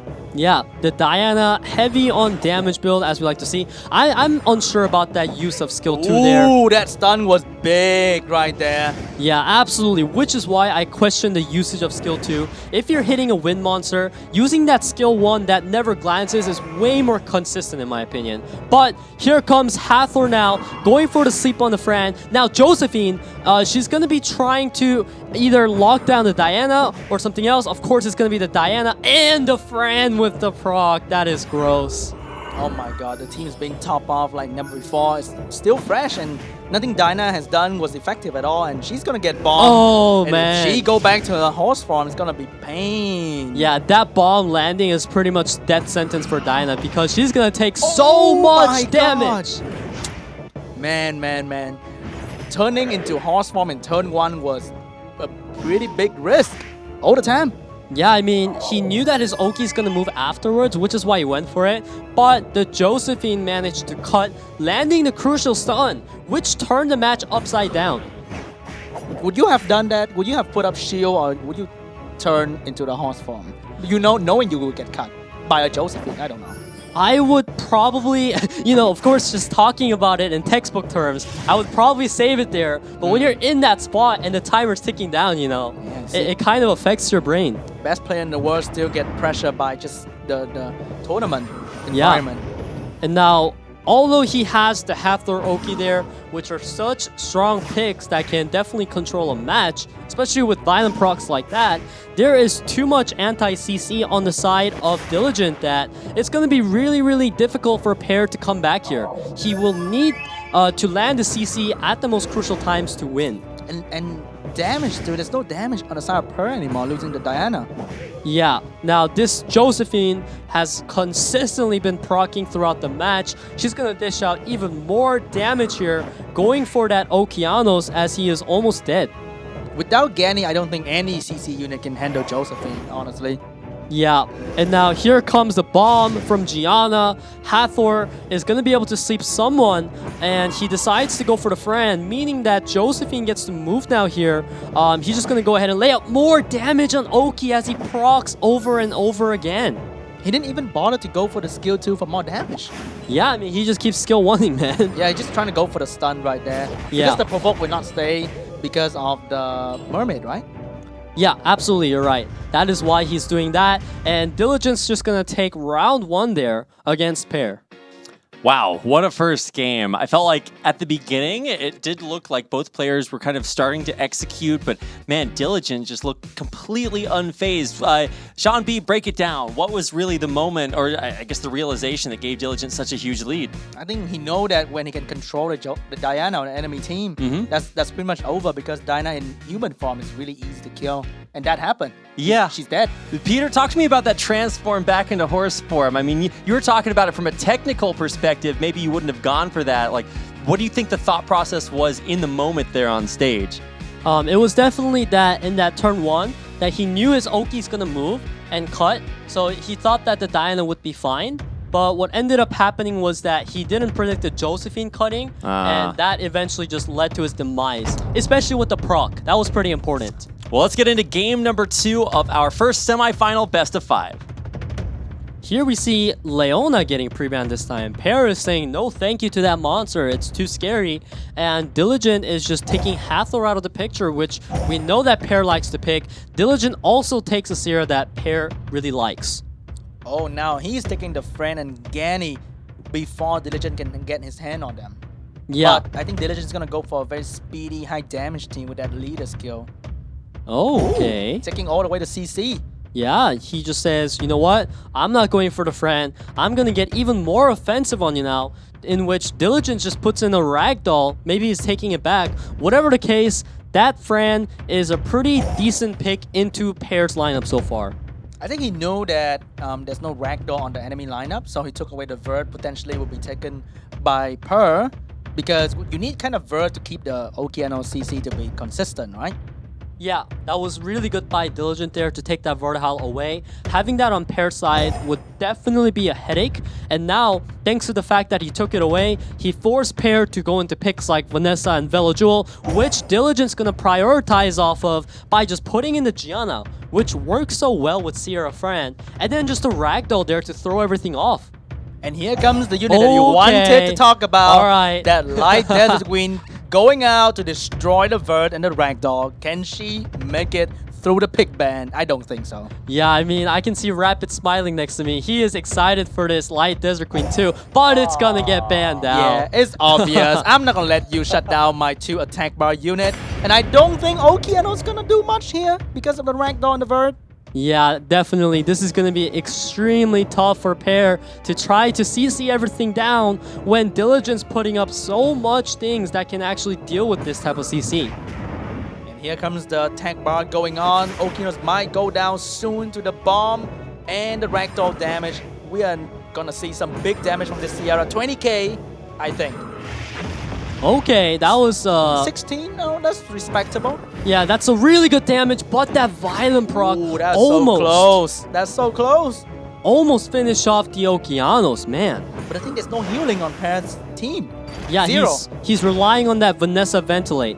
And right now, he lands a reset as well as the full attack bar decrease. And now he's just going to cleanse that and try to CC everything down. Imagine you miss the stun on Vert and Vert revenge. That's it. Yeah, that's a tilter. That's just like, whoops, I'm done here. Okay, but he's landing a lot of good stuff onto Fran right now. The proc from Velo Jewel as well as armor break, and the Fran is almost dead. Even though she procs, she is so low that she's dead. Oh, the friend couldn't finish off the Oki, having to use Vanessa to do that, which means Friend's gonna go down right now to Vanessa. Potentially armor break on somebody else too. Yeah, he's just gonna have to go ahead and ventilate the Vanessa here. Oh my gosh, that is so bad for Pear. That's it. The Friend survived. And the proc, GG boys.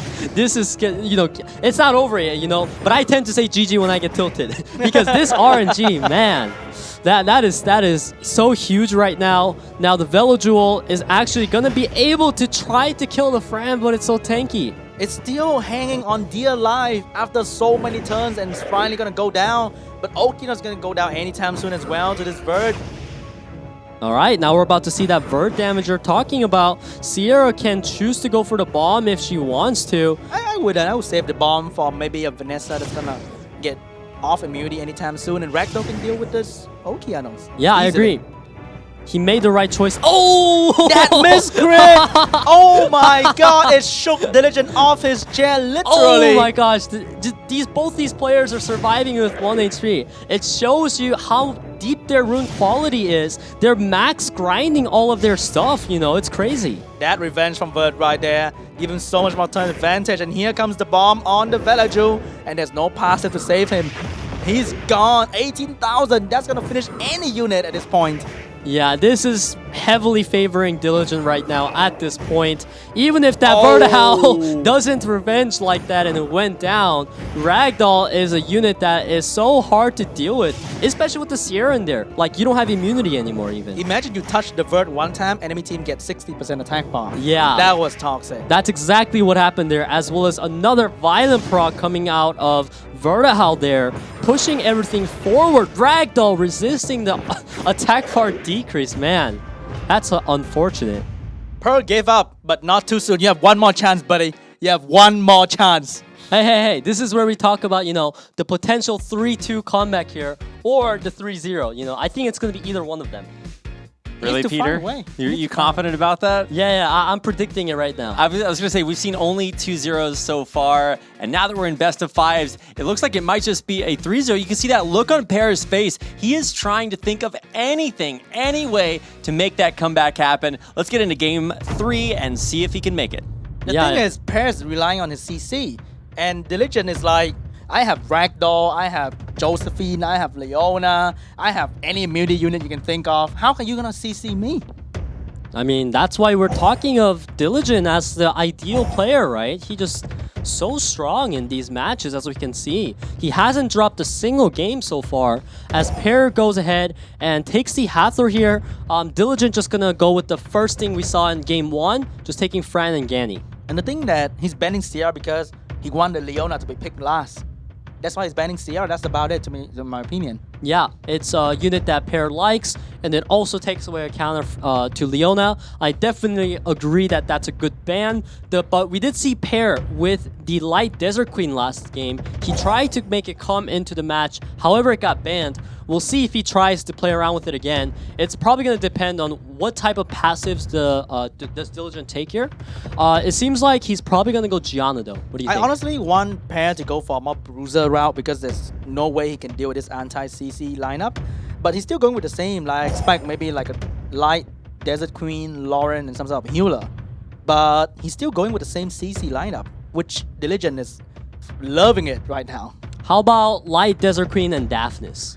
That would be a nice mix, no? Just to destroy enemy fast and not have a long game, because the long game seems to be the Legend's favorite game right now. Yeah, he's really taking his time to decide his literal potential last matcher in this SWC as he picks up the Shiho, a damage carry we're talking about, and then he puts in a Triana, meaning if Shiho gets banned out, does Pear lack the damage to deal with Diligent? And here comes the Leona false ban going out, and it's gonna be a ban of Vanessa to make sure that if he lets Leona through, he can press auto pretty much. Yeah, I mean, we can see here how much balance patches affect the game. Oh my gosh. He lets Leona through. Shiho might have a chance. Very small, but there's a chance for Shiho to kill Leona. But I'm not sure though. There's a Josephine you have to work around with. And a Vert too. Well, by taking out Fran there, right, and still having a kill potential on that Leona with the Shiho there, I believe that honestly, Pear made a, desperate play, and I like this desperate play coming from him. He wants to secure the win. He drew out a map in his mind right now, and his mind is telling him, I'm gonna win this through raw CC power and just kill Josephine. I'm not sure, man. I think Leona dude, you just jinxed it by saying, I am not sure. Wow. I am not sure, and I'm pretty sure that he's gonna get punished hard. Oh, that's Shiho. Okay. That's Showing potential right there. Yeah, Shiho is trying to, make the game come back in his side. Triana most likely going to be cleansing away that glancing so that Okeanos can potentially follow up with the stun here. Whoa, you're waking Leona. Okay. And he did wake Leona. Yeah, he absolutely did there. But Hathor's just going to move here. He could choose to either sleep Gianni or Leona. He's going to go for the Leona and resist it. I'm expecting a slot 6 resistant on this Leona, honestly. Actually, 100 resistant Leona is a pretty popular build. Yeah, that's why that thing is staying. Oh, that Shiho. That full team stun though. The Shiho's making a comeback right now. Yeah, that Shiho's been proccing every turn, landing everything. Absolutely huge. Triana gonna be proccing as well. Gianni with the Violent proc, gonna ventilate the Josephine, which is definitely the right move. So far, we haven't seen the Josephine or the Vert proccing Violent yet, which is like the major counter to CC Com.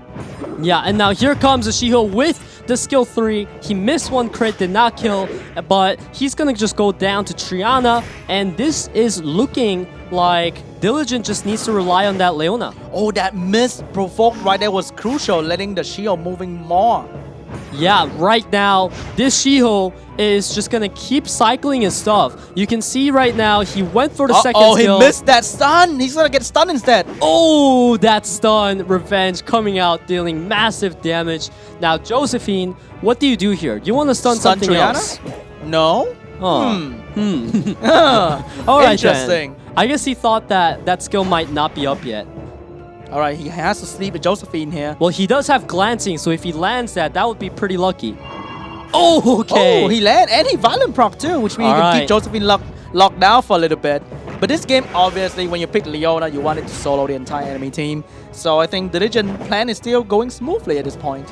Yeah, I mean, just take out Shiho and win game by auto, right? That's what happened when I tried to use Leona. This Leona is proccing. Oh my god, she's doing so much damage. Like, I used Leona on a friend's account, and he just showed me that Leona can just destroy Artamiel, Velaju, and whatever, easily. Yeah, for sure. I do play on an account that has Ragdoll Arda, and this unit is definitely a must-ban for me. As we see the Shiho just consistently proccing still, it just does not stop. Proc after proc after proc. And now, thanks to that, the Josephine took enough damage that she died. I mean, good luck trying to kill the Leona. This is still in Diligent's plan. And it's a 100 resistance one. Yeah, even Hathor is having trouble trying to put debuff on the Leona. Yeah, and people usually rune Hathor with high accuracy. Uh-oh. Gianni's trying to do some damage on this Monkey, because the moment you take down Monkey, the Leona will just destroy the rest of the team. Yeah, I mean, if this game goes on long enough, that Leona skill 2 just simply... Oh my god! Gianni can actually kill Shiho. Oh, that's done! Come on, Gianni, can you kill him? I don't think so with the attack break. He can. You sure? It's I think he's not going to be able to kill. Oh no! That's not enough! The attack break. But there's no healing for Shiho. One touch from Leona and that Shiho's gone. Just one touch. Oh my gosh. Okay. So many Here comes the auto button coming out from Diligent, probably, because there's nothing else you want to do. Oh my gosh, the resist. The glancing, can he stun? Oh, here comes the trick of Shiho that can actually do nothing at all. I swear to God, if this unit 1v4s right now, I am done. But I think it's pretty much gonna do it, because that's the whole part of this unit. That's just too OP, man. Oh my gosh. There's nothing you can do. The resistance is too good. You can't stun it. You can't sleep it. Okay, Shiho there's the stun. And Shiho can only damage this thing every 3 turns. There's a lot of chance for this thing to come back and just one-shot the Triana even. All right, there's 1k damage done on Leona. Nice job, Oki. That's actually huge. And that was with 50% attack up. That's 1k damage. Yeah. That's nothing. He can't even land attack break on this thing. What can you do? All right, Diligent is having the time of his life right now, just chilling. Man, really though, that Shiho landing stun on Gyanni earlier was so huge because it prevented Shiho from dying there. Because here comes another 1k damage. But slowly but surely, Leona's getting shut down. She can't do much. Just one violent. One violent from this Leona, and she can one-shot something that she wants. Okay, there's a resistance on attack bar, which is what he needed because he's going to get woken up anyways. Now he needs to resist the stun, and he can finally get his skill No 2 off way. here. Here comes the stun again. Oh, it got stunned. Can it violent and destroy the... Oh, Sean, you keep cursing it. That's Here it. is the kill on Shiho. That's Will it be a 1v3? Can this unit 1v4? I mean, it took her like, I don't know, 5 turns. She got the violent 1 somewhere in between. You can't expect a unit to wear violent rune and not violent proc, right? Yeah, but look at Pear's face right now. He is not enjoying this at all whatsoever. Diligent is just smiling inside right now, I'm pretty sure. Look at that. And she has 2 buff. Oki cannot strip that. Wow, what a premium unit, man. Oh no, looking at this, I think Leona's just gonna tap that. Oh, look at that revenge. It's just gonna go in and pop. Oh, and here comes the pop. Pop, Oh, pop. this unit is Oh so my God. funny. And 1 hit, pop, done. That's Oh, it. man. That's why she's a false ban. You have to take her out. Power of balance patches right there, boys. 1v4 at its finest. Just a little change. Maybe War Young one day can get a change too. I don't know. Maybe Trinity, who knows? The speed leader of the LD Nat 5, you know what I'm saying? Yeah. Oh my God, Hathor trying to desperately do something to this Diligent. Maybe she can sleep her to eternity. Nah, even then he loses no matter what. Like, I mean- wait, what if we went to a draw, right? Like the Hathor kept rocking. But Nah, now- man. Nah. Look at Diligent there. He was actually quite nervous on there though. You can see him breathing a sigh of relief right now. You can tell that even though he 3-0'd, he still had a lot of stress through that. I mean, how do you not get stressed when you literally have to 1v4 to win the tournament or to win your semifinals match? It's a 3-0 in the end, but I don't think that tells the whole story. What an incredible victory there for Diligent. Yeah, I mean, that match is probably just going to take highlight of this whole tournament, you know?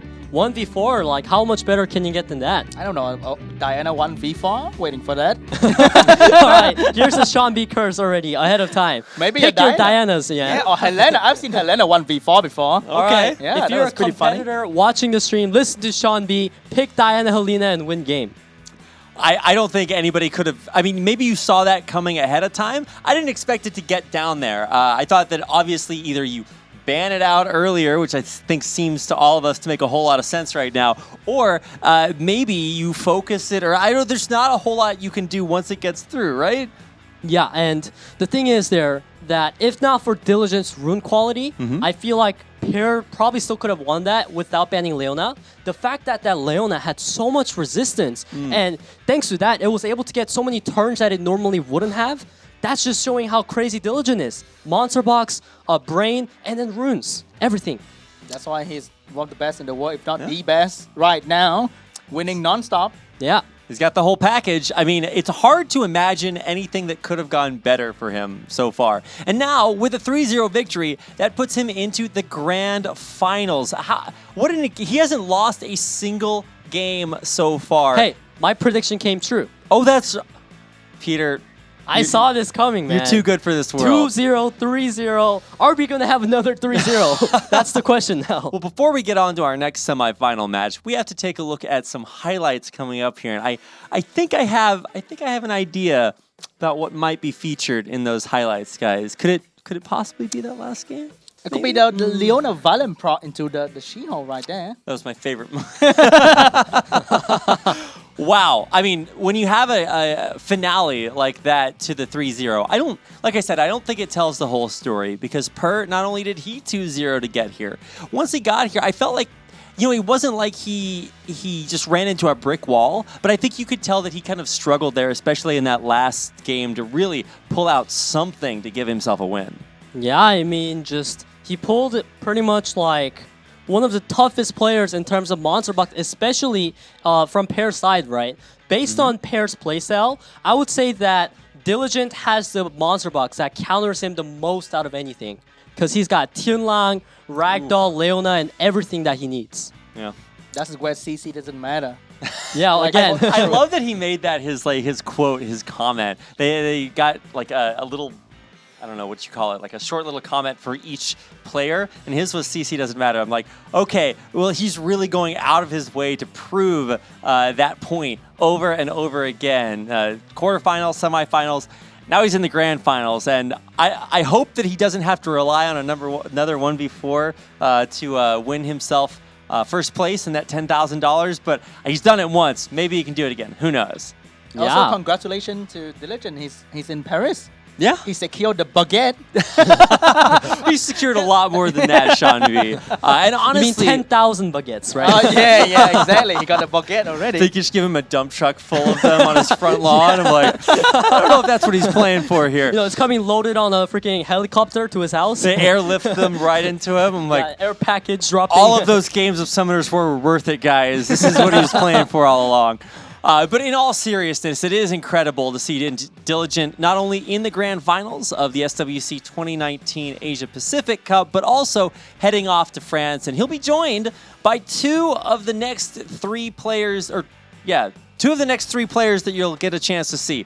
Because coming up next, we have our next semifinal, and that will be between Judas and Llama. That's right. I was like, wait, that one guy that's really good. I'm like, oh, wait, they're all really good. That doesn't narrow it down for me. But yeah, Judas and Llama are coming up next. And I mean, how do you even call this? I think maybe Llama showed a more dominant 3-0, but they both 3-0'd. So what are you thinking, Sean B? I think it's going to be interesting because Llama like Molong. You know, nobody really likes Molong anymore except Llama. And then you have Judas who like Julian. So we're seeing two more differentiated play style going on. Well, let's take a look at some of these highlights. Sorry to cut you off there, but there's quite a bit to talk about here, right? Yeah, you can see here the Fran that got armor broken and took so much damage to the face, but it still managed to survive. And Sierra right now, he tried to kill the Oki, but of course Vanessa is there to keep it healthy. And now we see the Vertihal getting targeted down by Pair, but that Sierra bomb just gonna one-shot here. That's just so much damage coming out from Sierra with the help of so much attack bar too. You can't just deal with this so much attack bar with CC Com. That's quite impossible. Yeah, and then here's the match of the day. Like, I don't even think this needs commentary. Like, the match speaks for itself, you know? And here comes the appetizer to lead to the grand finale of Leona, just completely destroying Pair. Yeah, I mean, I thought that with Shiho there, maybe Pair might be able to deal with the Leona, but not when she has 100 resist apparently. I think it gave me a chance to think about how to counter Leona myself too. Trying to use the Shiho here and there, fighting a Leona in maybe C2, not as good as Diligent Leona.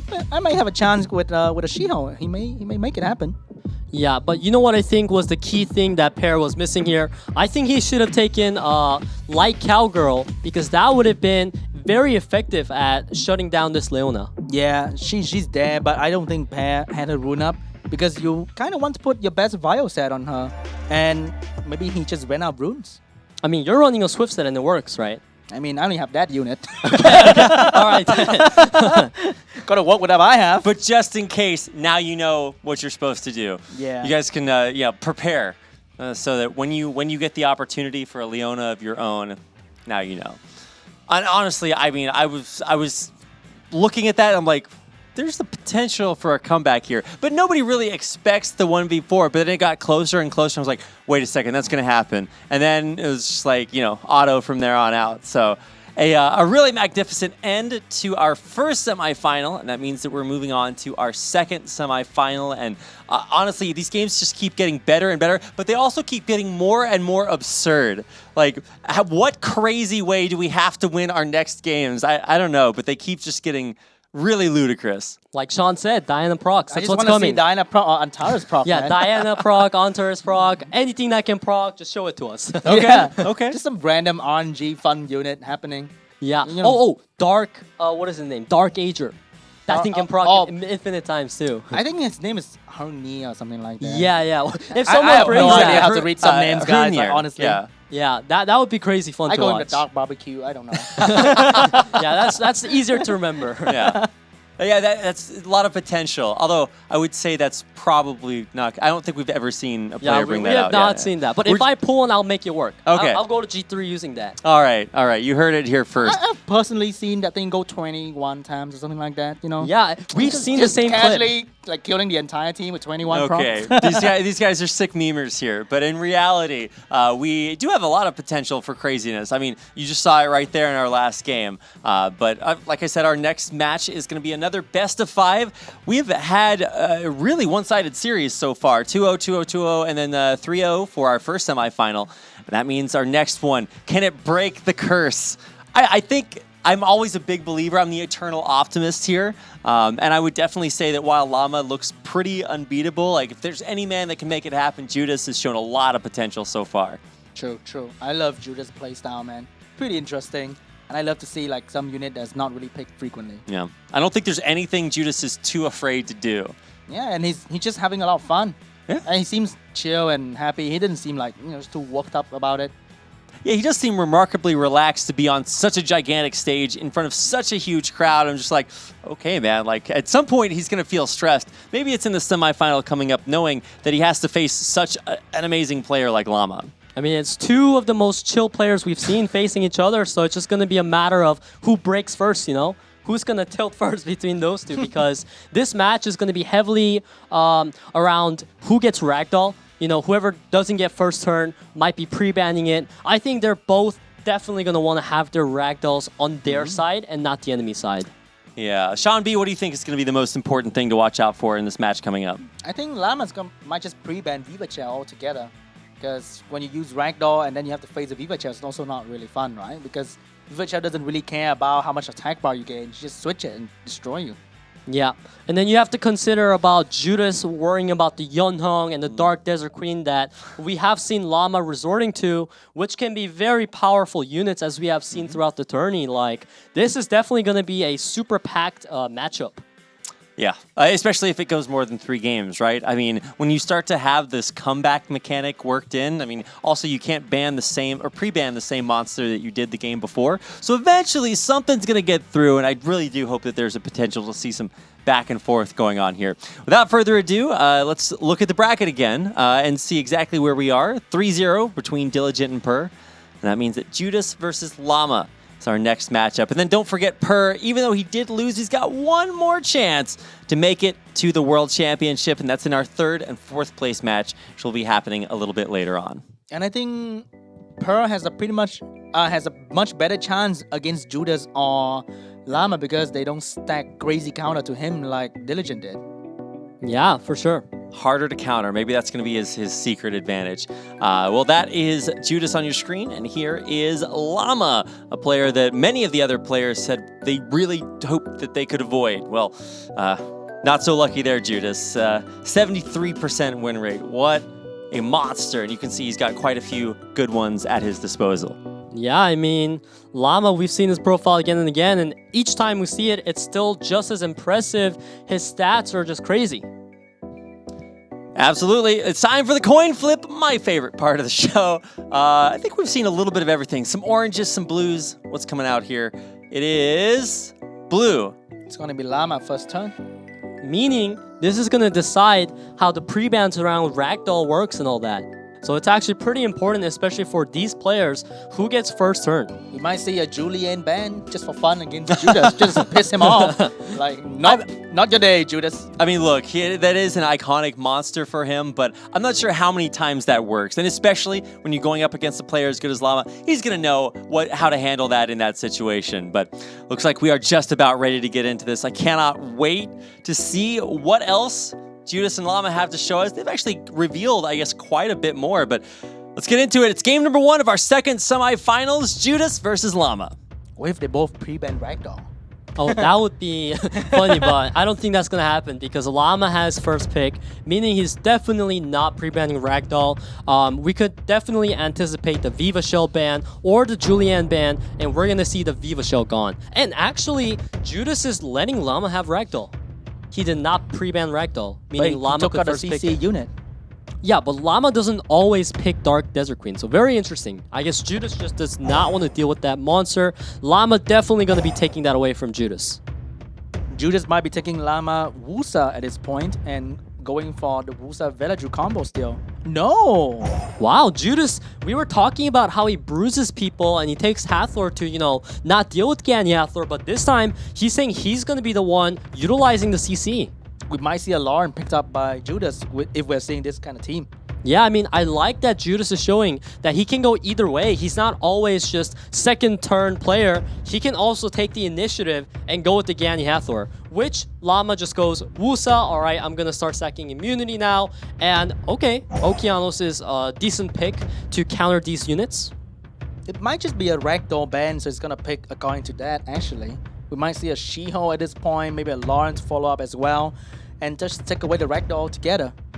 Oh, the iconic monster! Wow, this is so weird. This is so like specific to Judas right now because you do not see player pick Gany Hathor and then bounce to Julian and Wind Panda. This is so weird that I feel like Judas is preparing something to counter the Wusa, like if he picks more immunity. If not, then he will just ban it. So Llama does go ahead and take that extra immunity, and for the last pick, he's taking his time to decide, and it's going to be the Vertihal.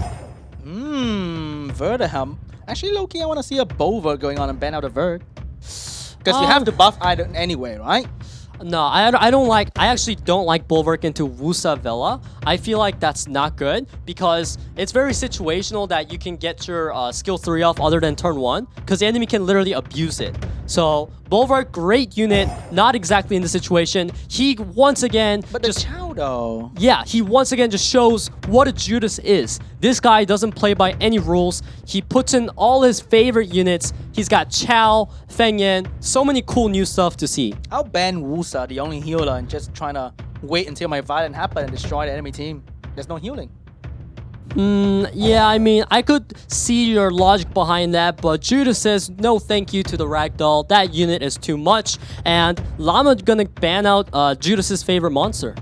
But Judas have to deal with Okeanos Vert without any form of immunity cleanse, and that's not funny at all. Hey, he's relying on the Chow procs, the Justice, man. I'm excited for Justice shall be served. Yeah. If only Chow got buffed that he cleanses debuff before he moves, just one debuff. No, as Chow need to cleanse stun. That's it. He doesn't cleanse stun. That's the problem. Yeah, like if he was immune to stun or cleanses one debuff at the start of his turn, man, that could have been such a good unit against this Oki. But we're about to see the match turn out here. Velajul getting that first turn. Gonna dish some damage, but this Gany's so tanky. Alright, I think Chow, if he get a couple violent procs, that Vert's not gonna stay. Yeah, he's definitely gonna want to kill that Vertihal first here. Gany Hathor, pretty useless here right now at this point. They're not really able to do anything, just gonna smack away. And Feng Yan gonna put up the healing. Now let's see the damage of Chow. Okay, 2,000. I'm not sure about that, and now you're gonna get stunned up. Imagine the Wusa landing a 2-turn sleep on Chow. That Chow is never moving again. Yeah, about that 2K. What do you think, John? I think, I mean, he's G3. I have no place to complain about his rune quality, right? Yeah, I mean, obviously, like, because of the shield there, that is what absorbed so much damage, meaning that, who knows, he could have actually done like 8k and it broke through a 6k shield. Whatever the case, this Ganymede pick is so bad for Judas right now because this Gany Hathor is not able to do anything and Gany is almost dead already. And then, why would you not pick Asia to just shut down the Vert using the strip? Why would you pick Chow, who probably won't do much? Hey man, we're talking about Judas here. He does not play by the meta. We never know. Because you gotta keep in mind that as the game goes on, Chow's Justice can one-shot things as more units die. So he's going for that blue Leona situation. Yeah, the blue, much worse version of Leona. Maybe it's a full resist Chao. You never know. Okay, that actually, I don't know, but its passive is meant to cleanse debuff, so I'm not sure about the max resist, but anyways, we see the sleep coming out on Vertihal, which is really good. Now what needs to happen is when Panda armor breaks the Vertihal, Chao kills it. That's all that needs to happen. But what if the Vert revenge? Don't get in here with the what if shot. Oh, that damage though. If Chao resists the stun or avoided it, like water, be like water, Chao. You gotta be like water right now. All right, proc out, Chao. Proc out. That Vert is on the verge of dying right now. That's very scary. Uh-oh. That's pretty bad. The Chao may wake up any moment, or the Venator needs to violent prop here. I'd rather put a 2-turn sleep on Vert. I mean on Chao, just to make sure. Yeah, unfortunately there, Chao did not proc out. Now this Vertihal is just going to be able to move turns around and not have the armor break on him anymore. So we are seeing that the Chao buff in the last patch did not really help him out too much that, that other units could have done here in place of Chao.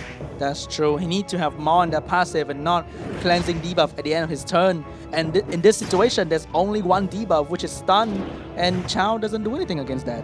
Yeah, but right now, Chao just resisted the sleep coming from Wusa. That was so clutch. Now, all that needs to happen is Chao needs to proc, and that Vertihal's gone. Rapid mentioned about Okeanos of Lava missing stun, and here's the moment. Here we go. But there's no justice. Oh. Justice shall not be served Man. right now. And Hasal's gonna go down. And here is the moment. Can he take down the Chao before that Chao go crazy? Yeah. Because right now I think he can hit through the shield and kill Vert at this point. Yeah, for sure. That Vertihal is dead if one Justice comes out. But this reset, it's most likely going to go on the Chao there, and it lands. No Justice from Chao. And Vert's going to take another turn for Wusa to maybe put up the shield. Yeah, probably Wusa going to put up the shield. You'll be fine. Yeah, feels Chao, man. This is sad to watch. He's gonna go for the sleep once again, which landed, but it got resisted twice in a row. I think it's this really high resist Chao, like no meme. Yeah, like real talk, right? It's actually on some like 100 resistance build because that Chao needs to keep moving and keep healing and justicing. That's the only way that Judas can win this. This Velaju can crit this Chao and send it to heaven. Nice crit right there, but didn't go for skill 2 though. Yeah. And the Chao answer. And the Chao answer. He's trying to strip the healing over time, but I would go for skill 2 regardless. Yeah, if you went for skill 2, you could have just won there. That was interesting. And if you put a dot, it's kind of offset the healing overtime too. Yeah. Oh no, this is pretty bad now. The Leona situation just happened again. Chao, resistance! This needs to happen right now. Chao needs to resist the stun, and now he can do justice, although there will be shield, meaning he's probably not going to one-shot, but a violent proc will do. I believe in my boy Chao. That justice is going to come out again. It's probably going to land on Okeanos, and that is a lot of damage. And here comes no need to reset yet, but there's no damage on that Chao. Oh, that's a nice crit though. Imagine. Come on, Chao, proc! He needs to proc right now, but he didn't proc. And Okeanos can reset the Chao once again. No more justice. Panda can proc and kill Okeanos though. No proc as well. And here, Chao's gonna go down to the Velaju or anyone actually. He's really low and one tap he's dead. Yeah, I mean, he should just go for the Sanctuary there, boosting up the attack bar, killing the Chao. I am such a disappointed Chao fan right now, but now we cheer for the boy Feng Yan. 1v3. The boy Feng Yan in the C tier on the tier list by competitive player. Can he make a comeback here? Velaju's doing a lot of damage on this Feng Yan still. Yeah, come on Feng Yan, let's put up the heal buff. Let's get some procs and resist the strip. There we go. Judas praying for Feng Yan to go crazy on this llama. Can he do it? But he cannot do damage through the shield and so much immunity. There's no armor break. Yeah. Look at that. He can't even break the shield effectively yet. All right, I'll take it. Nice proc. That is what he needs. Feng Yan back to above half HP. He needs to remain that. Oh, but the proc is not going to let that happen easily. And oh my goodness. It hurts too much at this point because the attack power has gone up so much. And this Feng Yan is holding on, but he's going to die to that. The unfair bear, not so unfair anymore. Yeah, man. That was sad. I really got to give props to Judas there, picking so many exciting units, but it turns out that they're not popular for a good reason, right? but they could have been. Yeah. Oh man, what a series, what a game to start it off. You can see Judas a little bit disappointed, and I think that makes sense. You know, he tried to, I love that he's trying to play it his way. Yeah, I mean, he's definitely showing what Judas is, right? That's true. Well, let's get into it again. You can't pre-ban the same monster, so things are going to look different here in Game 2. We might see a Hathor pre-ban or just Ragdoll. Yeah, I think Hathor or Ragdoll. Exactly. Okay, Hathor and Ragdoll is being banned out. Judas taking the first turn. Might take the Wusa away. Might just take the Wusa away, honestly. Yeah, I mean, both players really like to play around with that Wusa for sure. It's being really, really effective at keeping your team alive. But Judas going for the Ganny instead. Interesting. Yeah, I mean, Judas is the guy that kind of said CC doesn't matter, so I don't see the problem with letting Ganny Hathor through, right? But he does not want to deal with that, and he also wants the Ganny pick for himself, as he can combo it a bit with the Viva Shell here. So right now, Llama does not have Ragdoll up. The opponent just picked Julian and Viva Shell. What do you think Llama needs to pick right here, Sean? I think he might just go for the Molong and a Verd. I don't know. But I think Judas might pick up the Josephine for the combo. Yeah, I think Vertihal is indeed a, pretty safe pick here, as it always is. Llama also agrees with us on that, as he decides to pick that up. And this Okeanos in here means that as long as he bans either Ganny or Viva Shell, that combo can be prevented. However, Wusa is such a good pick right now. And then you might go for strong water damage dealer of any kind, like a Chow. And no, he's gonna go with the Virat as a damage dealer and CC. That is unbelievable. I do not pick Virat when the enemy has already picked an immunity and they have last pick available. Because if he goes another immunity, that Virat pick becomes not as useful. But Judas, once again, showing who Judas is. He does not care about that stuff. He picks what he feels like. Yeah, what a mad lad indeed. Yeah.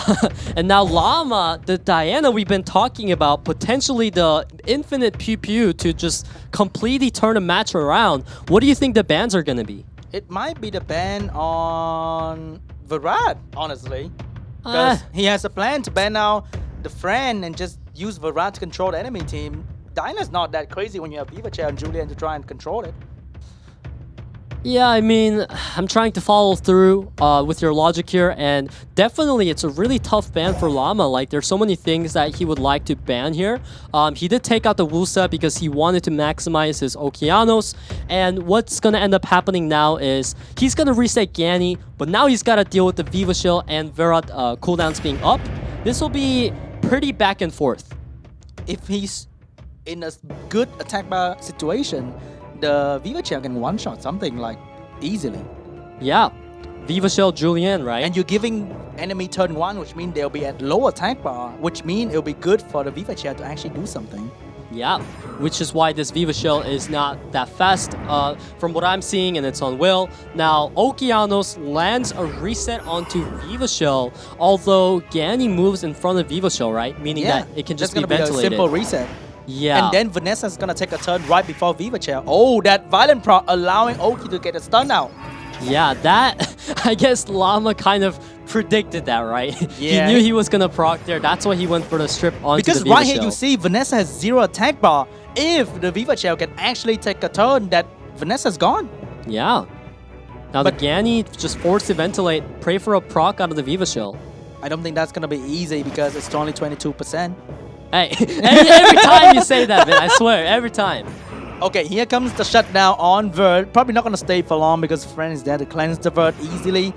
But Viva needs to wake up. Oh, and she's man. The 22% did not and happen. Friend's moving before Verd, which is perfect for Llama to cleanse the Verd and just shut him down once again. Oh, in the proc. He has a third skill up next turn. And Viva Chell is gone.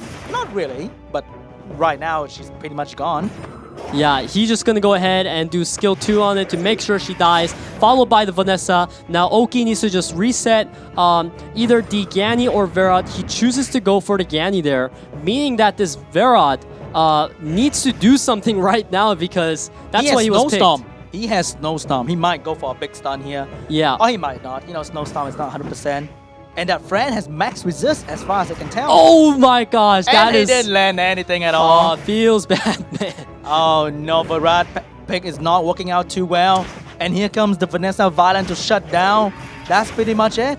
Man, I don't know about this. Like, Judas is trying out so many weird things, and it's really costing him here. Because imagine if he just went with like a Shiho or Age or stuff like that, that would have been infinitely better than the Virat here. Yeah, I would love a Shiho pick right now, honestly. Yeah.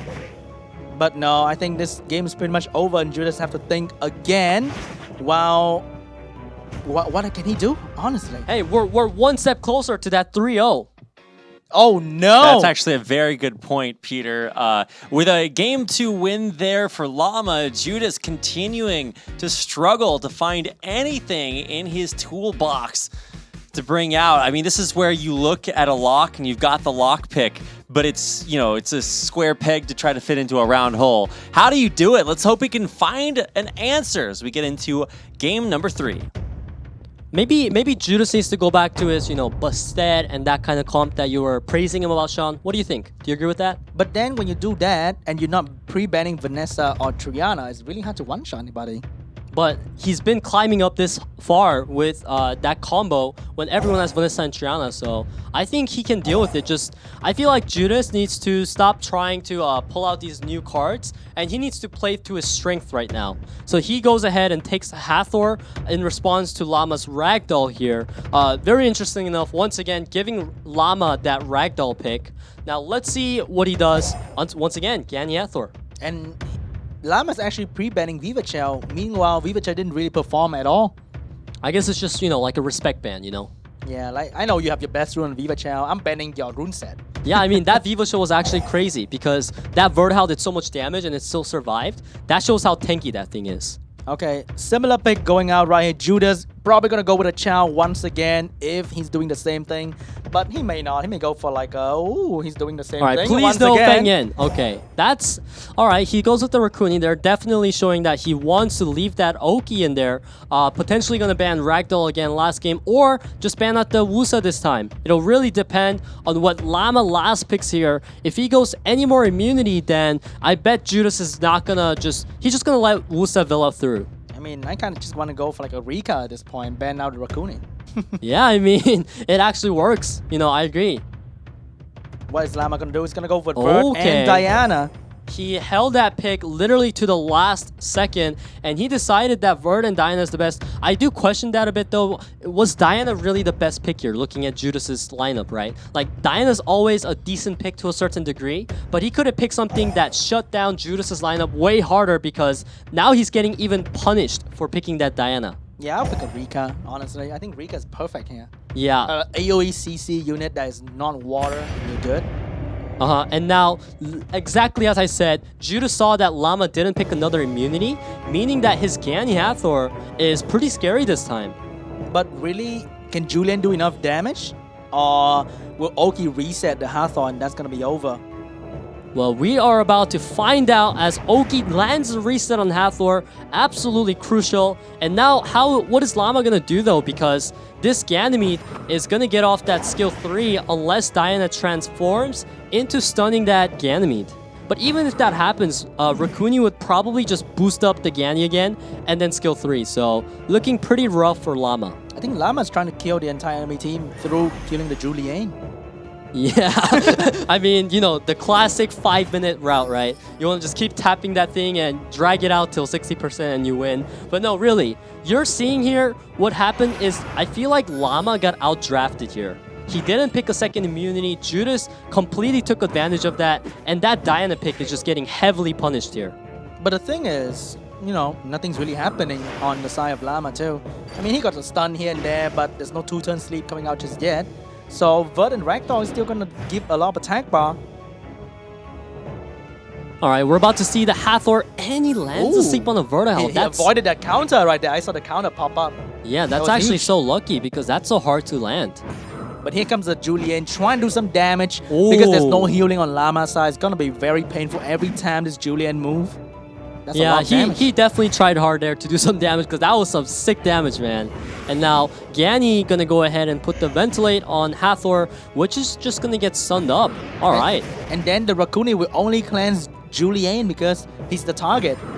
So that Hathorn's gonna stay down for a while.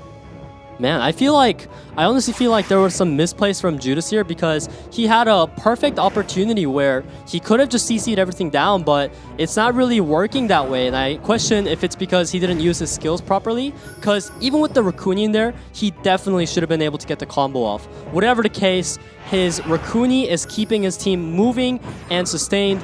This guy is desperate to kill that Diana.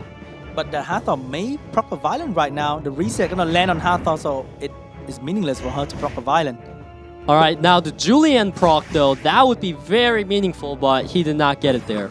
As you can see, Diana's going low because every time Julian moves, it's a lot of damage and there's no healing at all. But here comes Diana, going for the one shot, for the two shot on that Gani. He's going down really soon. Yeah, once Gani is down, that Hathor becomes much less effective, especially against Ragdoll and Vertihal. As you see this Diana starting what you predicted earlier, the chain of Pew Pew. Will she get another one? I honestly think she might. She might get another one right here. You never know. She may solo the entire enemy team. Here comes the turn come out from Diana. Will she proc another violent? No. Oh, okay. Not that easy. So which means Julian may get a kill here on Diana, or he may not because Vert's gonna get a turn, give Diana another turn. Man, okay. This is actually kind of sad because you're seeing, okay, that was huge resist, but it's sad because you're seeing that Vertihal is actually better than his light counterpart here. That's Diana's being really crazy, doing a lot of damage while on the verge of dying any moment to this Julian, but oh my god, that's pretty much it. Judas shaking his head, hands on a chair, giving up at this point already because there's no stopping this Diana. Yeah, we've been talking about the composed Judas and Llama. Now we're seeing who breaks down here. That is going to be Judas as the light vampire goes down. 3-0 for Llama. Wow, every single match here. Can you guys believe it? I can't believe it, honestly. Who could have expected that? Llama with a 3-0 win, and you can see a little bit of frustration on Judas's face, but I mean, how do you beat someone like Llama who was just so well prepared every step of the way? I mean, I guess you got to give it to Judas for trying to play his way, but in the end, Llama's too strong. Yeah, I feel like Judas kind of got himself the loss there. Like, he gave it to himself because I feel like his picks were very wonky. Even in that last match, if he didn't pick Rakuni and he picked something that had more impact than the Rakuni had in that match, I feel like it could have enabled his Gani, Hathor, and Light Vampire way more. Maybe just ban the Ragdoll and pick an AoE stripper or something. Yeah, like... Or a really strong water unit, you know, and not Julian, for example. Sorry to cut you off, but I mean, you remember when we were talking about what this match could look like? We talked about how both players are really going to be fighting over the Ragdoll, but Judas didn't really seem to contest that at all. He just gave it for free to Llama every time it was available. Yeah. And as you can see, you give Ragdoll to the enemy, Gani, Hathor don't really matter. No. You get Ragdoll, you get 3-0'd. Kind of interesting to me that for a guy like Judas who is playing really uniquely, he's playing his way, he went to Gani Hathor, like he just defaulted to that as something that's like very common amongst really all players, and it never felt like he was really able to make that work. Now, if you guys have been watching for Amazing Games, well, we've already got that for you, but if you've been waiting for our second coupon code, it's right down below your screen, 2019 Asia Legends. So enter that as your second coupon code, or I think you can use the exclamation mark code 2 in chat, I think it is. But there it is. So there's your second coupon code there, but make sure to use it quickly. And of course, as a brief reminder, you can also enter the raffle that is going on in chat at the same time. So lots of participation that you guys can have. And honestly, just a huge thanks to everyone that's tuning in for this Asia-Pacific Cup. We're just having the best games I guess we could hope for. But honestly, I'm a little bit surprised. I know you predicted it, Peter, so okay, you get some credit. But it's just been 3-0s, 2-0s all day long. I mean, what are we expecting from the third, fourth place match in the finals? Like more of the same? I guess. I don't know. I think when you lose one game, you kind of tilt it a little bit. It's very common in this game. It's hard. And when you go downward to a very bad place, you know, and you can't think straight anymore. I'm going to go ahead and counter what I've been saying this whole time now. Okay. And my senses are telling me this upcoming match will not be a 3-0. it'll be back and forth. I can just feel it coming. All right. Well, I mean, you've been right in your predictions so far, Peter. So we've got to believe in Peter and his predictions. But honestly, the matches just get more and more crazy as the tournament goes on. And I guess that means coming up, we're going to have Diligent versus Llama. And like, what do you? The world implodes. A black hole is created. How epic is this going to be in the finals? But don't forget, we've got that third, fourth place match. It's the little appetizer before we get to what is just really probably the most epic finals we could hope for. The juicy steak, right? Before we get to that. Oh yeah, the dessert at the end. Oh yeah. There's so much to look forward to. Yeah, that's gonna be such a fun match, man. And even the upcoming match, it's all gonna be so fun. Yeah. So none of the players that you've seen are out of the tournament just yet from the semifinals, because we have one final third and fourth place match, and then of course the grand finals a little bit later on. So there's plenty more Summoner's War to be played, and even the players like Judas, who might have been a little bit frustrated. I mean, even Per, who definitely looked frustrated after his games. He regained composure. You know, he's had some time to kind of think about things, but I don't really know how to call that, because both players looked like they lost in pretty frustrating ways. Yeah, true. They lost 3-0. What can you expect? That was pretty sad moment right there. But I hope they regain composure. Mm-hmm. Yeah, for sure. Peter, what are you hoping to see out of our, I guess, either one of our third and fourth place players? Like I said, I want to see back and forth. No more 3-0. Okay. I don't want that anymore. Let's get the 2-2 rolling, right? And then a 3-2 ending. I want to see a bit more Lauren, you know, like that first pick Lauren. Lauren's always been fun. Yeah. Yeah, we had quite a bit of that at the beginning, and then it just kind of fell off out of nowhere. So it'll be coming back, guys. Don't worry. And also, hopefully, some of Peter's predictions for closer games. But honestly, the best kind of games to learn from are the ones that are most one-sided, because nobody wants to learn how to have a close series, you know? when I win games, I want them to be domination, you know? And it seems like from both of our players, Diligent and Llama, all of their wins have just been, I mean, maybe not totally one-sided, but they make them look that way in the end.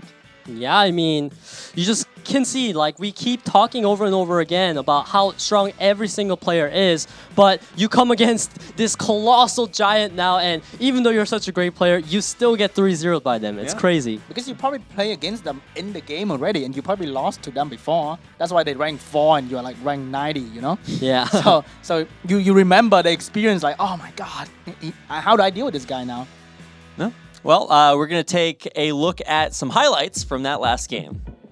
All right, so here we have the attempted Ganny Hathor comp with the hyper carry Fengyan Chao in there that did not hyper carry. This was a really unfortunate one because I personally was really hoping for a Chao carry here. Unfortunately, that proc we just saw was literally the only proc Chao got. Now we're just moving on right to the round 2. And here we see that just Judas got dominated as soon as that Viva Show went down.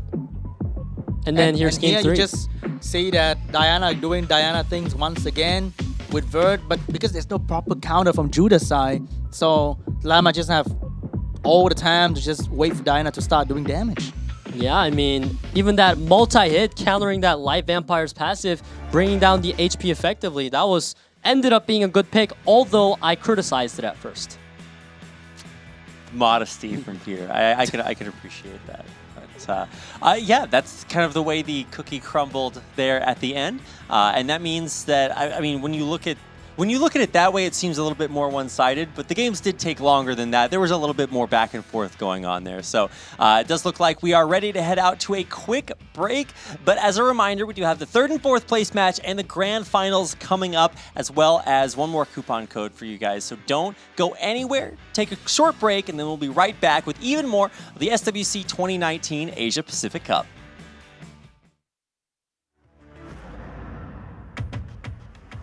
Donald's name always comes up when talking about the tanky damage dealer runes. Aegir, that he used in the group stage, had such a high HP, defense, and damage that everyone was speechless. No one has beat Donald in tanky damage fights. Will he recreate the scenes in the Regional Cup to claim victory? Please stay tuned.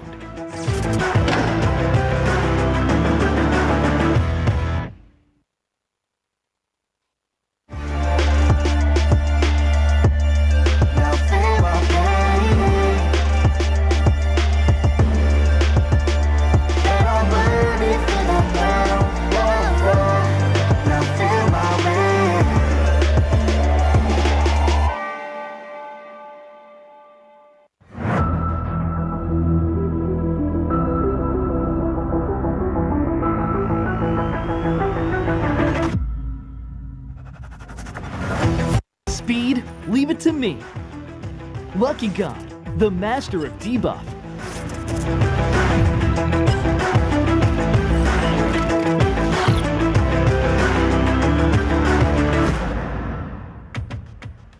Lucky God is playing in the SWC for the first time this year. This player for sure knows how to play a match according to his plans.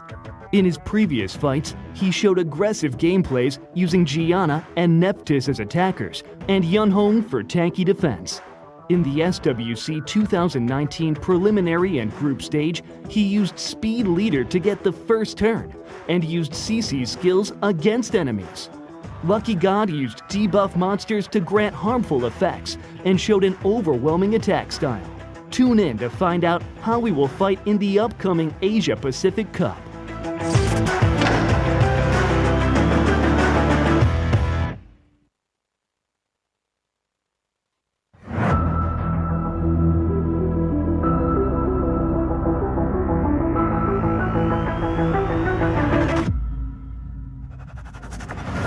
CC doesn't matter.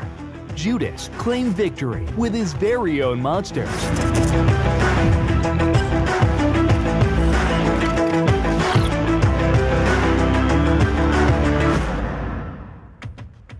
Judas is a player who has maintained his own style by using Julian, Fengyan, and others, despite the popular meta that gets created in every season. In the CC-focused meta, he showed awesome gameplays of defeating the enemy with one shot, using his powerful Viva Chell and Fengyan. He is very well known for utilizing Julian. Because of this, Julian often gets banned and left a sense of frustration for the viewers. Will his Julian show his true power in the upcoming Asia-Pacific Cup? Please stay tuned.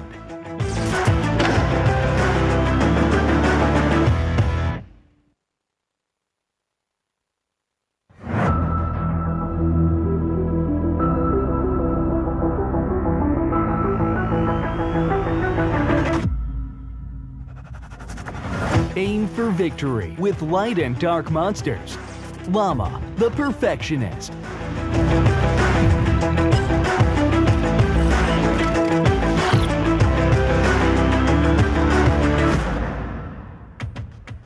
Llama is frequently mentioned as the best summoner of the Asia-Pacific region. Llama is also well known for his strong rune sets and having many L&D monsters. Also, we have to acknowledge his Usa. He recently built Mo Long to be faster than Usa and surprised everyone. We can't wait to see the new gameplay he will be showing us with his massive number of monsters and the well-coordinated runes. Will he win the Asia-Pacific Cup to become the best summoner of all? Please stay tuned.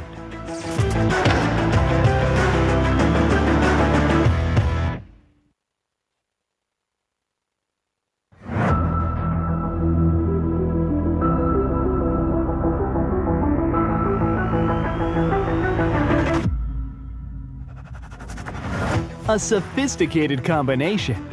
Diligent, the Iron Fortress.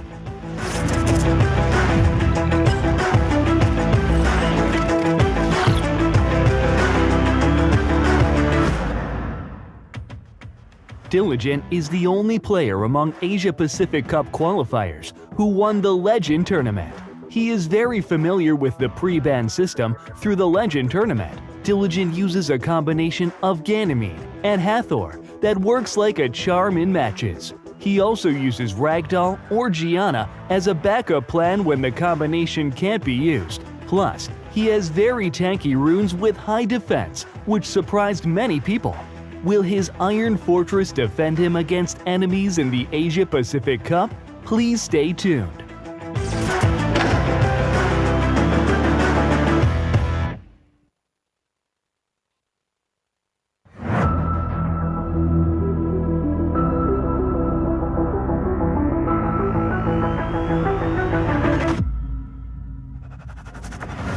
The Mad Antares.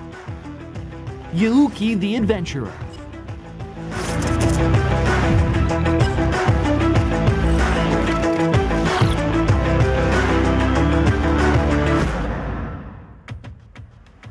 Uki's gameplay in SWC 2019 preliminary and group stage always brought excitement and thrill to audiences. He built Antares with violent runes for endless violent turns, getting everyone's attention to how awesome Antares is.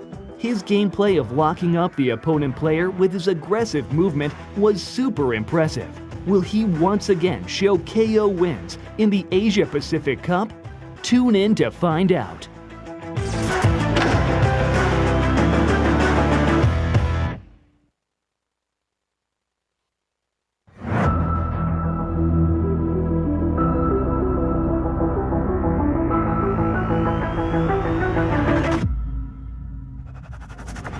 I create all kinds of meta. UT10, the new meta creator.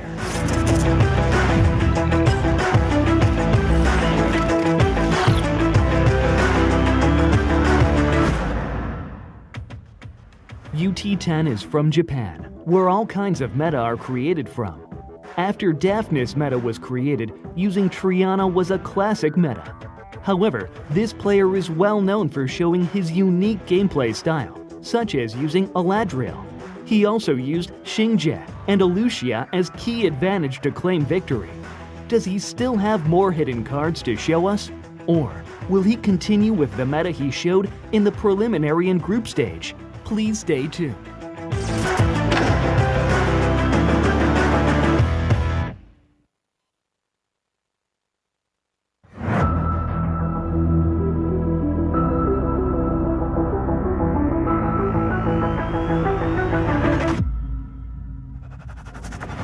A rising star, water, fire, and wind mods. Per, the leader of speed meta.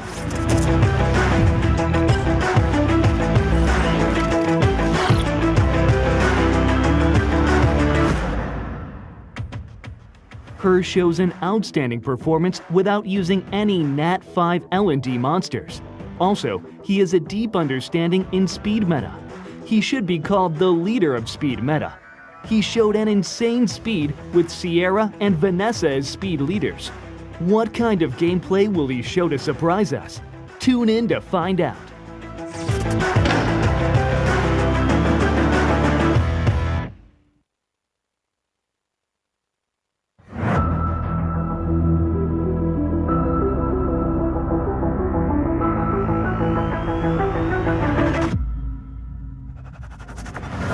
The best tanky damage dealer runes.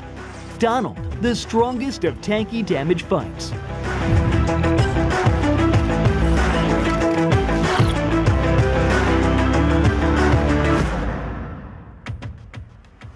Donald's name always comes up when talking about the tanky damage dealer runes.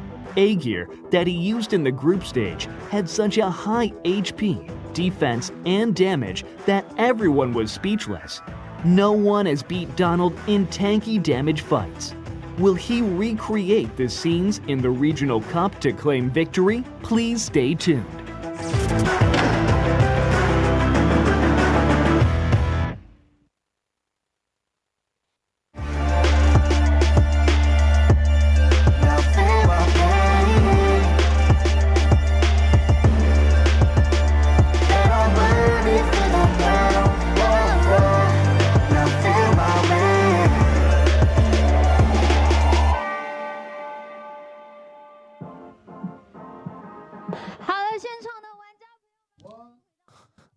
Welcome back, everyone, to the Summoner's War World Arena Championship 2019 Asia-Pacific Cup. I'm Rapid, with me is Sean B and Peter, and we have been going all day long through some of the most amazing games of Summoner's War, some of the craziest outcomes, but one thing has been true forever, and that is that we've had 2-0s, 3-0s, and very dominant victories by every single one of the players that have advanced so far. So coming up next, we have the 3rd and 4th place match, the grand finals, and those are all going to be best of 5s. You think we can break the curse, Peter? Yeah, I mean, like I said, this one is going to be back and forth. I just feel it somewhere. I don't know where I have this psychic power, but I just know it. Okay, well, Sean B, what do you think we have left in store for us? Do you think that any of our players are going to figure out the things that have really been haunting them this tournament? I hope Judas will go back to his own way, you know, like the way that I believe him in, not the Gany Hathor way. Yeah, that's true. For a guy that's supposed to play with a very unique personal style, he has been kind of making it more standard, and really, it doesn't feel like he's playing to his strengths in that regard. So, I don't know what to expect, but that's kind of what you have to look forward to. There's your little teaser, like sprinkling some salt on the already delicious SWC 2019 Asia-Pacific Cup. We have 4 players left, 2 in the 3rd and 4th place match and 2 in the grand finals that'll be competing for those final 3 spots at the World Championship on the 26th of October. So if you thought these games were good, mark that in your calendar. It's going to be absolutely amazing, so you don't want to miss it. But also stay tuned, because we've still got to figure out which 3 players are going to be the final players that will be qualified for that cup. It's hard to pick which player might not be qualified out of these final 4 players, Sean. I mean, it's only between Judas and Pierre right now. Yeah. The rest secured their baguette already. They sure did. They've secured a lot more than that. So let's take a look at the brackets. You can see lots of 2-0s and 3-0s up there. But with Diligent taking out Per and Llama taking out Judas, they find themselves there waiting in the grand finals. But before we get there, we actually have a 3rd and 4th place match. That will be between this guy on your screen, Per, and Judas. This will be interesting because Sean is rooting on his boy Judas, and I'm rooting on my South Korean guy Per. So it'll be like caster versus caster.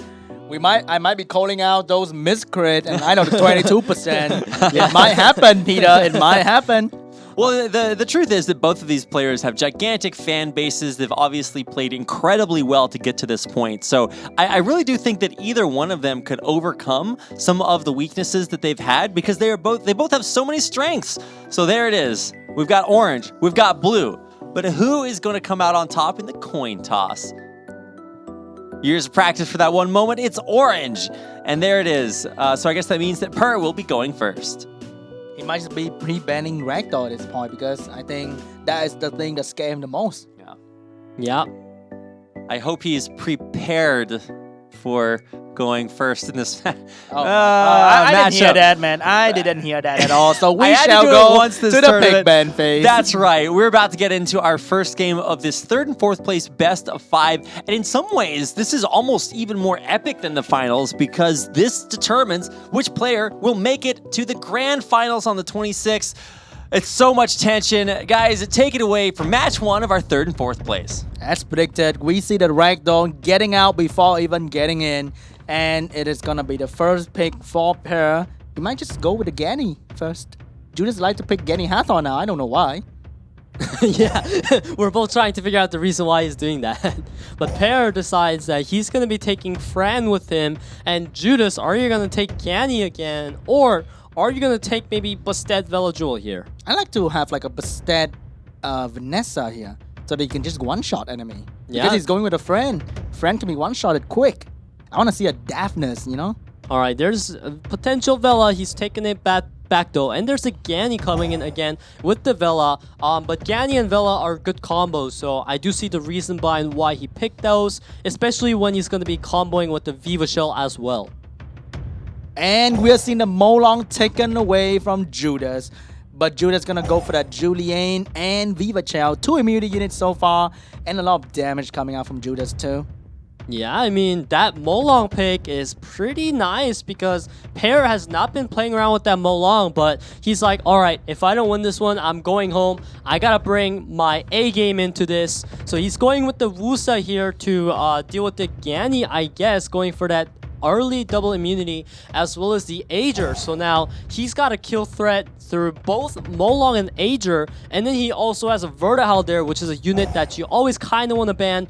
Judas, with the right pick this time, he goes with Diana to put pressure on all of these units. Yeah, that's a very good pick against the triple water over there, especially Asia. You need to shut down that unit quick, and Vert's gonna get banned, Diana's gonna get banned, and we are seeing pretty well-routed team on both sides. They have healing, protection, damage, everything they need. Yeah, I mean, this Diana pick is way better than the Feng Yan, right? A lot more threat, you know. These meta units, they're meta for a reason. They win you games. All right, going on here. We see 3 water unit on this side. Immunity going out, protecting the entire team. Who we might see a one-shot early on with the Molong. All right, here we see the Velodual cutting in, and now Ganymede is just gonna choose either to ventilate the Villa or just save his skills, or that was the worst move I've ever seen. Why? What? Wait, yeah. Oh, wait, Judas. Did he misplay or did the device misplay? I don't know, but that was, oh my gosh, that proc is, oh, that's insane. That was weird, but anyway, we're seeing Wusa saying bye-bye to the match, and Molong's going for the one shot on the Velodual. We might see a trade 1-1 here if the Asia managed to proc a Violent as well. Yeah, wow, that Molong didn't even take a single damage there out of that Reckless with the Wusa shield. Now Ager gonna be able to steal the attack bar and now move here, and now we're seeing Agers finally use their skill too that we like, Sean. And okay, here's the trade going on. Both lost their immunity unit, and let's see who can do more damage at this point. it's gonna be a matter of, can this Molong land some stuns and this Ager, can you get procs like that? I was wondering why Ager is not showing up at all, but here we see how effective this unit can be at doing damage and lockdown. This is gonna hurt. Okay. But that's not gonna be too much because Fran is here to make Ager healthy again. Yeah, I was thinking that if the vampire proc there, that could have been dangerous, but Fran gonna be there to just boost the Ager up again, and I believe Ager Fran is stronger than Vivashell Julianne, so this guy is just gonna be branding up this Vivashell here, and this Julianne really looking for a proc here. But the thing is, Julianne stunned, so when the stun happens, it's gonna be pretty painful. And he didn't cleanse the branding right there. Another misplay, or is the device misplaying? I am not too sure. That was strange for a moment. He didn't cleanse the branding. Sean B flaming his own boy right there. I like it. And now, oh my gosh, that is crazy damage coming out of Light Vampire. I said that Ager Fran looking to be stronger than the Julianne Vivashell, but I stand corrected. This Julianne has top-notch runes. And the moment you have a unit that can't be killed, that unit can do so much damage. Yeah, this Julianne is absolutely looking to carry the game right now. With that Vivashell being so tanky as well, it's going to be incredibly hard to find something to snipe. Yeah, I mean, you can't snipe Julianne at all, and when you try to snipe Vivashell, she can just heal right back up. Yeah, and Molong Fran is not exactly what you're looking for in terms of damage output. Gany can even choose to ventilate the Vivashell here if he wants, but he's just going to go ahead and keep working it down, and we're about to see Noble Agreement doing so much. He's waiting for the moment to do the Vivashell skill 3 as well, and that's going to be so much damage going out. All right, and now Fran, this heal is very important to the team of Pair. If Fran goes down or he cannot keep the sustain up, he loses. It's as straight up simple as that. So he really needs this Molong to not get procced on like that, man. And that's it. Judas with a few misplay right there, but didn't miss the victory. Yeah, still wins. You know, that Julianne OP. It was very strong performance there by Judas, albeit maybe the strangest turn one. Yeah, that reset was weird, but I think the stress of the tournament just got to him a little bit. I mean, it is very stressful. I mean, it's all come down to this. There's no more second chances after this. This is the last best of 5 that these players will have to play. It's also the most important one. So let's get into match number 2. Yeah, that turn 1 legit had me wondering, like, if I just blacked out for 2 seconds and I missed what happened. Like, I thought that maybe Vivashell already won the turn. Like, it really messed up my head. Yeah, and the respect ban on Isis, not letting her even get picked at all. Yeah, he saw that Pair used it earlier. He doesn't want his Ragdoll to get Oblivion down. Now, for Pair, if he does not have any Light Dark Nat 5s besides this Isis, it could be tough for him to deal with Judas's, Ragdoll, Julianne, and all the other buffs that he's going to be stacking. And Judas can stack immunity for Ragdoll as well, so picking a Tessar might not be the best idea to deal with the Ragdoll. You might just want to ban it away. Yeah, maybe we should finally see Daphnis here. I feel like that unit has been underappreciated this tournament. Yeah, we're seeing a Vert going into Ragdoll. I don't really like that. I would honestly rather a Daphnis. How about you, Sean? I mean, maybe he just not good enough runes on Daphnis. All right, but maybe. But Stacking Judas, immunity once again from Judas.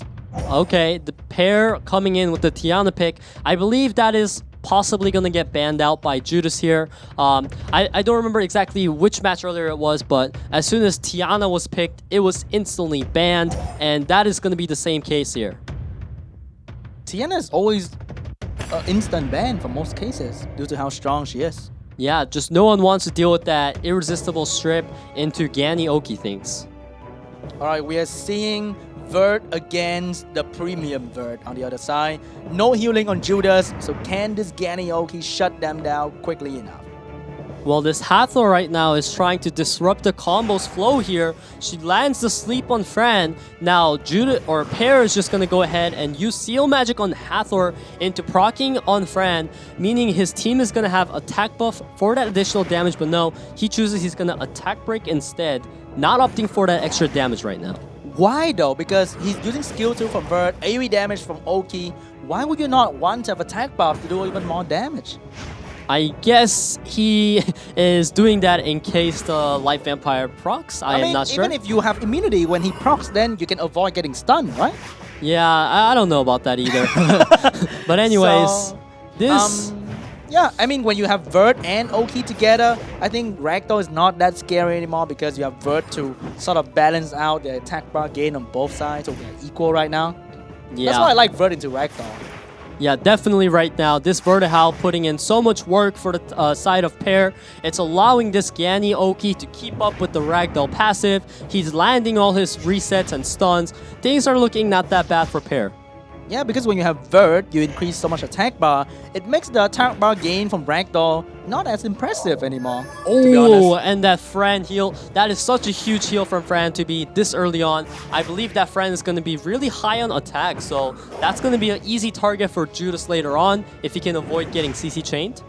As you can see, Oki is going to get his skill up very soon to shut down the Velaju and the Hathor once again. I think Gani is going to get his reset back soon. Any form of damage that Judas is doing is kind of meaningless against a Fran heal. And here comes the reset on Hathor, losing all the attack bar gain, and Okino is going to be there to stun once again. Yeah, and I don't know about you, Sean, but there's just something so pleasant about looking at the side of Judas, how their HP is all equally balanced pretty much. You know, the Light Vampire passive is actually helping out Pear right now. I could say OCD intensifies. Yeah, it's perfect for those people, man, because you look at this, now all he needs to do is, alright, he's gonna just try to leave the Ragdoll alone. I would have potentially just tried to go ahead and reset and kill it. You know, I really do question it. I feel like he should have just gone for the hits on Ragdoll and killed it, or just not hit it at all. Here comes the immunity coming out from Velaju, but is that gonna be enough? Because Vert is still pretty healthy. And right here, Okay. Julian go out, everyone at low HP, Ragdoll make no defense. Will he get a chance to do it? Nah, Fran's gonna move and kill that for sure. And we're seeing an LD Nat 3 going for that finishing kill on the Ragdoll. I would kill, I would not heal. If I kill Ragdoll, I win. Okay. What if she's violent right now? If Hathor procs, that is the throw of the century. Oh my, oh my God! Wow! Pear, why do you have to do that? But Judas got a chance. I'm happy, you know, I'm happy. Is that Ragdoll on Vampire? It might not be. It might be violent build like the rest of the Ragdoll in the world Man, right now. if it was just on Vampire, you know, but... He needs to destroy that Gani right now. Will he do it? Oh, it's on Vampire! It's on Vampire, and that's it. Judas is taking the win. He There's a has chance. the 2-turn sleep. He has the damage. Oh, and the procs. He's and got the procs. Vertihal. That was such greedy play. I would have just finished the You should've Ragdoll, just- man. We've seen that so many times today. We usually just go for the kill, but for some reason they go for the heal. I don't get it. Always secure the kill. Always. Wow, that is such a big throw. He completely had that right there. Literally just kill the Ragdoll and you win. You don't even need Vertihal alive. You could have simply just won after killing Ragdoll, but no. You see, this is what happens when people make misplays. And that was the biggest misplay of them all, costing him a ticket to Paris. Almost. He has one more chance, but you gotta stop misplaying.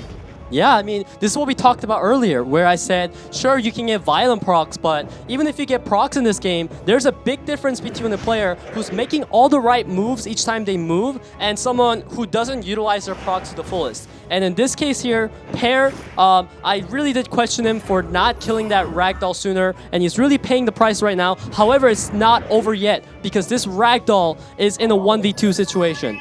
Okay, will Okianos lock down this ragdoll well enough so that he can kill it? You can reset the skill too. Maybe it's not over for Pear yet. He's coming back from that misplay. Yeah, this Oki putting in a lot of work. He's been landing every single thing throughout the match. He needs to go for the reset here if he because... missed this one, and he got it. And now just reduce the attack bar. Yes, exactly. Perfectly played right now by Pear. Now just punch that thing, and Fran, this is so scary. One violent from Fran, and she get it. One violent. Oh, okay. Okianos got a turn, and Pear came back from the misplay. Oh man, feels good because my predictions are on point. It's a 1-1. The 3-0 curse has been broken. You predicted it, Peter. What a crazy end to this tournament. I don't know if you guys can hear the Korean casters behind us, but I mean, they are going absolutely nuts because that's what we're all feeling deep down inside. How do you do it? I can understand that they want to get right back into the next game because what a back and forth game number 2. We're already in game 3. Take it away, guys. Yeah, I mean, I always struggle to talk after these like big moment matches, you know, it's just too crazy to me. I think it's just that Pear has so much of an advantage so that even if Judas managed to capture the misplay there, he couldn't go back because Velaju and Hathor lost too much HP already. So they just die too fast. Yeah, as I said, the Light Vampire actually really cost Judas there. His own passive working against him. Yeah, that's just too bad because they were so low, and then Ragdoll alone. If it was not Okianos, maybe something else, maybe Ragdoll would have had a chance.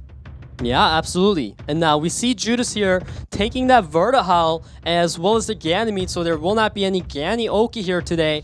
Pear right now also, like going for the Okianos again, that carried him in the last round. Now, what do you want to pair with the Oki? We haven't really seen him pick the Sierra that we've seen get pre-banned away from him.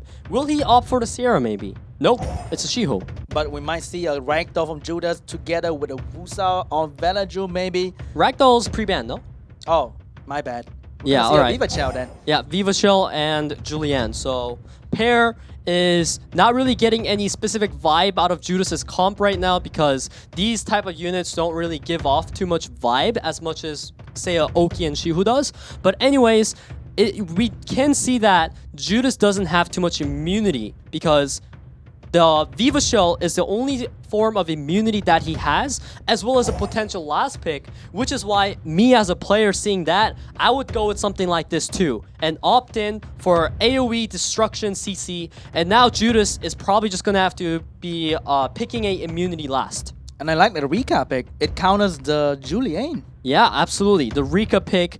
First time that we are seeing it here today, I believe, and this unit can be really scary. And here comes the counter to the Rika, potentially get banned, and is gonna get banned.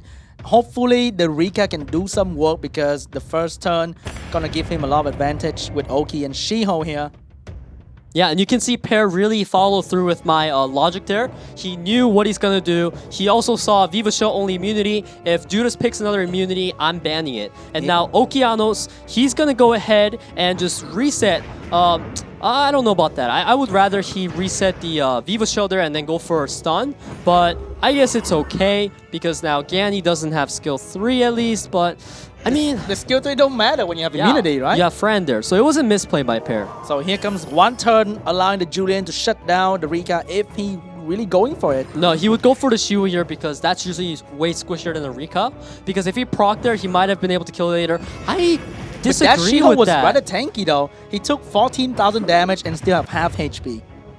Okay, well, this is very interesting. I don't really agree with this at all. He went for skill 3 there when he should have been saving it because he wants to kill that Julianne, but all that's going to happen is Gany's just going to ventilate the Viva Shell, and Viva Shell's going to cleanse it. So a lot of misplays coming from Pear right now. He could have already won if he played it better. You mean coming out from Judas, right? Oh, coming out from Pear, yes. Yeah. And right now, Julian's going to change target to Friend, doing a lot of damage. Here comes stun from the monkey didn't manage to get the stun, but didn't manage to get the sleep either. So the AoE stun is gonna come out soon when immunity wears out, but is he gonna go for the Julian stun? He might go for it. He actually went for it. Man, I don't agree with this at all. That cost him a revenge from Vert right there. Yeah, I really don't understand why Pear is playing this way right now. He is throwing the game left and right, playing really, really badly, to be honest. And now this Ganny, it's going to have skill 3 up next turn. Viva Shell has skill 3 up as well. Judas is being given an opportunity of window to combat. Wait a minute, is giving Rika a skill 2 opportunity. Oh, he never predicted mind. the proc. He saw that coming, wow. And Rika's gone. This is what I mean. If Pear did not misplay, Judas wouldn't have this window of opportunity to get everything off. Like, this is just really, really gonna be reliant on the Shiho to carry at this point. And that miss reset on the Ganny, which means the Ganny might reset the friend right now. So no immunity coming out. Yeah, that is gonna be very unfortunate for Pear. Now this, her Viva Shell, I was about to say Harmonia. Viva Shell has the cleanse up here. It's going to be able to heal up the team, preventing them from dying from the Shiho, as well as another proc there. This is pretty much game over at this point. And then even Vert and Julien can potentially heal themselves with a default attack too. It's a very self-sustained damage dealer. Yeah, and there, Judas is not going to be playing greedy here at all. He's just going to go for the kill onto the Fran. Although I must say it was a bit tempting to just smack the monkey. Now, the Vertihal is going to be able to move, giving Ganny a turn here. And he chose to put glancing on the Oki, meaning Shiho's going to do enough damage to kill. And that Oki's just going to throw it back. So that's a misplay from Judas, not counting cool time properly, because if he just did that on the monkey instead, it could have been a lot better. But ooh, the monkey's showing some carry potential right here, but Julian's gonna take a turn. He might take out a... he didn't do enough damage at all, and Okina's gonna take a turn, potentially stun the entire enemy team. Oh, he landed it with a glancing debuff. Like, Pear, he's getting all the RNG he needs right now to make up for his misplays. This Shiho is looking to be very, very, very hyper carry-like. That sleep, which means Julian... my god, this Shiho is crazy. He's getting so much turn. Julian's not proccing the violence he needs, and everyone HP is so low. And another turn! Another turn, but which means there's no more invincibility, and Julian's gonna take a turn. There's no more invincibility, he's gonna my go friend. For skill that 2. proc was a bad proc, bro. Yeah. And that's gone. He needed that invincibility to save himself. And Pear just knew. He knew that proc gonna happen. Man, I'm still disappointed in Pear. I really am, because he completely deserved this loss here based on the way he played. If he just played that better, like I said, it could have been way different. A bit more patient, right? Yeah. Yeah, patience definitely a virtue. After that second game, I was kind of wondering how the players would bounce back from something where I think it got into such a crazy state where neither player knew really what was going to happen. But after game number 3, Pear really seems to be struggling to meet the pressure that's happening on the stage. This is the last, potentially the last match that's going to matter. Judas is 1 game away from going to Paris for the World Championship. Yeah, and now we're going to see Pear actually being the first one to pre-ban Judas's Julian here, saying, hey, I'm going to let you have your Viva Shield and Ragdoll. Just come at me. And here comes the Hathor going out. Might be a friend, Ganny. Potential, textbook big fan right here. But Judas gonna have his Ragdoll and Viva Shield coming right up. Not Ragdoll yet. Just gonna take the Vert before he can take it. Yeah, and take very Ragdoll good later decision. on, you know? Yeah. Verd definitely, it suits into almost every single team comp. Most players are going to be picking that whenever it's available. Pear going with the Vela Jewel to counter the Hathor. He's just going for the RNG team now with the Antares. The Antares coming out. We might see Pear the adventure with the Antares right here. And here comes the Ragdoll. And he then potentially finish with another damage dealer still. He's thinking about... And he did! The Mad Lad Chow coming out from Judas. He's just styling on him at this point. He's like, you know what? I'm gonna win it with my boy Chow. You know, he went down so poorly last game. It didn't do him justice. I'm gonna show you what Chow is really like. Exactly. People meme on Chow because he's just such a strong net 4 water damage dealer. But Judas here proving the world wrong with the Chow pick. Yeah, and that Sierra pick, I was about to say, that is an extremely scary pick for Judas. You do not want to be dealing with that Sierra whatsoever. I definitely agree with that ban coming out. I would say, draft-wise, it seems to be favoring Judas here. Because Antares, no matter how strong it is, it's not going to kill a Chao. Yeah, that Antares pick was way too early on. It made no sense. I completely disagree with it. He should have saved that for later, you know, because by picking that Antares, he's pretty much letting Judas just pick a water unit to counter it, which And exactly that is the did. first smack. Here comes the second smack. Boom, boom, and Antares is almost down already. Oh, and he gets a proc here to get more healing done on the Antares. Now, Velojewel, are you going to go for damage onto the Vertihal? What is the game plan here? He goes for third skill. I'm not too sure about wasting the third skill right there. You kind of not need to do that. Yeah, I feel like just doing second skill is better too. All right, here comes the Chao doing damage, and Ragdoll just hammering the Antares, not proccing at all at this point. Here comes the first one. All right, and it did not stun. Ganymede right now, he can opt to reset the attack bar of Vertihal. He went for it. Now Fran just going to keep this Antares alive. Man, this Antares though, like, it doesn't make sense on paper to be here, but he's working. He's working somehow. Solid damage on that Vert, but still, oh, he stopped that. He's going to go for the kill on Vert right here, and he's not fooling around anymore. He's going to secure the kill. No more greed play. Yeah, and now Ragdoll's going to attempt to take out the Antares, but man, this Antares has some really, really tanky stats because he refuses to go down. Now it's up to Chao's Justice to deal justice to him, so to say, because with that unit down, Chao is going to be a lot scarier. One violent proc and this Antares is gone, but... No, that's going to kill, I think. Okay, never mind. Not yet, and Fran does have the healing ready. Come on, second skill that Antares. Second skill Antares. Why? If you miss that, then that's... if you may glance the Antares and not kill. No, that's enough HP to kill. I know as a veteran, if he just went for skill 2 on the Antares there, that would have killed. Oh my god, that double stun. But Antares still gonna go down, and here comes 2 Dragon Knight for 3 support to kill. I don't know if they have enough damage. I don't think so. There's no way to stop Chao. This Chao's gonna just solo everything. It's gonna be the biggest Chao carry we have ever seen. That attack break is not even gonna stick thanks to the Chao buff. No, it's gonna stay for the Chao hit. Yeah, but I mean afterwards. Oh my god, this Chao, you need to violent proc into the big Justice or else. Okay, here's the proc. Okay, you gotta sleep the Ganny in my opinion, I don't know. Yeah, I would do that too. And now Ragdoll, unfortunately, does not have the ignored defense up. I would save Justice here. And nice, then, 3,000 damage, man. yeah, I would save it, first kill, and try to violent proc into Justice, but alright then. All right. Oh, that proc was so much. Imagine the Ragdoll cut the Ganny. Just imagine. Yeah. That's gonna be so bad. But here comes the reset on the Ragdoll, and Ragdoll's gonna go down to the Fran. All right, now this is a real test for Chao. I swear to God, if Chao cannot carry this, he is trash. Everyone needs to unrun him right now, I swear. Here's the glancing debuff that Chao, you need to proc. Come on. Chao is not gonna proc violent like his other people in the water family like Asia or Shiho. Yeah, he needs to proc the violent. This unit is like water slime tier right now. If he does not proc into Justice, this monster, man. Come on, Chao, I believe in you still. Come on, trying to do something here. But right, the glancing debuff is too strong. Come on, crit! Chao, it's time for Justice. I'm with you, buddy.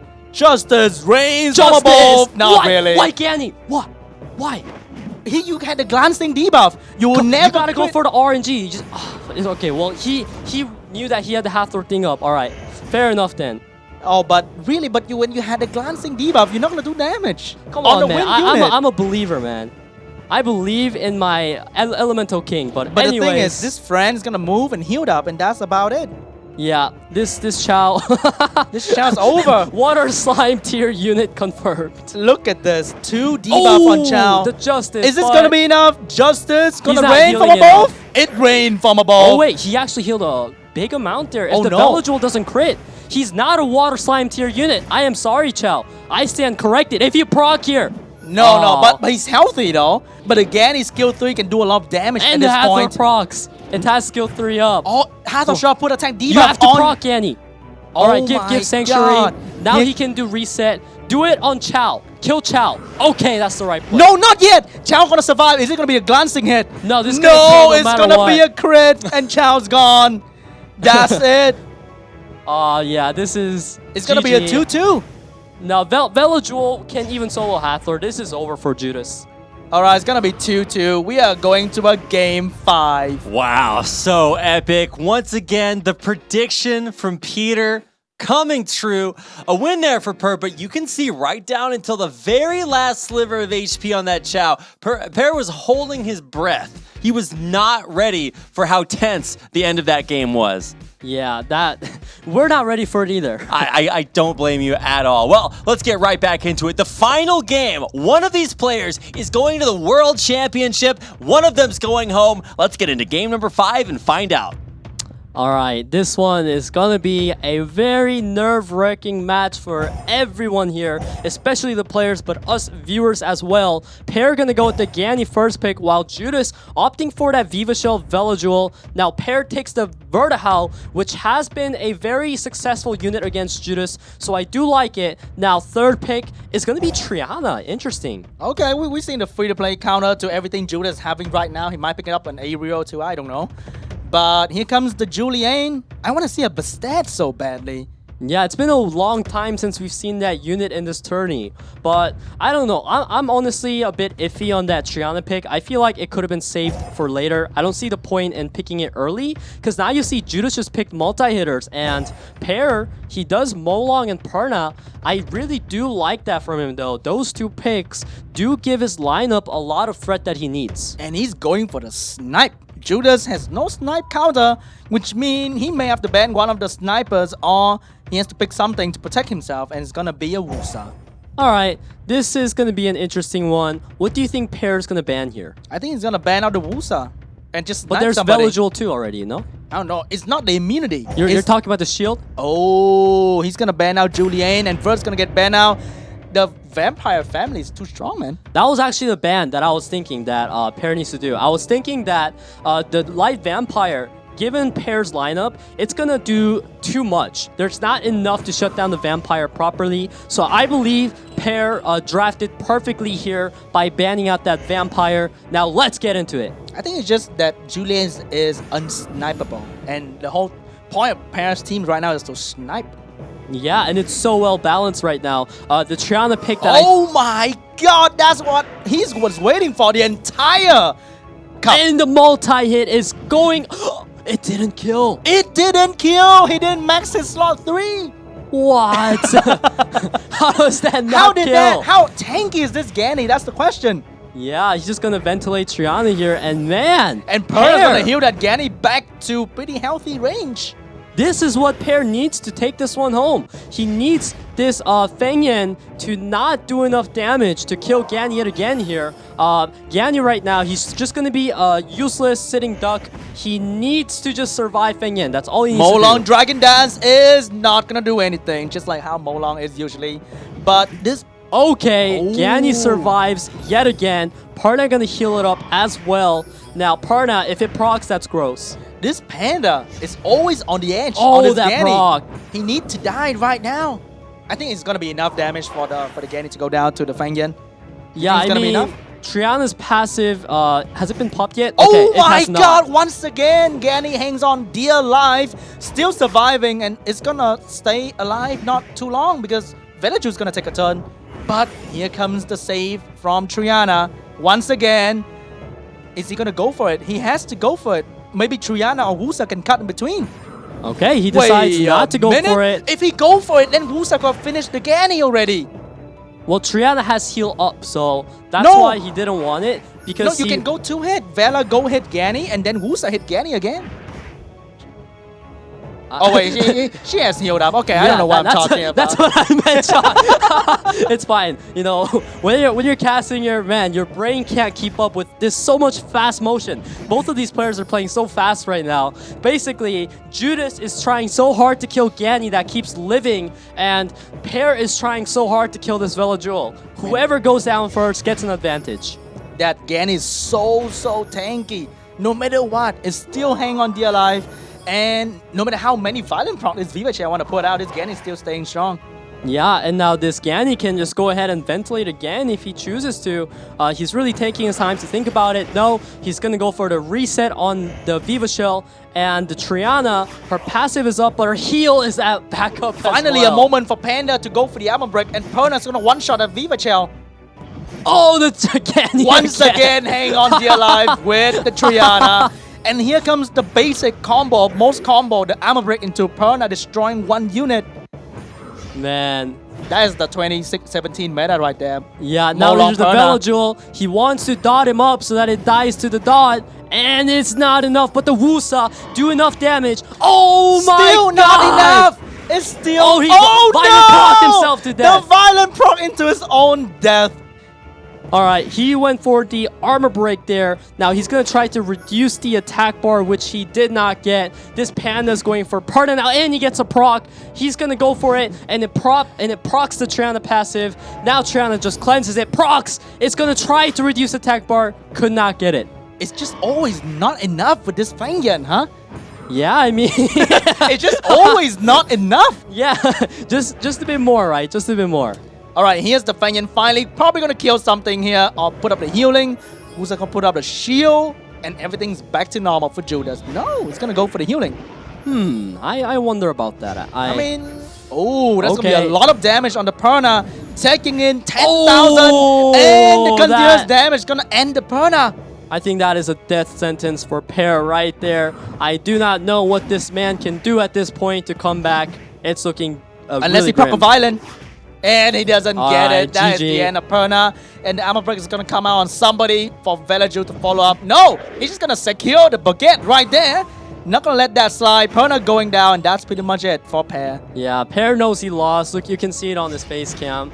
But, you know, he tried something very interesting. Molong Perna there. I really liked it. But Judas' rune quality was just too good. And the Wusa shield was too annoying. This is like the battle in 2017. You see the double immunity going on the other side. We see the Molong We see Perna double on this Panda. side. What is it? Like, Panda used to be so meta back then. Even Feng Yan. You're really This right. is like Throwback Sunday or something. Yeah. Alright, you know, Molong, he's trying real hard, but it's too late at this point. Pear concedes, and Judas gonna take the victory here. My boy, Judas. Look at that look of relief on Judas's face. Congratulations, the first player, I guess the third player, qualified for the World Championships on October 26th. What a heartbreaking final game there for Per. You can see right up until the final moment, he was just clutching his hands together, hoping against hope that he would be able to pull it out somehow. This series was so back and forth, all the way to an ace match, game number 5. Some great sportsmanship and even a hug there at the end. Look at that look of relief on Judas's face. He's so happy right now. He hasn't been this happy since Christmas, man. Well, this is definitely a pretty good present to get, right? I know. Yeah, absolutely, man. He's going straight to Paris. It is guaranteed for him. Must feel great. I mean, yes, it would feel great. I think no matter, even if you're just like taking a vacation there, that probably feels pretty good too. But now you're going there to compete after being one game away from losing? Yeah, he just came back, man. That's Judas for you, man. That's the sickest comeback for me. And what a way to do it too. Like you said, you got to check our watches. Like, yes, this is 2019. It's not 2 years ago. Yeah, the match felt kind of throwback, to be honest. So crazy. And this is a way that the games have looked all day, 0-2, 0-3, until Peter predicted that we'd have a close series. And it went all the way to a game number 5 where Judas narrowly clutched it out there at the end. What an incredible day of games. Yeah, maybe we should all take a prediction of how the Llama versus Diligence gonna go in terms of score. That's a little bit too much. I mean, it's just a fun prediction game. I mean, how do you estimate this? Not only are they both way above 4K MMR, they also have basically every monster in the game. I mean, it seems like that, right? They've also got insane, crazy runes, strategies you'd never expect. Sean B, what do you think? It's going to be tough for Llama, man. Honestly, Diligence is a crazy, crazy player with every playstyle master and every unit ready to go. Yeah. Well, how do you beat somebody that can do anything? You pray, I guess. Well, Peter, you're the one that's predicting these close series. What do you think's going to happen? This is really tough because both players are so good. I'm going to go with my guts on this one. I'm going 2-3. And I predict that Llama's going to take this one. Okay, well, let's take a look at a recap of some of the highlights from that series. All right, so this is the match where the Julian passive was used against Judas, but for some reason, Pear made such a greedy play, allowing that Hathor to get that sleep off, and then Ragdoll almost came back. Look at that hungry Ragdoll, but he almost had it, you know? He almost had it. Maybe if that dot could kill Fran right there, just a little bit more damage, and maybe Ragdoll could have won already. Yeah, if he just had one more legend attack percent grind from R5, that could have actually just made the match over there. Missing that 1% attack right there. Yeah, that actually cost him. And here's the greedy game of Pear, just trying to shut down the Julian to no avail. And here comes Judas just destroying everything he has. Yeah, he completely misplayed with his Rika. I was very disappointed. But here we have another match here where Pear managed to pull off a very close win against this Chow. So actually, if the Chow was a little bit luckier with the procs to kill somebody, maybe it wouldn't have been close at all. Or what if he was a better unit and he cleansed in the beginning? that could make him way better, you know? Big hint, you know? Big hint. Yeah. Hey, calm to us, you listening? Or maybe he do more damage according to the amount of debuff he has. Or something like that. I don't know. I don't know about that one. But anyways, Gani, we're seeing just infinite ventilating. Oh, I didn't even see that before. Did you see Judas? Judas that hell yeah. man. Yeah, his hand just he went was up. so happy. You could see it. Like, But up until that moment, you notice both players, they're staring at their screens so stressful. What a crazy moment. I mean, the look on Judas's face, even after he won, when Pear finally tapped out, you could just see that look of relief, like, oh my goodness, because both of these players had struggled all day long. It was such a difficult way to make it happen. But we've got one final break before our grand finals of the Asia-Pacific Cup. So don't go anywhere. We'll be back in about 10 minutes. See you soon.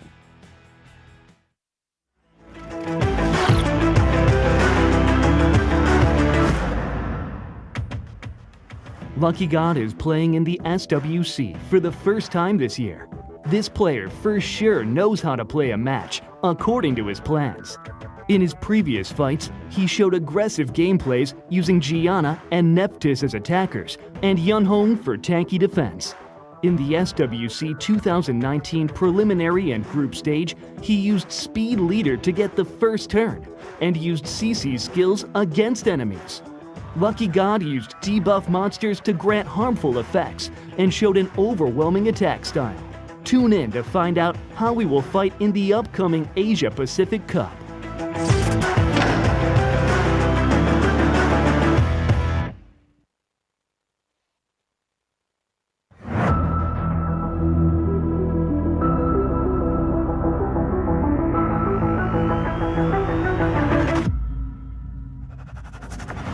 CC doesn't matter. Judas claimed victory with his very own monsters.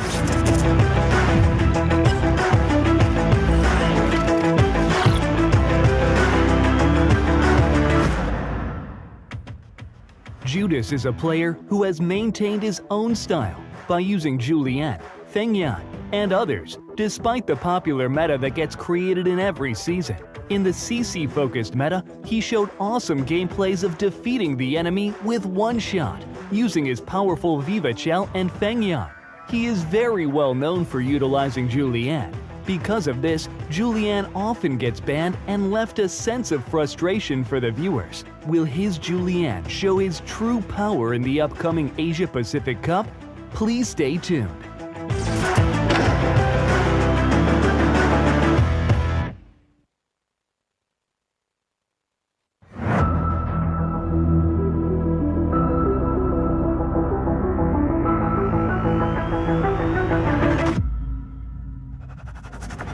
Aim for victory with light and dark monsters.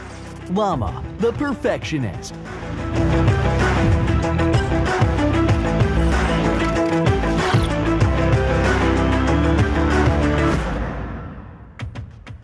Llama is frequently mentioned as the best summoner of the Asia-Pacific region. Llama is also well known for his strong rune sets and having many L&D monsters.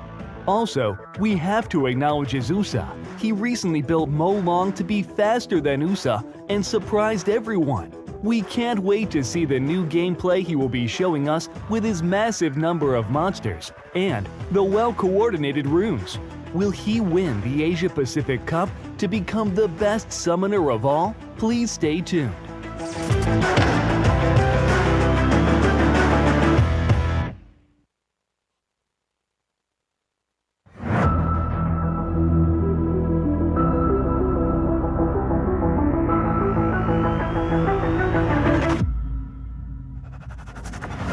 A sophisticated combination. Diligent, the Iron Fortress.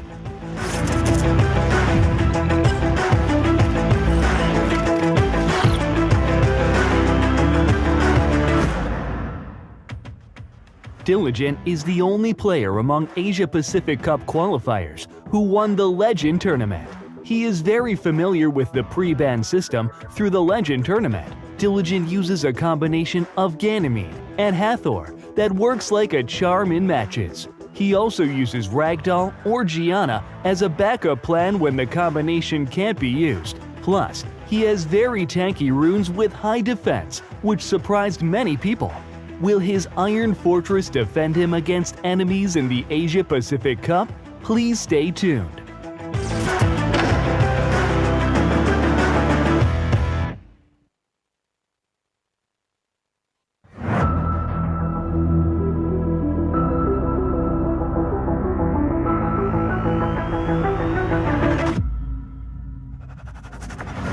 The Mad Antares. Yuuki the Adventurer.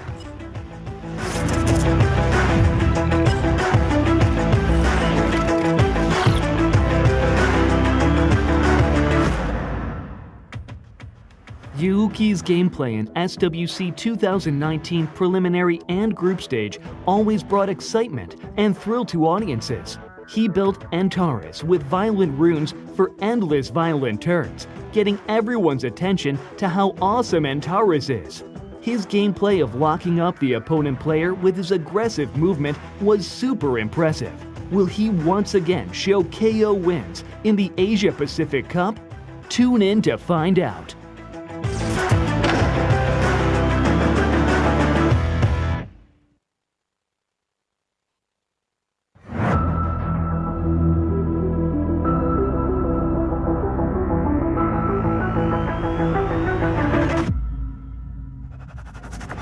I create all kinds of meta.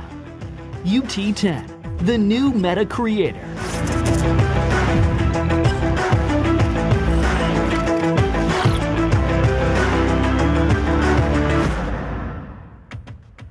UT10 is from Japan, where all kinds of meta are created from. After Daphnis meta was created, using Triana was a classic meta.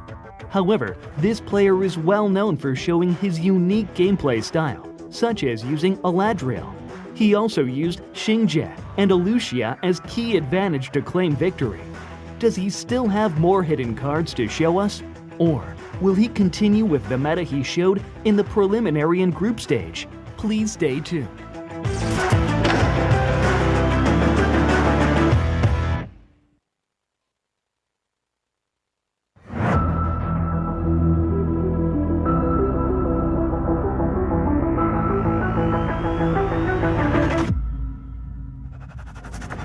A rising star, water, fire, and wind mods. Per, the leader of speed meta.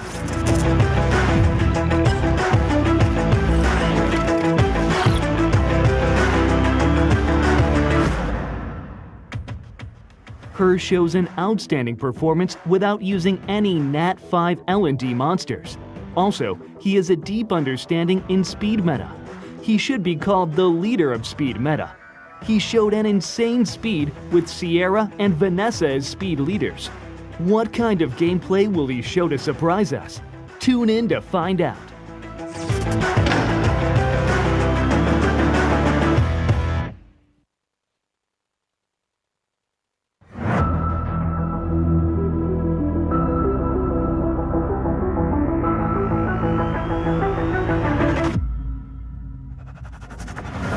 The best tanky damage dealer runes.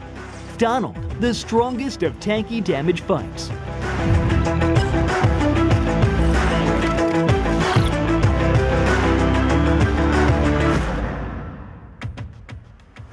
Donald's name always comes up when talking about the tanky damage dealer runes.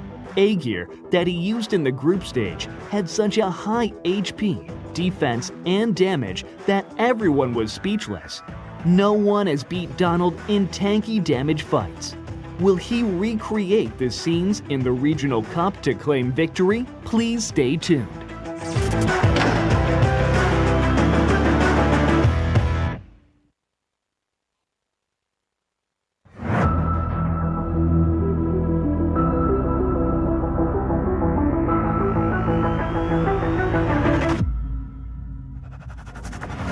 Speed, leave it to me. Lucky God, the master of debuff.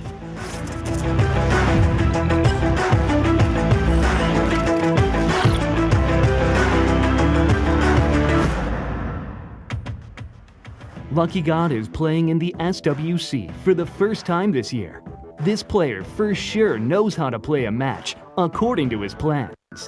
In his previous fights, he showed aggressive gameplays using Gianna and Nephthys as attackers and Yunhong for tanky defense. In the SWC 2019 preliminary and group stage, he used Speed Leader to get the first turn and used CC's skills against enemies. Lucky God used debuff monsters to grant harmful effects and showed an overwhelming attack style. Tune in to find out how we will fight in the upcoming Asia-Pacific Cup.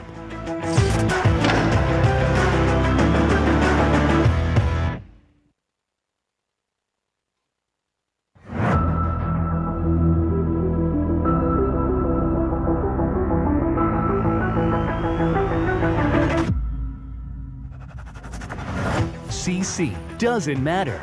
Judas claimed victory with his very own monsters.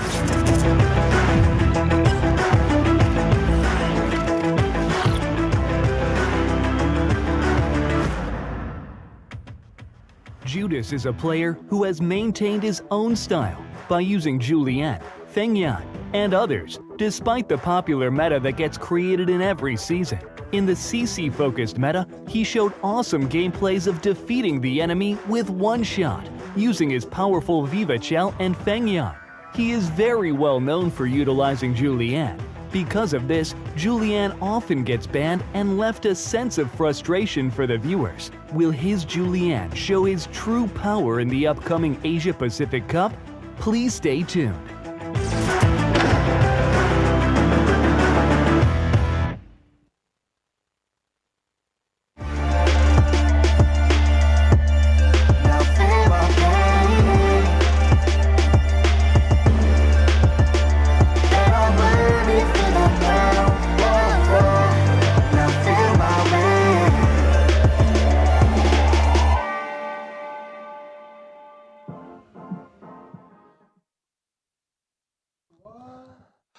Welcome back, everybody, to the Summoner's War World Arena Championship 2019. My name is Rapid. I'm here with Sean B. And, of course, Peter, who has accurately predicted basically everything today with a few hiccups here and there. But we've had a very long day of games, and I don't think anybody could have predicted the way that things have worked out. We had 2-0s and 3-0s all the way up until the third and fourth place match, and then the closest, most narrowly won final game there went all the way to a game 5, and now here we are, the moment you've all been waiting for, the grand finals of the Asia-Pacific Cup between two of the most dominant players. Neither one of these players has lost a game today in the finals.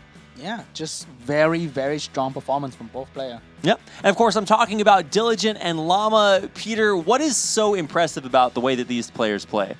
Well, they have the monster box, the runes, and they also have a bit of experience in terms of tournaments. You know, Llama, every SWC. Diligent, he tried to be in SW last time. Didn't work, but he did get rank 1 in RTA, winning the Legend tournament. That's so crazy to me. Like, you have Diligent as the only player who's won the Legend tournament here in the Asia-Pacific Cup. And then you also have Llama, who I think almost every player said, you know, when they were asked what player do you not want to face, they just say Llama, because he's the whole package, right? He's just got a little bit of he's got a lot of everything. So I really have no idea how to call this finals. I hope it goes all 5 games, because for the first time, it really feels like these players are so invincible. It's like, I mean, how do you have... Can you have a draw? I guess not. Yeah, you can if it goes on long enough. Okay, well then, I don't know. Do I want to stay here forever and watch Summoners War? Do I want draws? Not I don't know. The point of a draw. Not That's right. long. I just hope it goes all the way because both of these players have just shown complete domination all day long, looked completely unfazed. And I mean, Sean, I mean, what is there a weakness here that I'm just missing? Maybe we need to see some losses for them to break out character. You know? Yeah, how do you make somebody who's never lost lose? That it's kind of true. Yeah. Okay, I mean, the only way that we're going to see it is by getting into the actual games. So hopefully we've got that coming up. Yeah, I don't know what else to say. I just want to watch this. I feel actually kind of bad that I'm here because I just want to be a spectator. I just want to sit there. In truth, you guys watching, thanks for watching, by the way, have the best seats in the house right now. You get to sit back there. You get to do some backseat gaming. Be like, well, of course he should have made that. Right? Why would he have? I would have done something. And of course, then you would have been right? I trusted everyone out here is, 8,000 MMR, better than any other player's been. So maybe after the players play, they can go look at chat and see some advice for what they should have I would done. advise that they should not look at chat and just, have a nice bath and just have dinner and forget about everything. But of course, we love you guys, and one of the ways that we show that we love everybody watching is through some coupon codes and a raffle. We have one more coupon code coming up in just a little bit, and also don't forget, you can enter the raffle by clicking on the link that is posted in chat down below or somewhere. This is a look at a quick summary of the way that the games have gone. We had, like I said, 2 zeros and 3 zeros all the way up until that all-important third, fourth place match between Per and Judas, who narrowly claimed that ticket to Paris. And of course, we'll be seeing him a little bit later on in the World Championship. We'll be seeing Diligent and Llama both there as well, but we have to see them one more time here as they fight for that $10,000 first place prize. This will be intense to say the least. These players, you can see Diligent. We've seen his profile and Llama's profile again and again, and I believe these two players have the highest win rate out of all the players here, and it's showing. Yeah, absolutely. 73 and 76%, I want to say, just astronomical. Do they ever lose? Well, not very often. And now one of them has to. And how do you force two players who haven't lost yet to lose? That's how you do it. Yeah? You force two players who don't lose into fighting each other, then you get a loss. I mean, so if you pick Llama, if you predict Llama is going to win, then you're basically basing your prediction off of just his solid ability to basically do everything. He's so well-rounded. And I feel if you look at Diligent, he's probably going to be the player who will try something a little bit less standard to take the win. Do you think that's correct? I don't feel like I've watched enough of Diligent to get a correct read on him yet, because every single match I've seen of him, he was just flawless, having the right monster for everything, having the right runes so good, and making the right plays. Like, as long as he keeps up that consistency, I feel like he has a really good shot against Llama. And actually, I think I said earlier that it's going to be 3-2 in favor of Llama. I meant to say favor of Diligent, and that's because I feel like Llama, for some reason, he's always so impeccable, but he has that second place curse. He tends to come in second. Well, here it is, the moment we've all been waiting for. Game 1 of the grand finals. Ooh, wow, what is this? Ban on Artamiel. Wait, Llama doesn't even have an Artamiel. Is this a bad manner ban, or what? Is Diligent flexing? What is going on? You never know. Maybe he pulled Artamiel like last night or something. Yeah, maybe he saved it for the finals. Like, that is interesting. Whoa! Wait, I think he agreed with each other to flex on this match. Maybe they really did have an agreement before, getting here that, hey, if we go to the finals, we're pre-banning Arda and we're going 5 Light Dark Nephites, because who in the world picks Dark Panda and Light Dragon Knight like that? This is gonna be crazy. Oh my god, it's gonna be a full flex match, and it is gonna be it. Look at this. They agreed on it 100%. There's no way.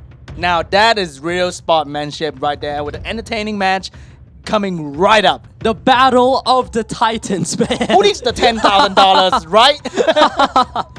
Oh man, look at this. They are just completely just flexing all over the viewers like, hey, this is Diligent, this is Llama. We are really OP in this game.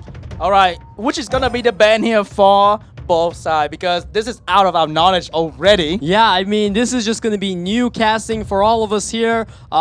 These units, we're not really used to seeing them at all whatsoever. Llama, who is your last light dark Nat 5 pick? Oh, Lydia! Yes! Oh, this is going to be But fun. in terms of like top tierness, I think Llama's lacking a little bit with Mi Ying and Jaeger. Not really too crazy. But still. Hey, but still. You never know. This is the time. This is the best chance that these units have to prove how OP they actually are, right? This Jaeger, what if it's better than Ragdoll? It one-shots him with the armor break. All right, let's just get into it. Here it goes, the LD flex match between Llama and Diligent. The bomb missing there was crucial because there's no cleanse on Llama's side, meaning that if the bomb landed, that would have been very devastating. However, the Panda lands armor break onto Yeonhong, meaning she could die. He puts armor break on the Dark Thing though, meaning that it's... Oh my god, look at the damage, almost destroyed. And it did! And it did! Yeonhong is out. Touching that Leona, you anger her quite too much. Yeah, this is not looking good for Llama. Diligent, just so strong, man. And there's no way he can do anything about it. There's no more healing. There's no more attack bar gain. He's trying to take this game back. This Tian Land's going to destroy them all. But no, he's going for the armor break just to secure the kill on the Jaeger. Yeah, I agree with that play there. Now he's just going to lay some bomb onto Lydia. But speaking of Lydia, we might be seeing a one-shot from Lydia here as long as she does not get stunned by this Dark Paladin. Oh, man. Oh my god, Lydia getting provoked, which means there's no more AoE coming out Oh, from that her. damage was huge, but man. That's not enough. The bomb's gonna come out, and that's pretty much it for Lydia too. Even if she manages to do the AoE, I don't think that's gonna be enough. Yeah, Leona's too good, man. Leona's too good. Leona proccing Violent to destroy. Oh, here comes Mi Ying trying to make a comeback here. That's gonna one-shot him, watch. Oh my god, that's so much damage, and that's pretty much it. Llama's out.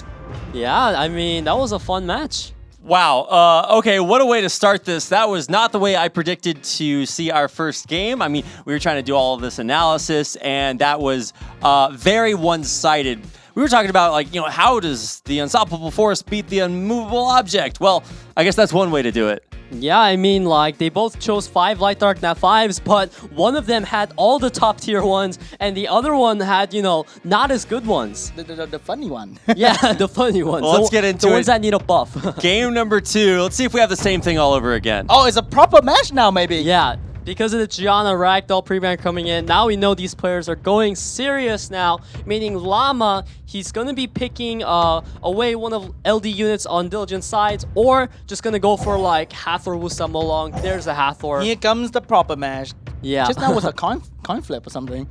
Yeah, I mean, they're just really having fun. They must have a great relationship to be able to sort this kind of thing out at the finals, True. So, Llama going into the final with a disadvantage, losing first. And here comes the friend, maybe. Llama need to find a way to counter Leona, to be honest. Yeah, that Leona has been absolutely devastating all of Diligent's opponents so far. Molong is a unit that could help deal with the Dark Paladin, so we'll see if he picks that up. He agrees with me. There's the Molong, and there's another unit that's pretty decent at dealing with Dark Paladin. Okay, here comes, we may see something that can control the Nephthys, maybe an Okeanos right here, and a Verd, and then banning out a Nephthys. Or he's trying to stop this with immunity. Yeah, but Llama still has 2 more picks to go, so okay. So Lauren being seen for the first time in a while today with the Vertical. Like, this is not characteristic of Diligent that we've seen so far, but it's still a really good team comp by him. So after flexing on us with his LD Nat 5, he's going free to play. Yeah, 3 of them are free to play right there. And now Llama gonna come in with his good old Wusa pick. And now this last pick is very important for Llama. It's going to be a Shiho. Will we see maybe a Diana / some wind-heavy carry here? Yeah, I think Diana's gonna be good in banning out, I would say, the Nephthys still. And I think Llama's gonna ban out the Verd here. All right. We'll see what Diligent's thinking along the lines, because he does have a lot of other good light dark units to pick as well here instead of Diana if he feels it's better. But no, like we thought, he's going to go for the Diana and bans Nephthys. Perfect, Sean. And right now we're seeing if the Hathorn's gonna take the turn 1 and sleep the enemy friend and trying to shut them down with CC, or the Lauren's gonna take the turn 1 and just shut down some unit with a Genny reset.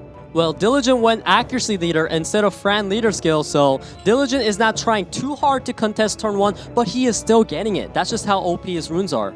But then, full will runes on the side of Llama to deal with the Genny reset. Oh, it cuts! Wow, that's so unfortunate for Diligent because now his strip is gone.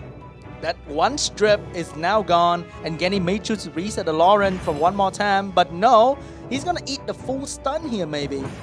No, is it gonna come? Oh, that's a 0 stun. He did nothing right there for the Shiho. So right now, the Hathor may go for the sleep on Verd if he risk it, but I might just go for the kill on the friend early on. Okay, well, he went for the Lauren there, showing that he wants to take that thing up first. And the Vertihal just went for the damage onto the Mo Long there rather than giving the team attack bar. And there's a stun. Honestly, I think the resistant leader on Llama's side is now on Diligent because everything that Llama's trying to do getting resisted. Yeah. That's weird. And now Fran here gonna get that ventilate, meaning she does have skill 3 up, available to go next turn when she moves, but that sleep is so toxic, man. Wusa's getting very, very aggressive with that sleep. And right now, Monkey is gonna focus on the Verd. When you take out Verd, there's no more turn manipulation and Diligent might lose. Well, he went for the strip onto the Fran there because he wants to combo it into the Hathor skill 3. And now he's going to be able to lock down all of the annoying stuff that he doesn't want moving. And he can just work down the Ganny. And I think one shot is going to come out on Fran. And that's pretty much it for Fran at this point. Yeah, just Mo Long proving why he's still good in 2019. And Shio's going to pick out the Ganny. 2-turn sleep is still going on. And the Armor Break's going to go out for the Shio to do damage. Not quite there yet. Alright, this Ganny right now, he needs to get some attack bar reductions. He got both of them. Wusa needs to not proc here. Oh my! Okay. That was the window where Diligent tried to wait for, but got shut down by Wusa immediately. Okay, he got the revenge, but he's not going to capitalize on it yet because there's no more skill on Ganny. Yeah, oh man, that I cannot get over that Wusa sleep right now. This Lauren has been made useless by this Wusa the whole game. And Shio is still there, gonna do a lot of damage to this Verd. There's no more healing, which means every time Shio do the AoE, it's gonna hurt a lot. Yeah, this game is over. This is a victory for Llama for sure at this point. Diligent does not have enough units to deal with Llama's units, and yeah, it's gonna be a 1-1. Wow, well, you were the one calling a very even, close battle here at the end. At least that's, I think, what we all hoped we would see. But a 1-1 to even things up after that first match, which was a little bit unique.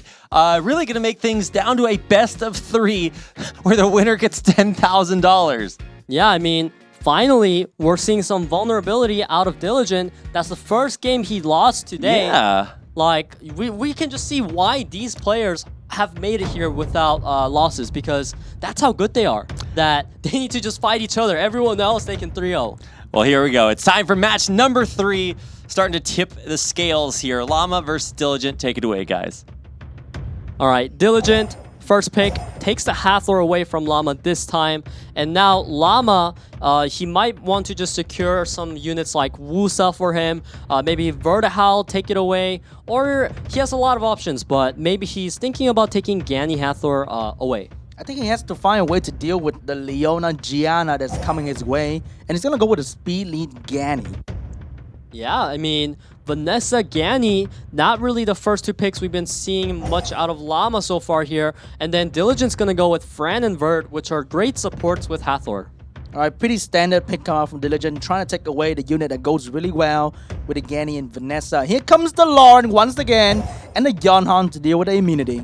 Yeah, finally, Llama using his Yonhong again, and then Diligent gonna bring out his Gianna Oki. Such a well-balanced team comp, and keep in mind that Diligent's runes are insane. All 3 units, Gianna, Oki, and Hathor, are gonna be incredibly fast as Llama brings in the Juno. And that's gonna be a ban on Verd, in my opinion. And then Juno's gonna try to stay alive and do a lot of annoying things to the couple CC unit over there. Yeah, sounds about right. I do like the Vertihal ban the most after Llama picks the Juno here. We will see what happens, and that's what Llama does. We're seeing Llama pick ban every time perfectly. This is what it takes to be here. He's always banning the right unit.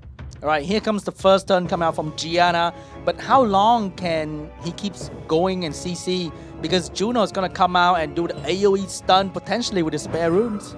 Well, Gianna, he's going to get the first turn here, landing the bomb and landing both strips with the stun. Now this Oki can just go ahead and try to reset a non-immunity target, which is most likely to land, which he does. And now here comes Hathor. What is he going to do here? Skill 3 or 2? I think this match is going to be boils down to whether Juno is going to carry this match with her stun. Because when Fran buff immunity, it's the chance to put on so many dots. Yeah, I mean, every time you have Fran and Juno in the match, it's kind of like a mind game of seeing who's going to use their skill first. Diligent chooses not to use it. Now let's see if Llama, he decides to use it. The AoE stun coming out from Juno.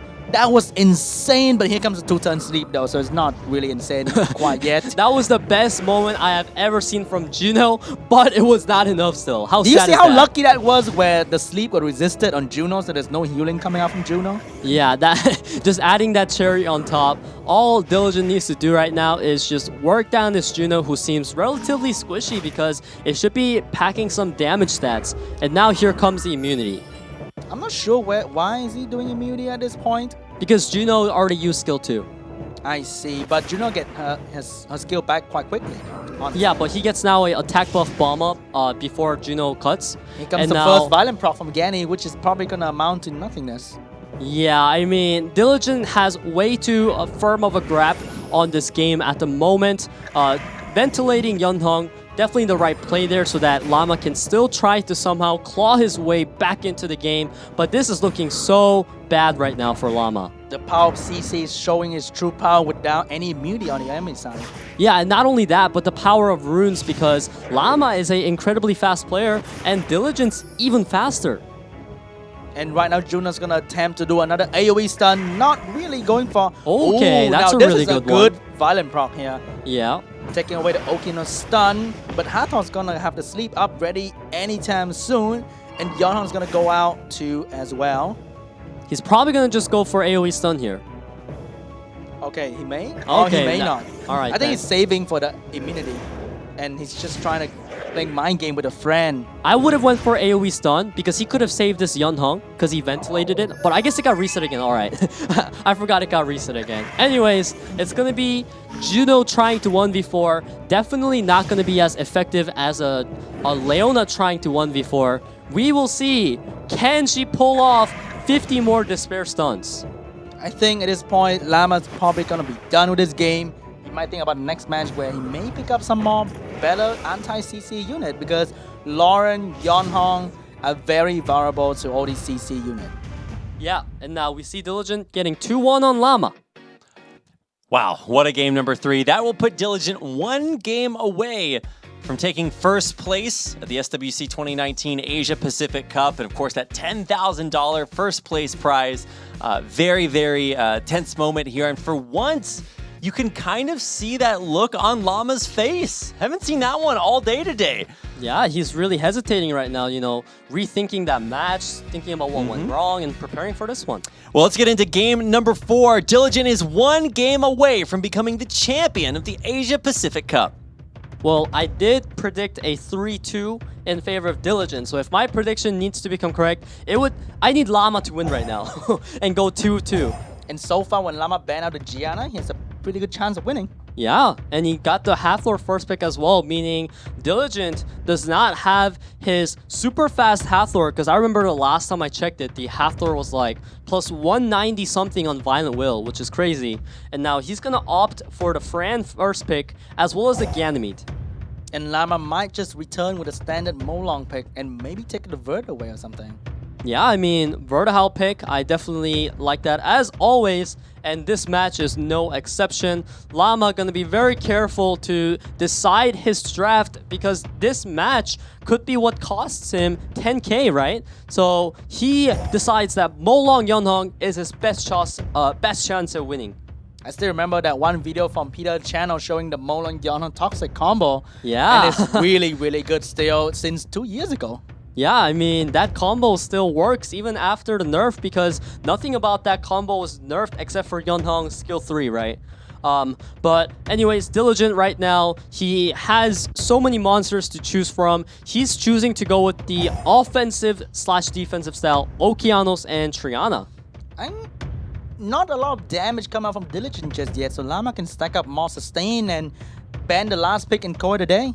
Yeah, I mean, Llama, he successfully forced Diligent to pick the way that Llama wanted. By going with these type of one-shot combos, he wanted him to pick Triana, he got that, and Tianlang instantly gets banned out so Diana can carry. So we're looking at Gani Oki, constant CC, but how long can he keep that up when Diana's in the game? Yeah, as well as Yeonhong and so many other distractions to make his life even harder. We are in the match now. This match could be all it takes for Diligent to move on, but he misses the reset at the most crucial match. You see that Molong outspeed the Gani? Yeah, that's insane. Oh my god. Thankfully though, the Gany's faster than Hathor. He's able to reset her, but that Molong two-man stun was crazy, man. Oh my god, this Diana is gonna go for a lot of damage on the friend and potentially allow for one-shotting opportunity through the Triana passive. Exactly, there's no reason for Diana to not transform right there. She has the most free damage she can possibly get off. If she procs, man, that could have been very devastating. But thankfully for Diligent, it did not proc. Here comes the lockdown on Llama that he definitely have to receive. But how long can Diligent keep this up when Llama avoided one stun, trying to go for some damage right there. Not one-shotting just yet because of Triana passive. Yeah, and here comes the Ventilate into Gani proc. That proc is very crucial because it's going to allow this Gani Oki to keep cycling through Llama. And will he get all the stuns here? Again, it's just the Molong that resists. But the thing is, everything on Llama's side is on violent runes, which means the one-turn control might not be a good control after all. Yeah, so really, Diligent is praying that Llama will not proc here because as soon as that Diana starts moving, it can get really scary. Here comes Diamond Break on Diana. Will Gani get a turn? Not really. Getting cleansed right now from Fran and Oki are not having any lockdown. Here's a small window for Llama to try and do something here. Yeah, Llama, unfortunately though, most of his skills are on cooldown at the moment. He's just going to keep whacking away at this Fran. He's probably going to either give it to, I was thinking either give it to Hathor so that she gets another turn or save it. He decides to go for it because if Hathor procs here, that skill 2 can make a difference. I actually would focus the damage on the Triana though. Like you can put her into one-shot range and Molong and just go ham. But he's still focusing on the Fran instead. As you can see, the Molong right there hesitate to really one-shot anything at all because the Triana present is just too annoying. Yeah, the Triana pick really showing why she's good against Molong, and Molong showing why he's good against fire. Showing the element matters, right? Yeah, I mean, he resisted 3 suns in a row. Alright, here's the Molong not getting slapped at all by this Triana though. I thought 1 or 2 sleep would come out, but nothing really.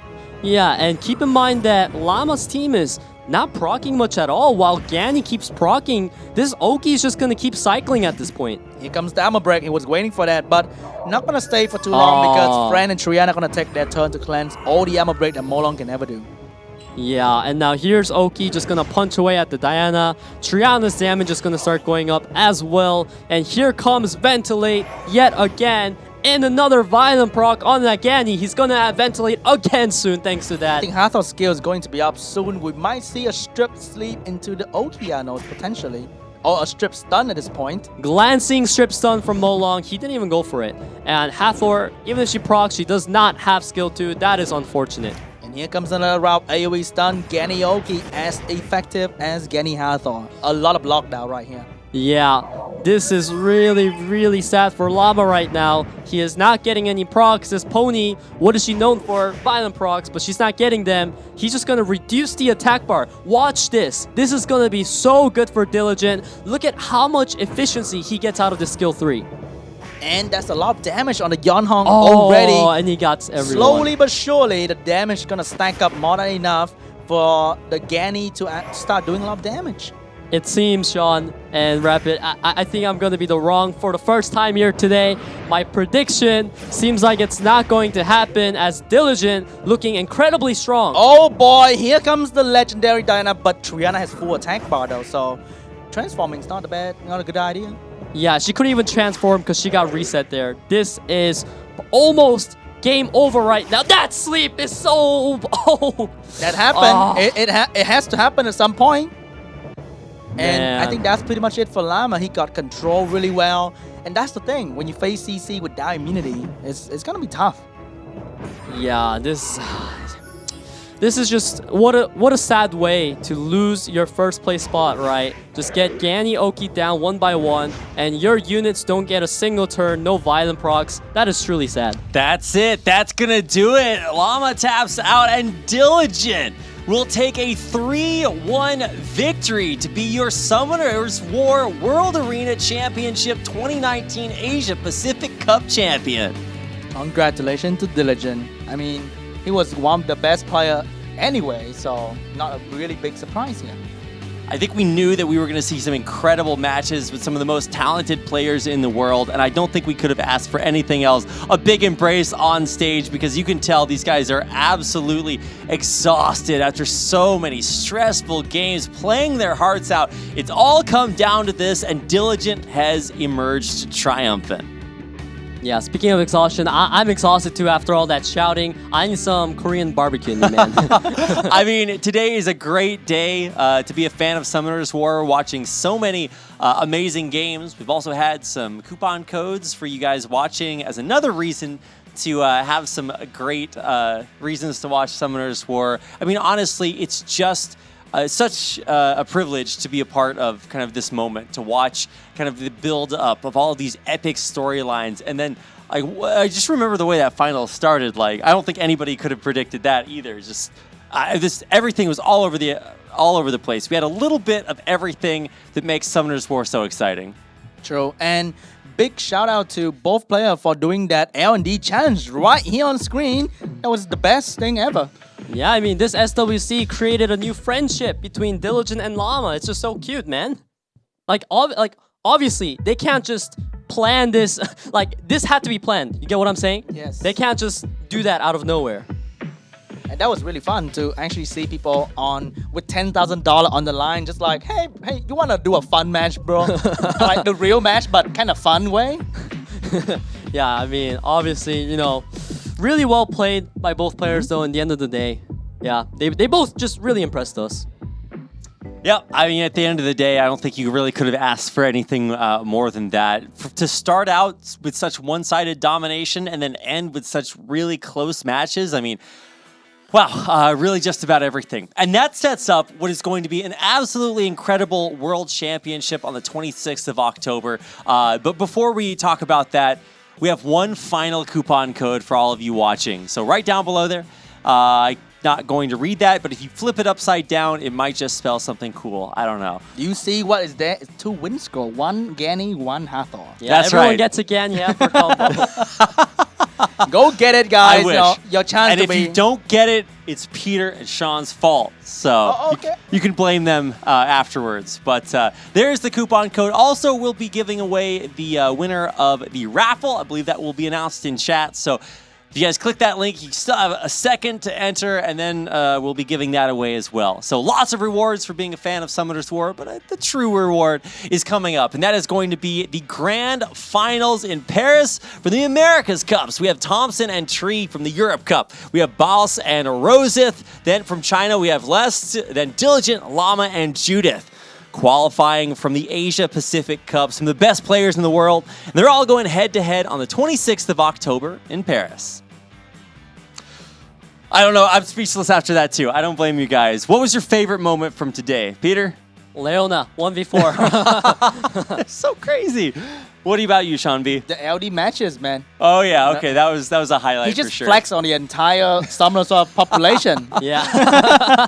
There's lots of good monsters of all elements, but some of them were in that game for sure. And I think we got a chance to see maybe some of the best ones and maybe some of the also good, but maybe not quite as good ones. That's the nice way to put it. But wow, we've just seen a little bit of everything, and I don't know what else there is left to see. I mean, we've given away coupon codes, we've crowned champions, we've given away thousands and thousands of dollars to players who have given so much of their time and effort to being gods of this game. And I guess really the culmination of all of this is watching them at the World Finals. The championship, I mean, the cool thing about the Asia-Pacific Cup is that you get so many different players from so many different regions that are all playing their individual style, clashing head to head. And then you get like sort of that times a million in the World Championship. I don't know, is there traditional, I guess last year, I guess it was Beat D from Korea that was the champion. But since then, so much has changed. It's almost impossible to predict which region's going to come out on top. Yeah, I mean, Summoners were honestly looking at it compared to last year's SWC. It's a completely different game, you know? Like, you never know what's coming next. Absolutely not. What do you think we're going to see from the different regions? What has impressed you the most out of just like all the games, not only just Asia Pacific here, Sean B? I think the best thing is having the game that connects everyone, that speak different languages, and we can sit down and play RTA against each other, being happy or being angry at each other. It's always fun. Because when I saw like the dinner table between the Asia player who share different languages, right? Then they just sit there and do RTA and just smile at each other without even talking one word because they don't understand what each other is saying anyway. Right? They communicate through violent procs. Yeah, it's like one stare, you get the proc, I see you. Yeah. I know even though we all speak different languages here, same thing is true. We're going to be giving away lots and lots of prizes here to our players. So this is Frank. This is the winner of our event match that we had at the very beginning of the day. If you guys forgot about that, it was the final round of the Shaolin Cup. Frank was able to come out on top, so he's going to get an ROG Phone 2 and, of course, a giant check, which is maybe a better prize. Man, I want one of those too. Maybe I should compete next year. All I'm trying to say, giant checks are giant checks. I love them. So I don't know what the prize is. I'd just rather have a giant check. But and here's my boy, Judas. That's right. We're going to welcome Judas on stage because he is our third place player. I think he's the funniest guy of all, man. Look at his reaction all the time. I mean, it was so nerve-wracking watching his trip through the tournament. So it's just almost impossible to imagine the kind of the emotions he must have been going through. Yeah, I mean, just non-stop happiness ever since he won, right? It's just flowing through his body, just endless happy virus, man. And he's the best, like he got the reaction because mostly gamers we are pretty quiet, right? But he got the best reaction of all. Yeah. Yeah, we did have some crazy players here. I guess the other guy, Judas and Donald was also pretty crazy. A little bit emotional, but yeah. Everybody, so many different personalities here. So congratulations to Judas. He will be, I don't know how to say Judas. He is going to take $2,500 USD and, of course, third place and a trip to the World Championship, which will be happening on the 26th. So congratulations once again, Judas. Completely deserving. Such a hard road to get there, but he made it in the end. And it looks like coming up, we're going to crown our next player. So we're going to go ahead and welcome on stage second place player Llama. The second place curse, as Peter said. Yeah. Yeah, that's right. You actually did say that earlier. So there is a little bit of that going on. But I mean, second place, nothing to be unhappy about. You have qualified for the World Championship, first of all. You do win a lot of money, and then also you get the opportunity to kind of represent your country in the finals of such a large event, Asia-Pacific Cup. I mean, you're still going to be pretty happy about that. Yeah, for sure. Well, we have a lot of female Summoners players too, even though we thought that gamers are all boys. We've got people from everywhere in the world, every division of everything. There's probably somebody from every group everywhere playing Summoners War. It's that big a game. I think that's the coolest thing about mobile games. We have everyone from every age group, and we have both gender compared to like a typical PC game environment. We just see boys and boys and boys. Just look at us, man. Like, we're 3 different colors too, and we're all united thanks to Summoner's War here. Like, you're from Vietnam, I'm from South Korea, and Rapid's from USA. Yep. A little bit of everything here. And it's finally time to crown our first place player. It's Diligent. Welcoming him on stage to take the largest check of them all, but I think it's about so much more than that. It's about kind of this moment, having fought through everything, so many strong opponents to crown the champion of the Asia-Pacific Cup in the end. So And look at him, he's so composed. He's not like all excited, like, oh, I won. I would release be it a all now. mess up there. It's so challenging to be able to focus for that long, to go through so much stress. I have no idea how you make it through all of that and remain so composed at the end. He's like a rock, man. Yeah. His face doesn't move at all. Like, what a man. I respect him. Maybe he's just nervous. Okay, that could be maybe it too. he's too nervous to show emotions. That would be how I would feel, but congratulations to Diligent. His first place medal is his, and also the biggest check of them all. And this is, of course, the $10,000 for first place in the SWC 2019 Asia-Pacific Cup. So, wow, so much support from Com to us to not only put this tournament on, but also I think we're really going to see all that in action at the World Championship. I mean, it might say champion there, but that's definitely not quite the champion that he's now looking forward to, because it's like, okay, I'm the champion now. But it's all about being the world champion next month, and it's, if possible, it's going to be even harder. But, you know, it's going to be such a good mental boost for Diligent going into the finals. He's going to be more at ease next time, more used to this type of tournament setting in front of this, you know, big crowd. He's going to become even more of a monster, a rock that we're seeing right now, I believe. A Nat 5 monster, of course. Nat 6, he evolves, the Summoner's War. He's outdone us all. That's right, definitely double awakened, for sure. Yeah. A second awakening really just pushed him right over the edge. I don't know. Wow, it's been an incredible day of action. Thank you so much, Sean B., Peter. You've both been wonderful. Thank you so much to the entire Com2Us staff, the production staff behind the scenes, everyone involved in putting on such an amazing tournament. Also, of course, the staff out in Taiwan putting on this incredible event for all of us. It's been my pleasure and, of course, all of our pleasure to be here for you today. Thank you so much for watching the Summoner's War World Arena Championship 2019 Asia-Pacific Cup. That's all for today. We'll see you for the grand finals that will be on the 26th of October. See you then.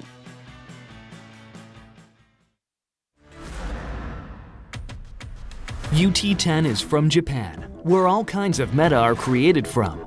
After Daphnis meta was created, using Triana was a classic meta. However, this player is well known for showing his unique gameplay style, such as using Aladriel. He also used Xingjie and Alucia as key advantage to claim victory. Does he still have more hidden cards to show us?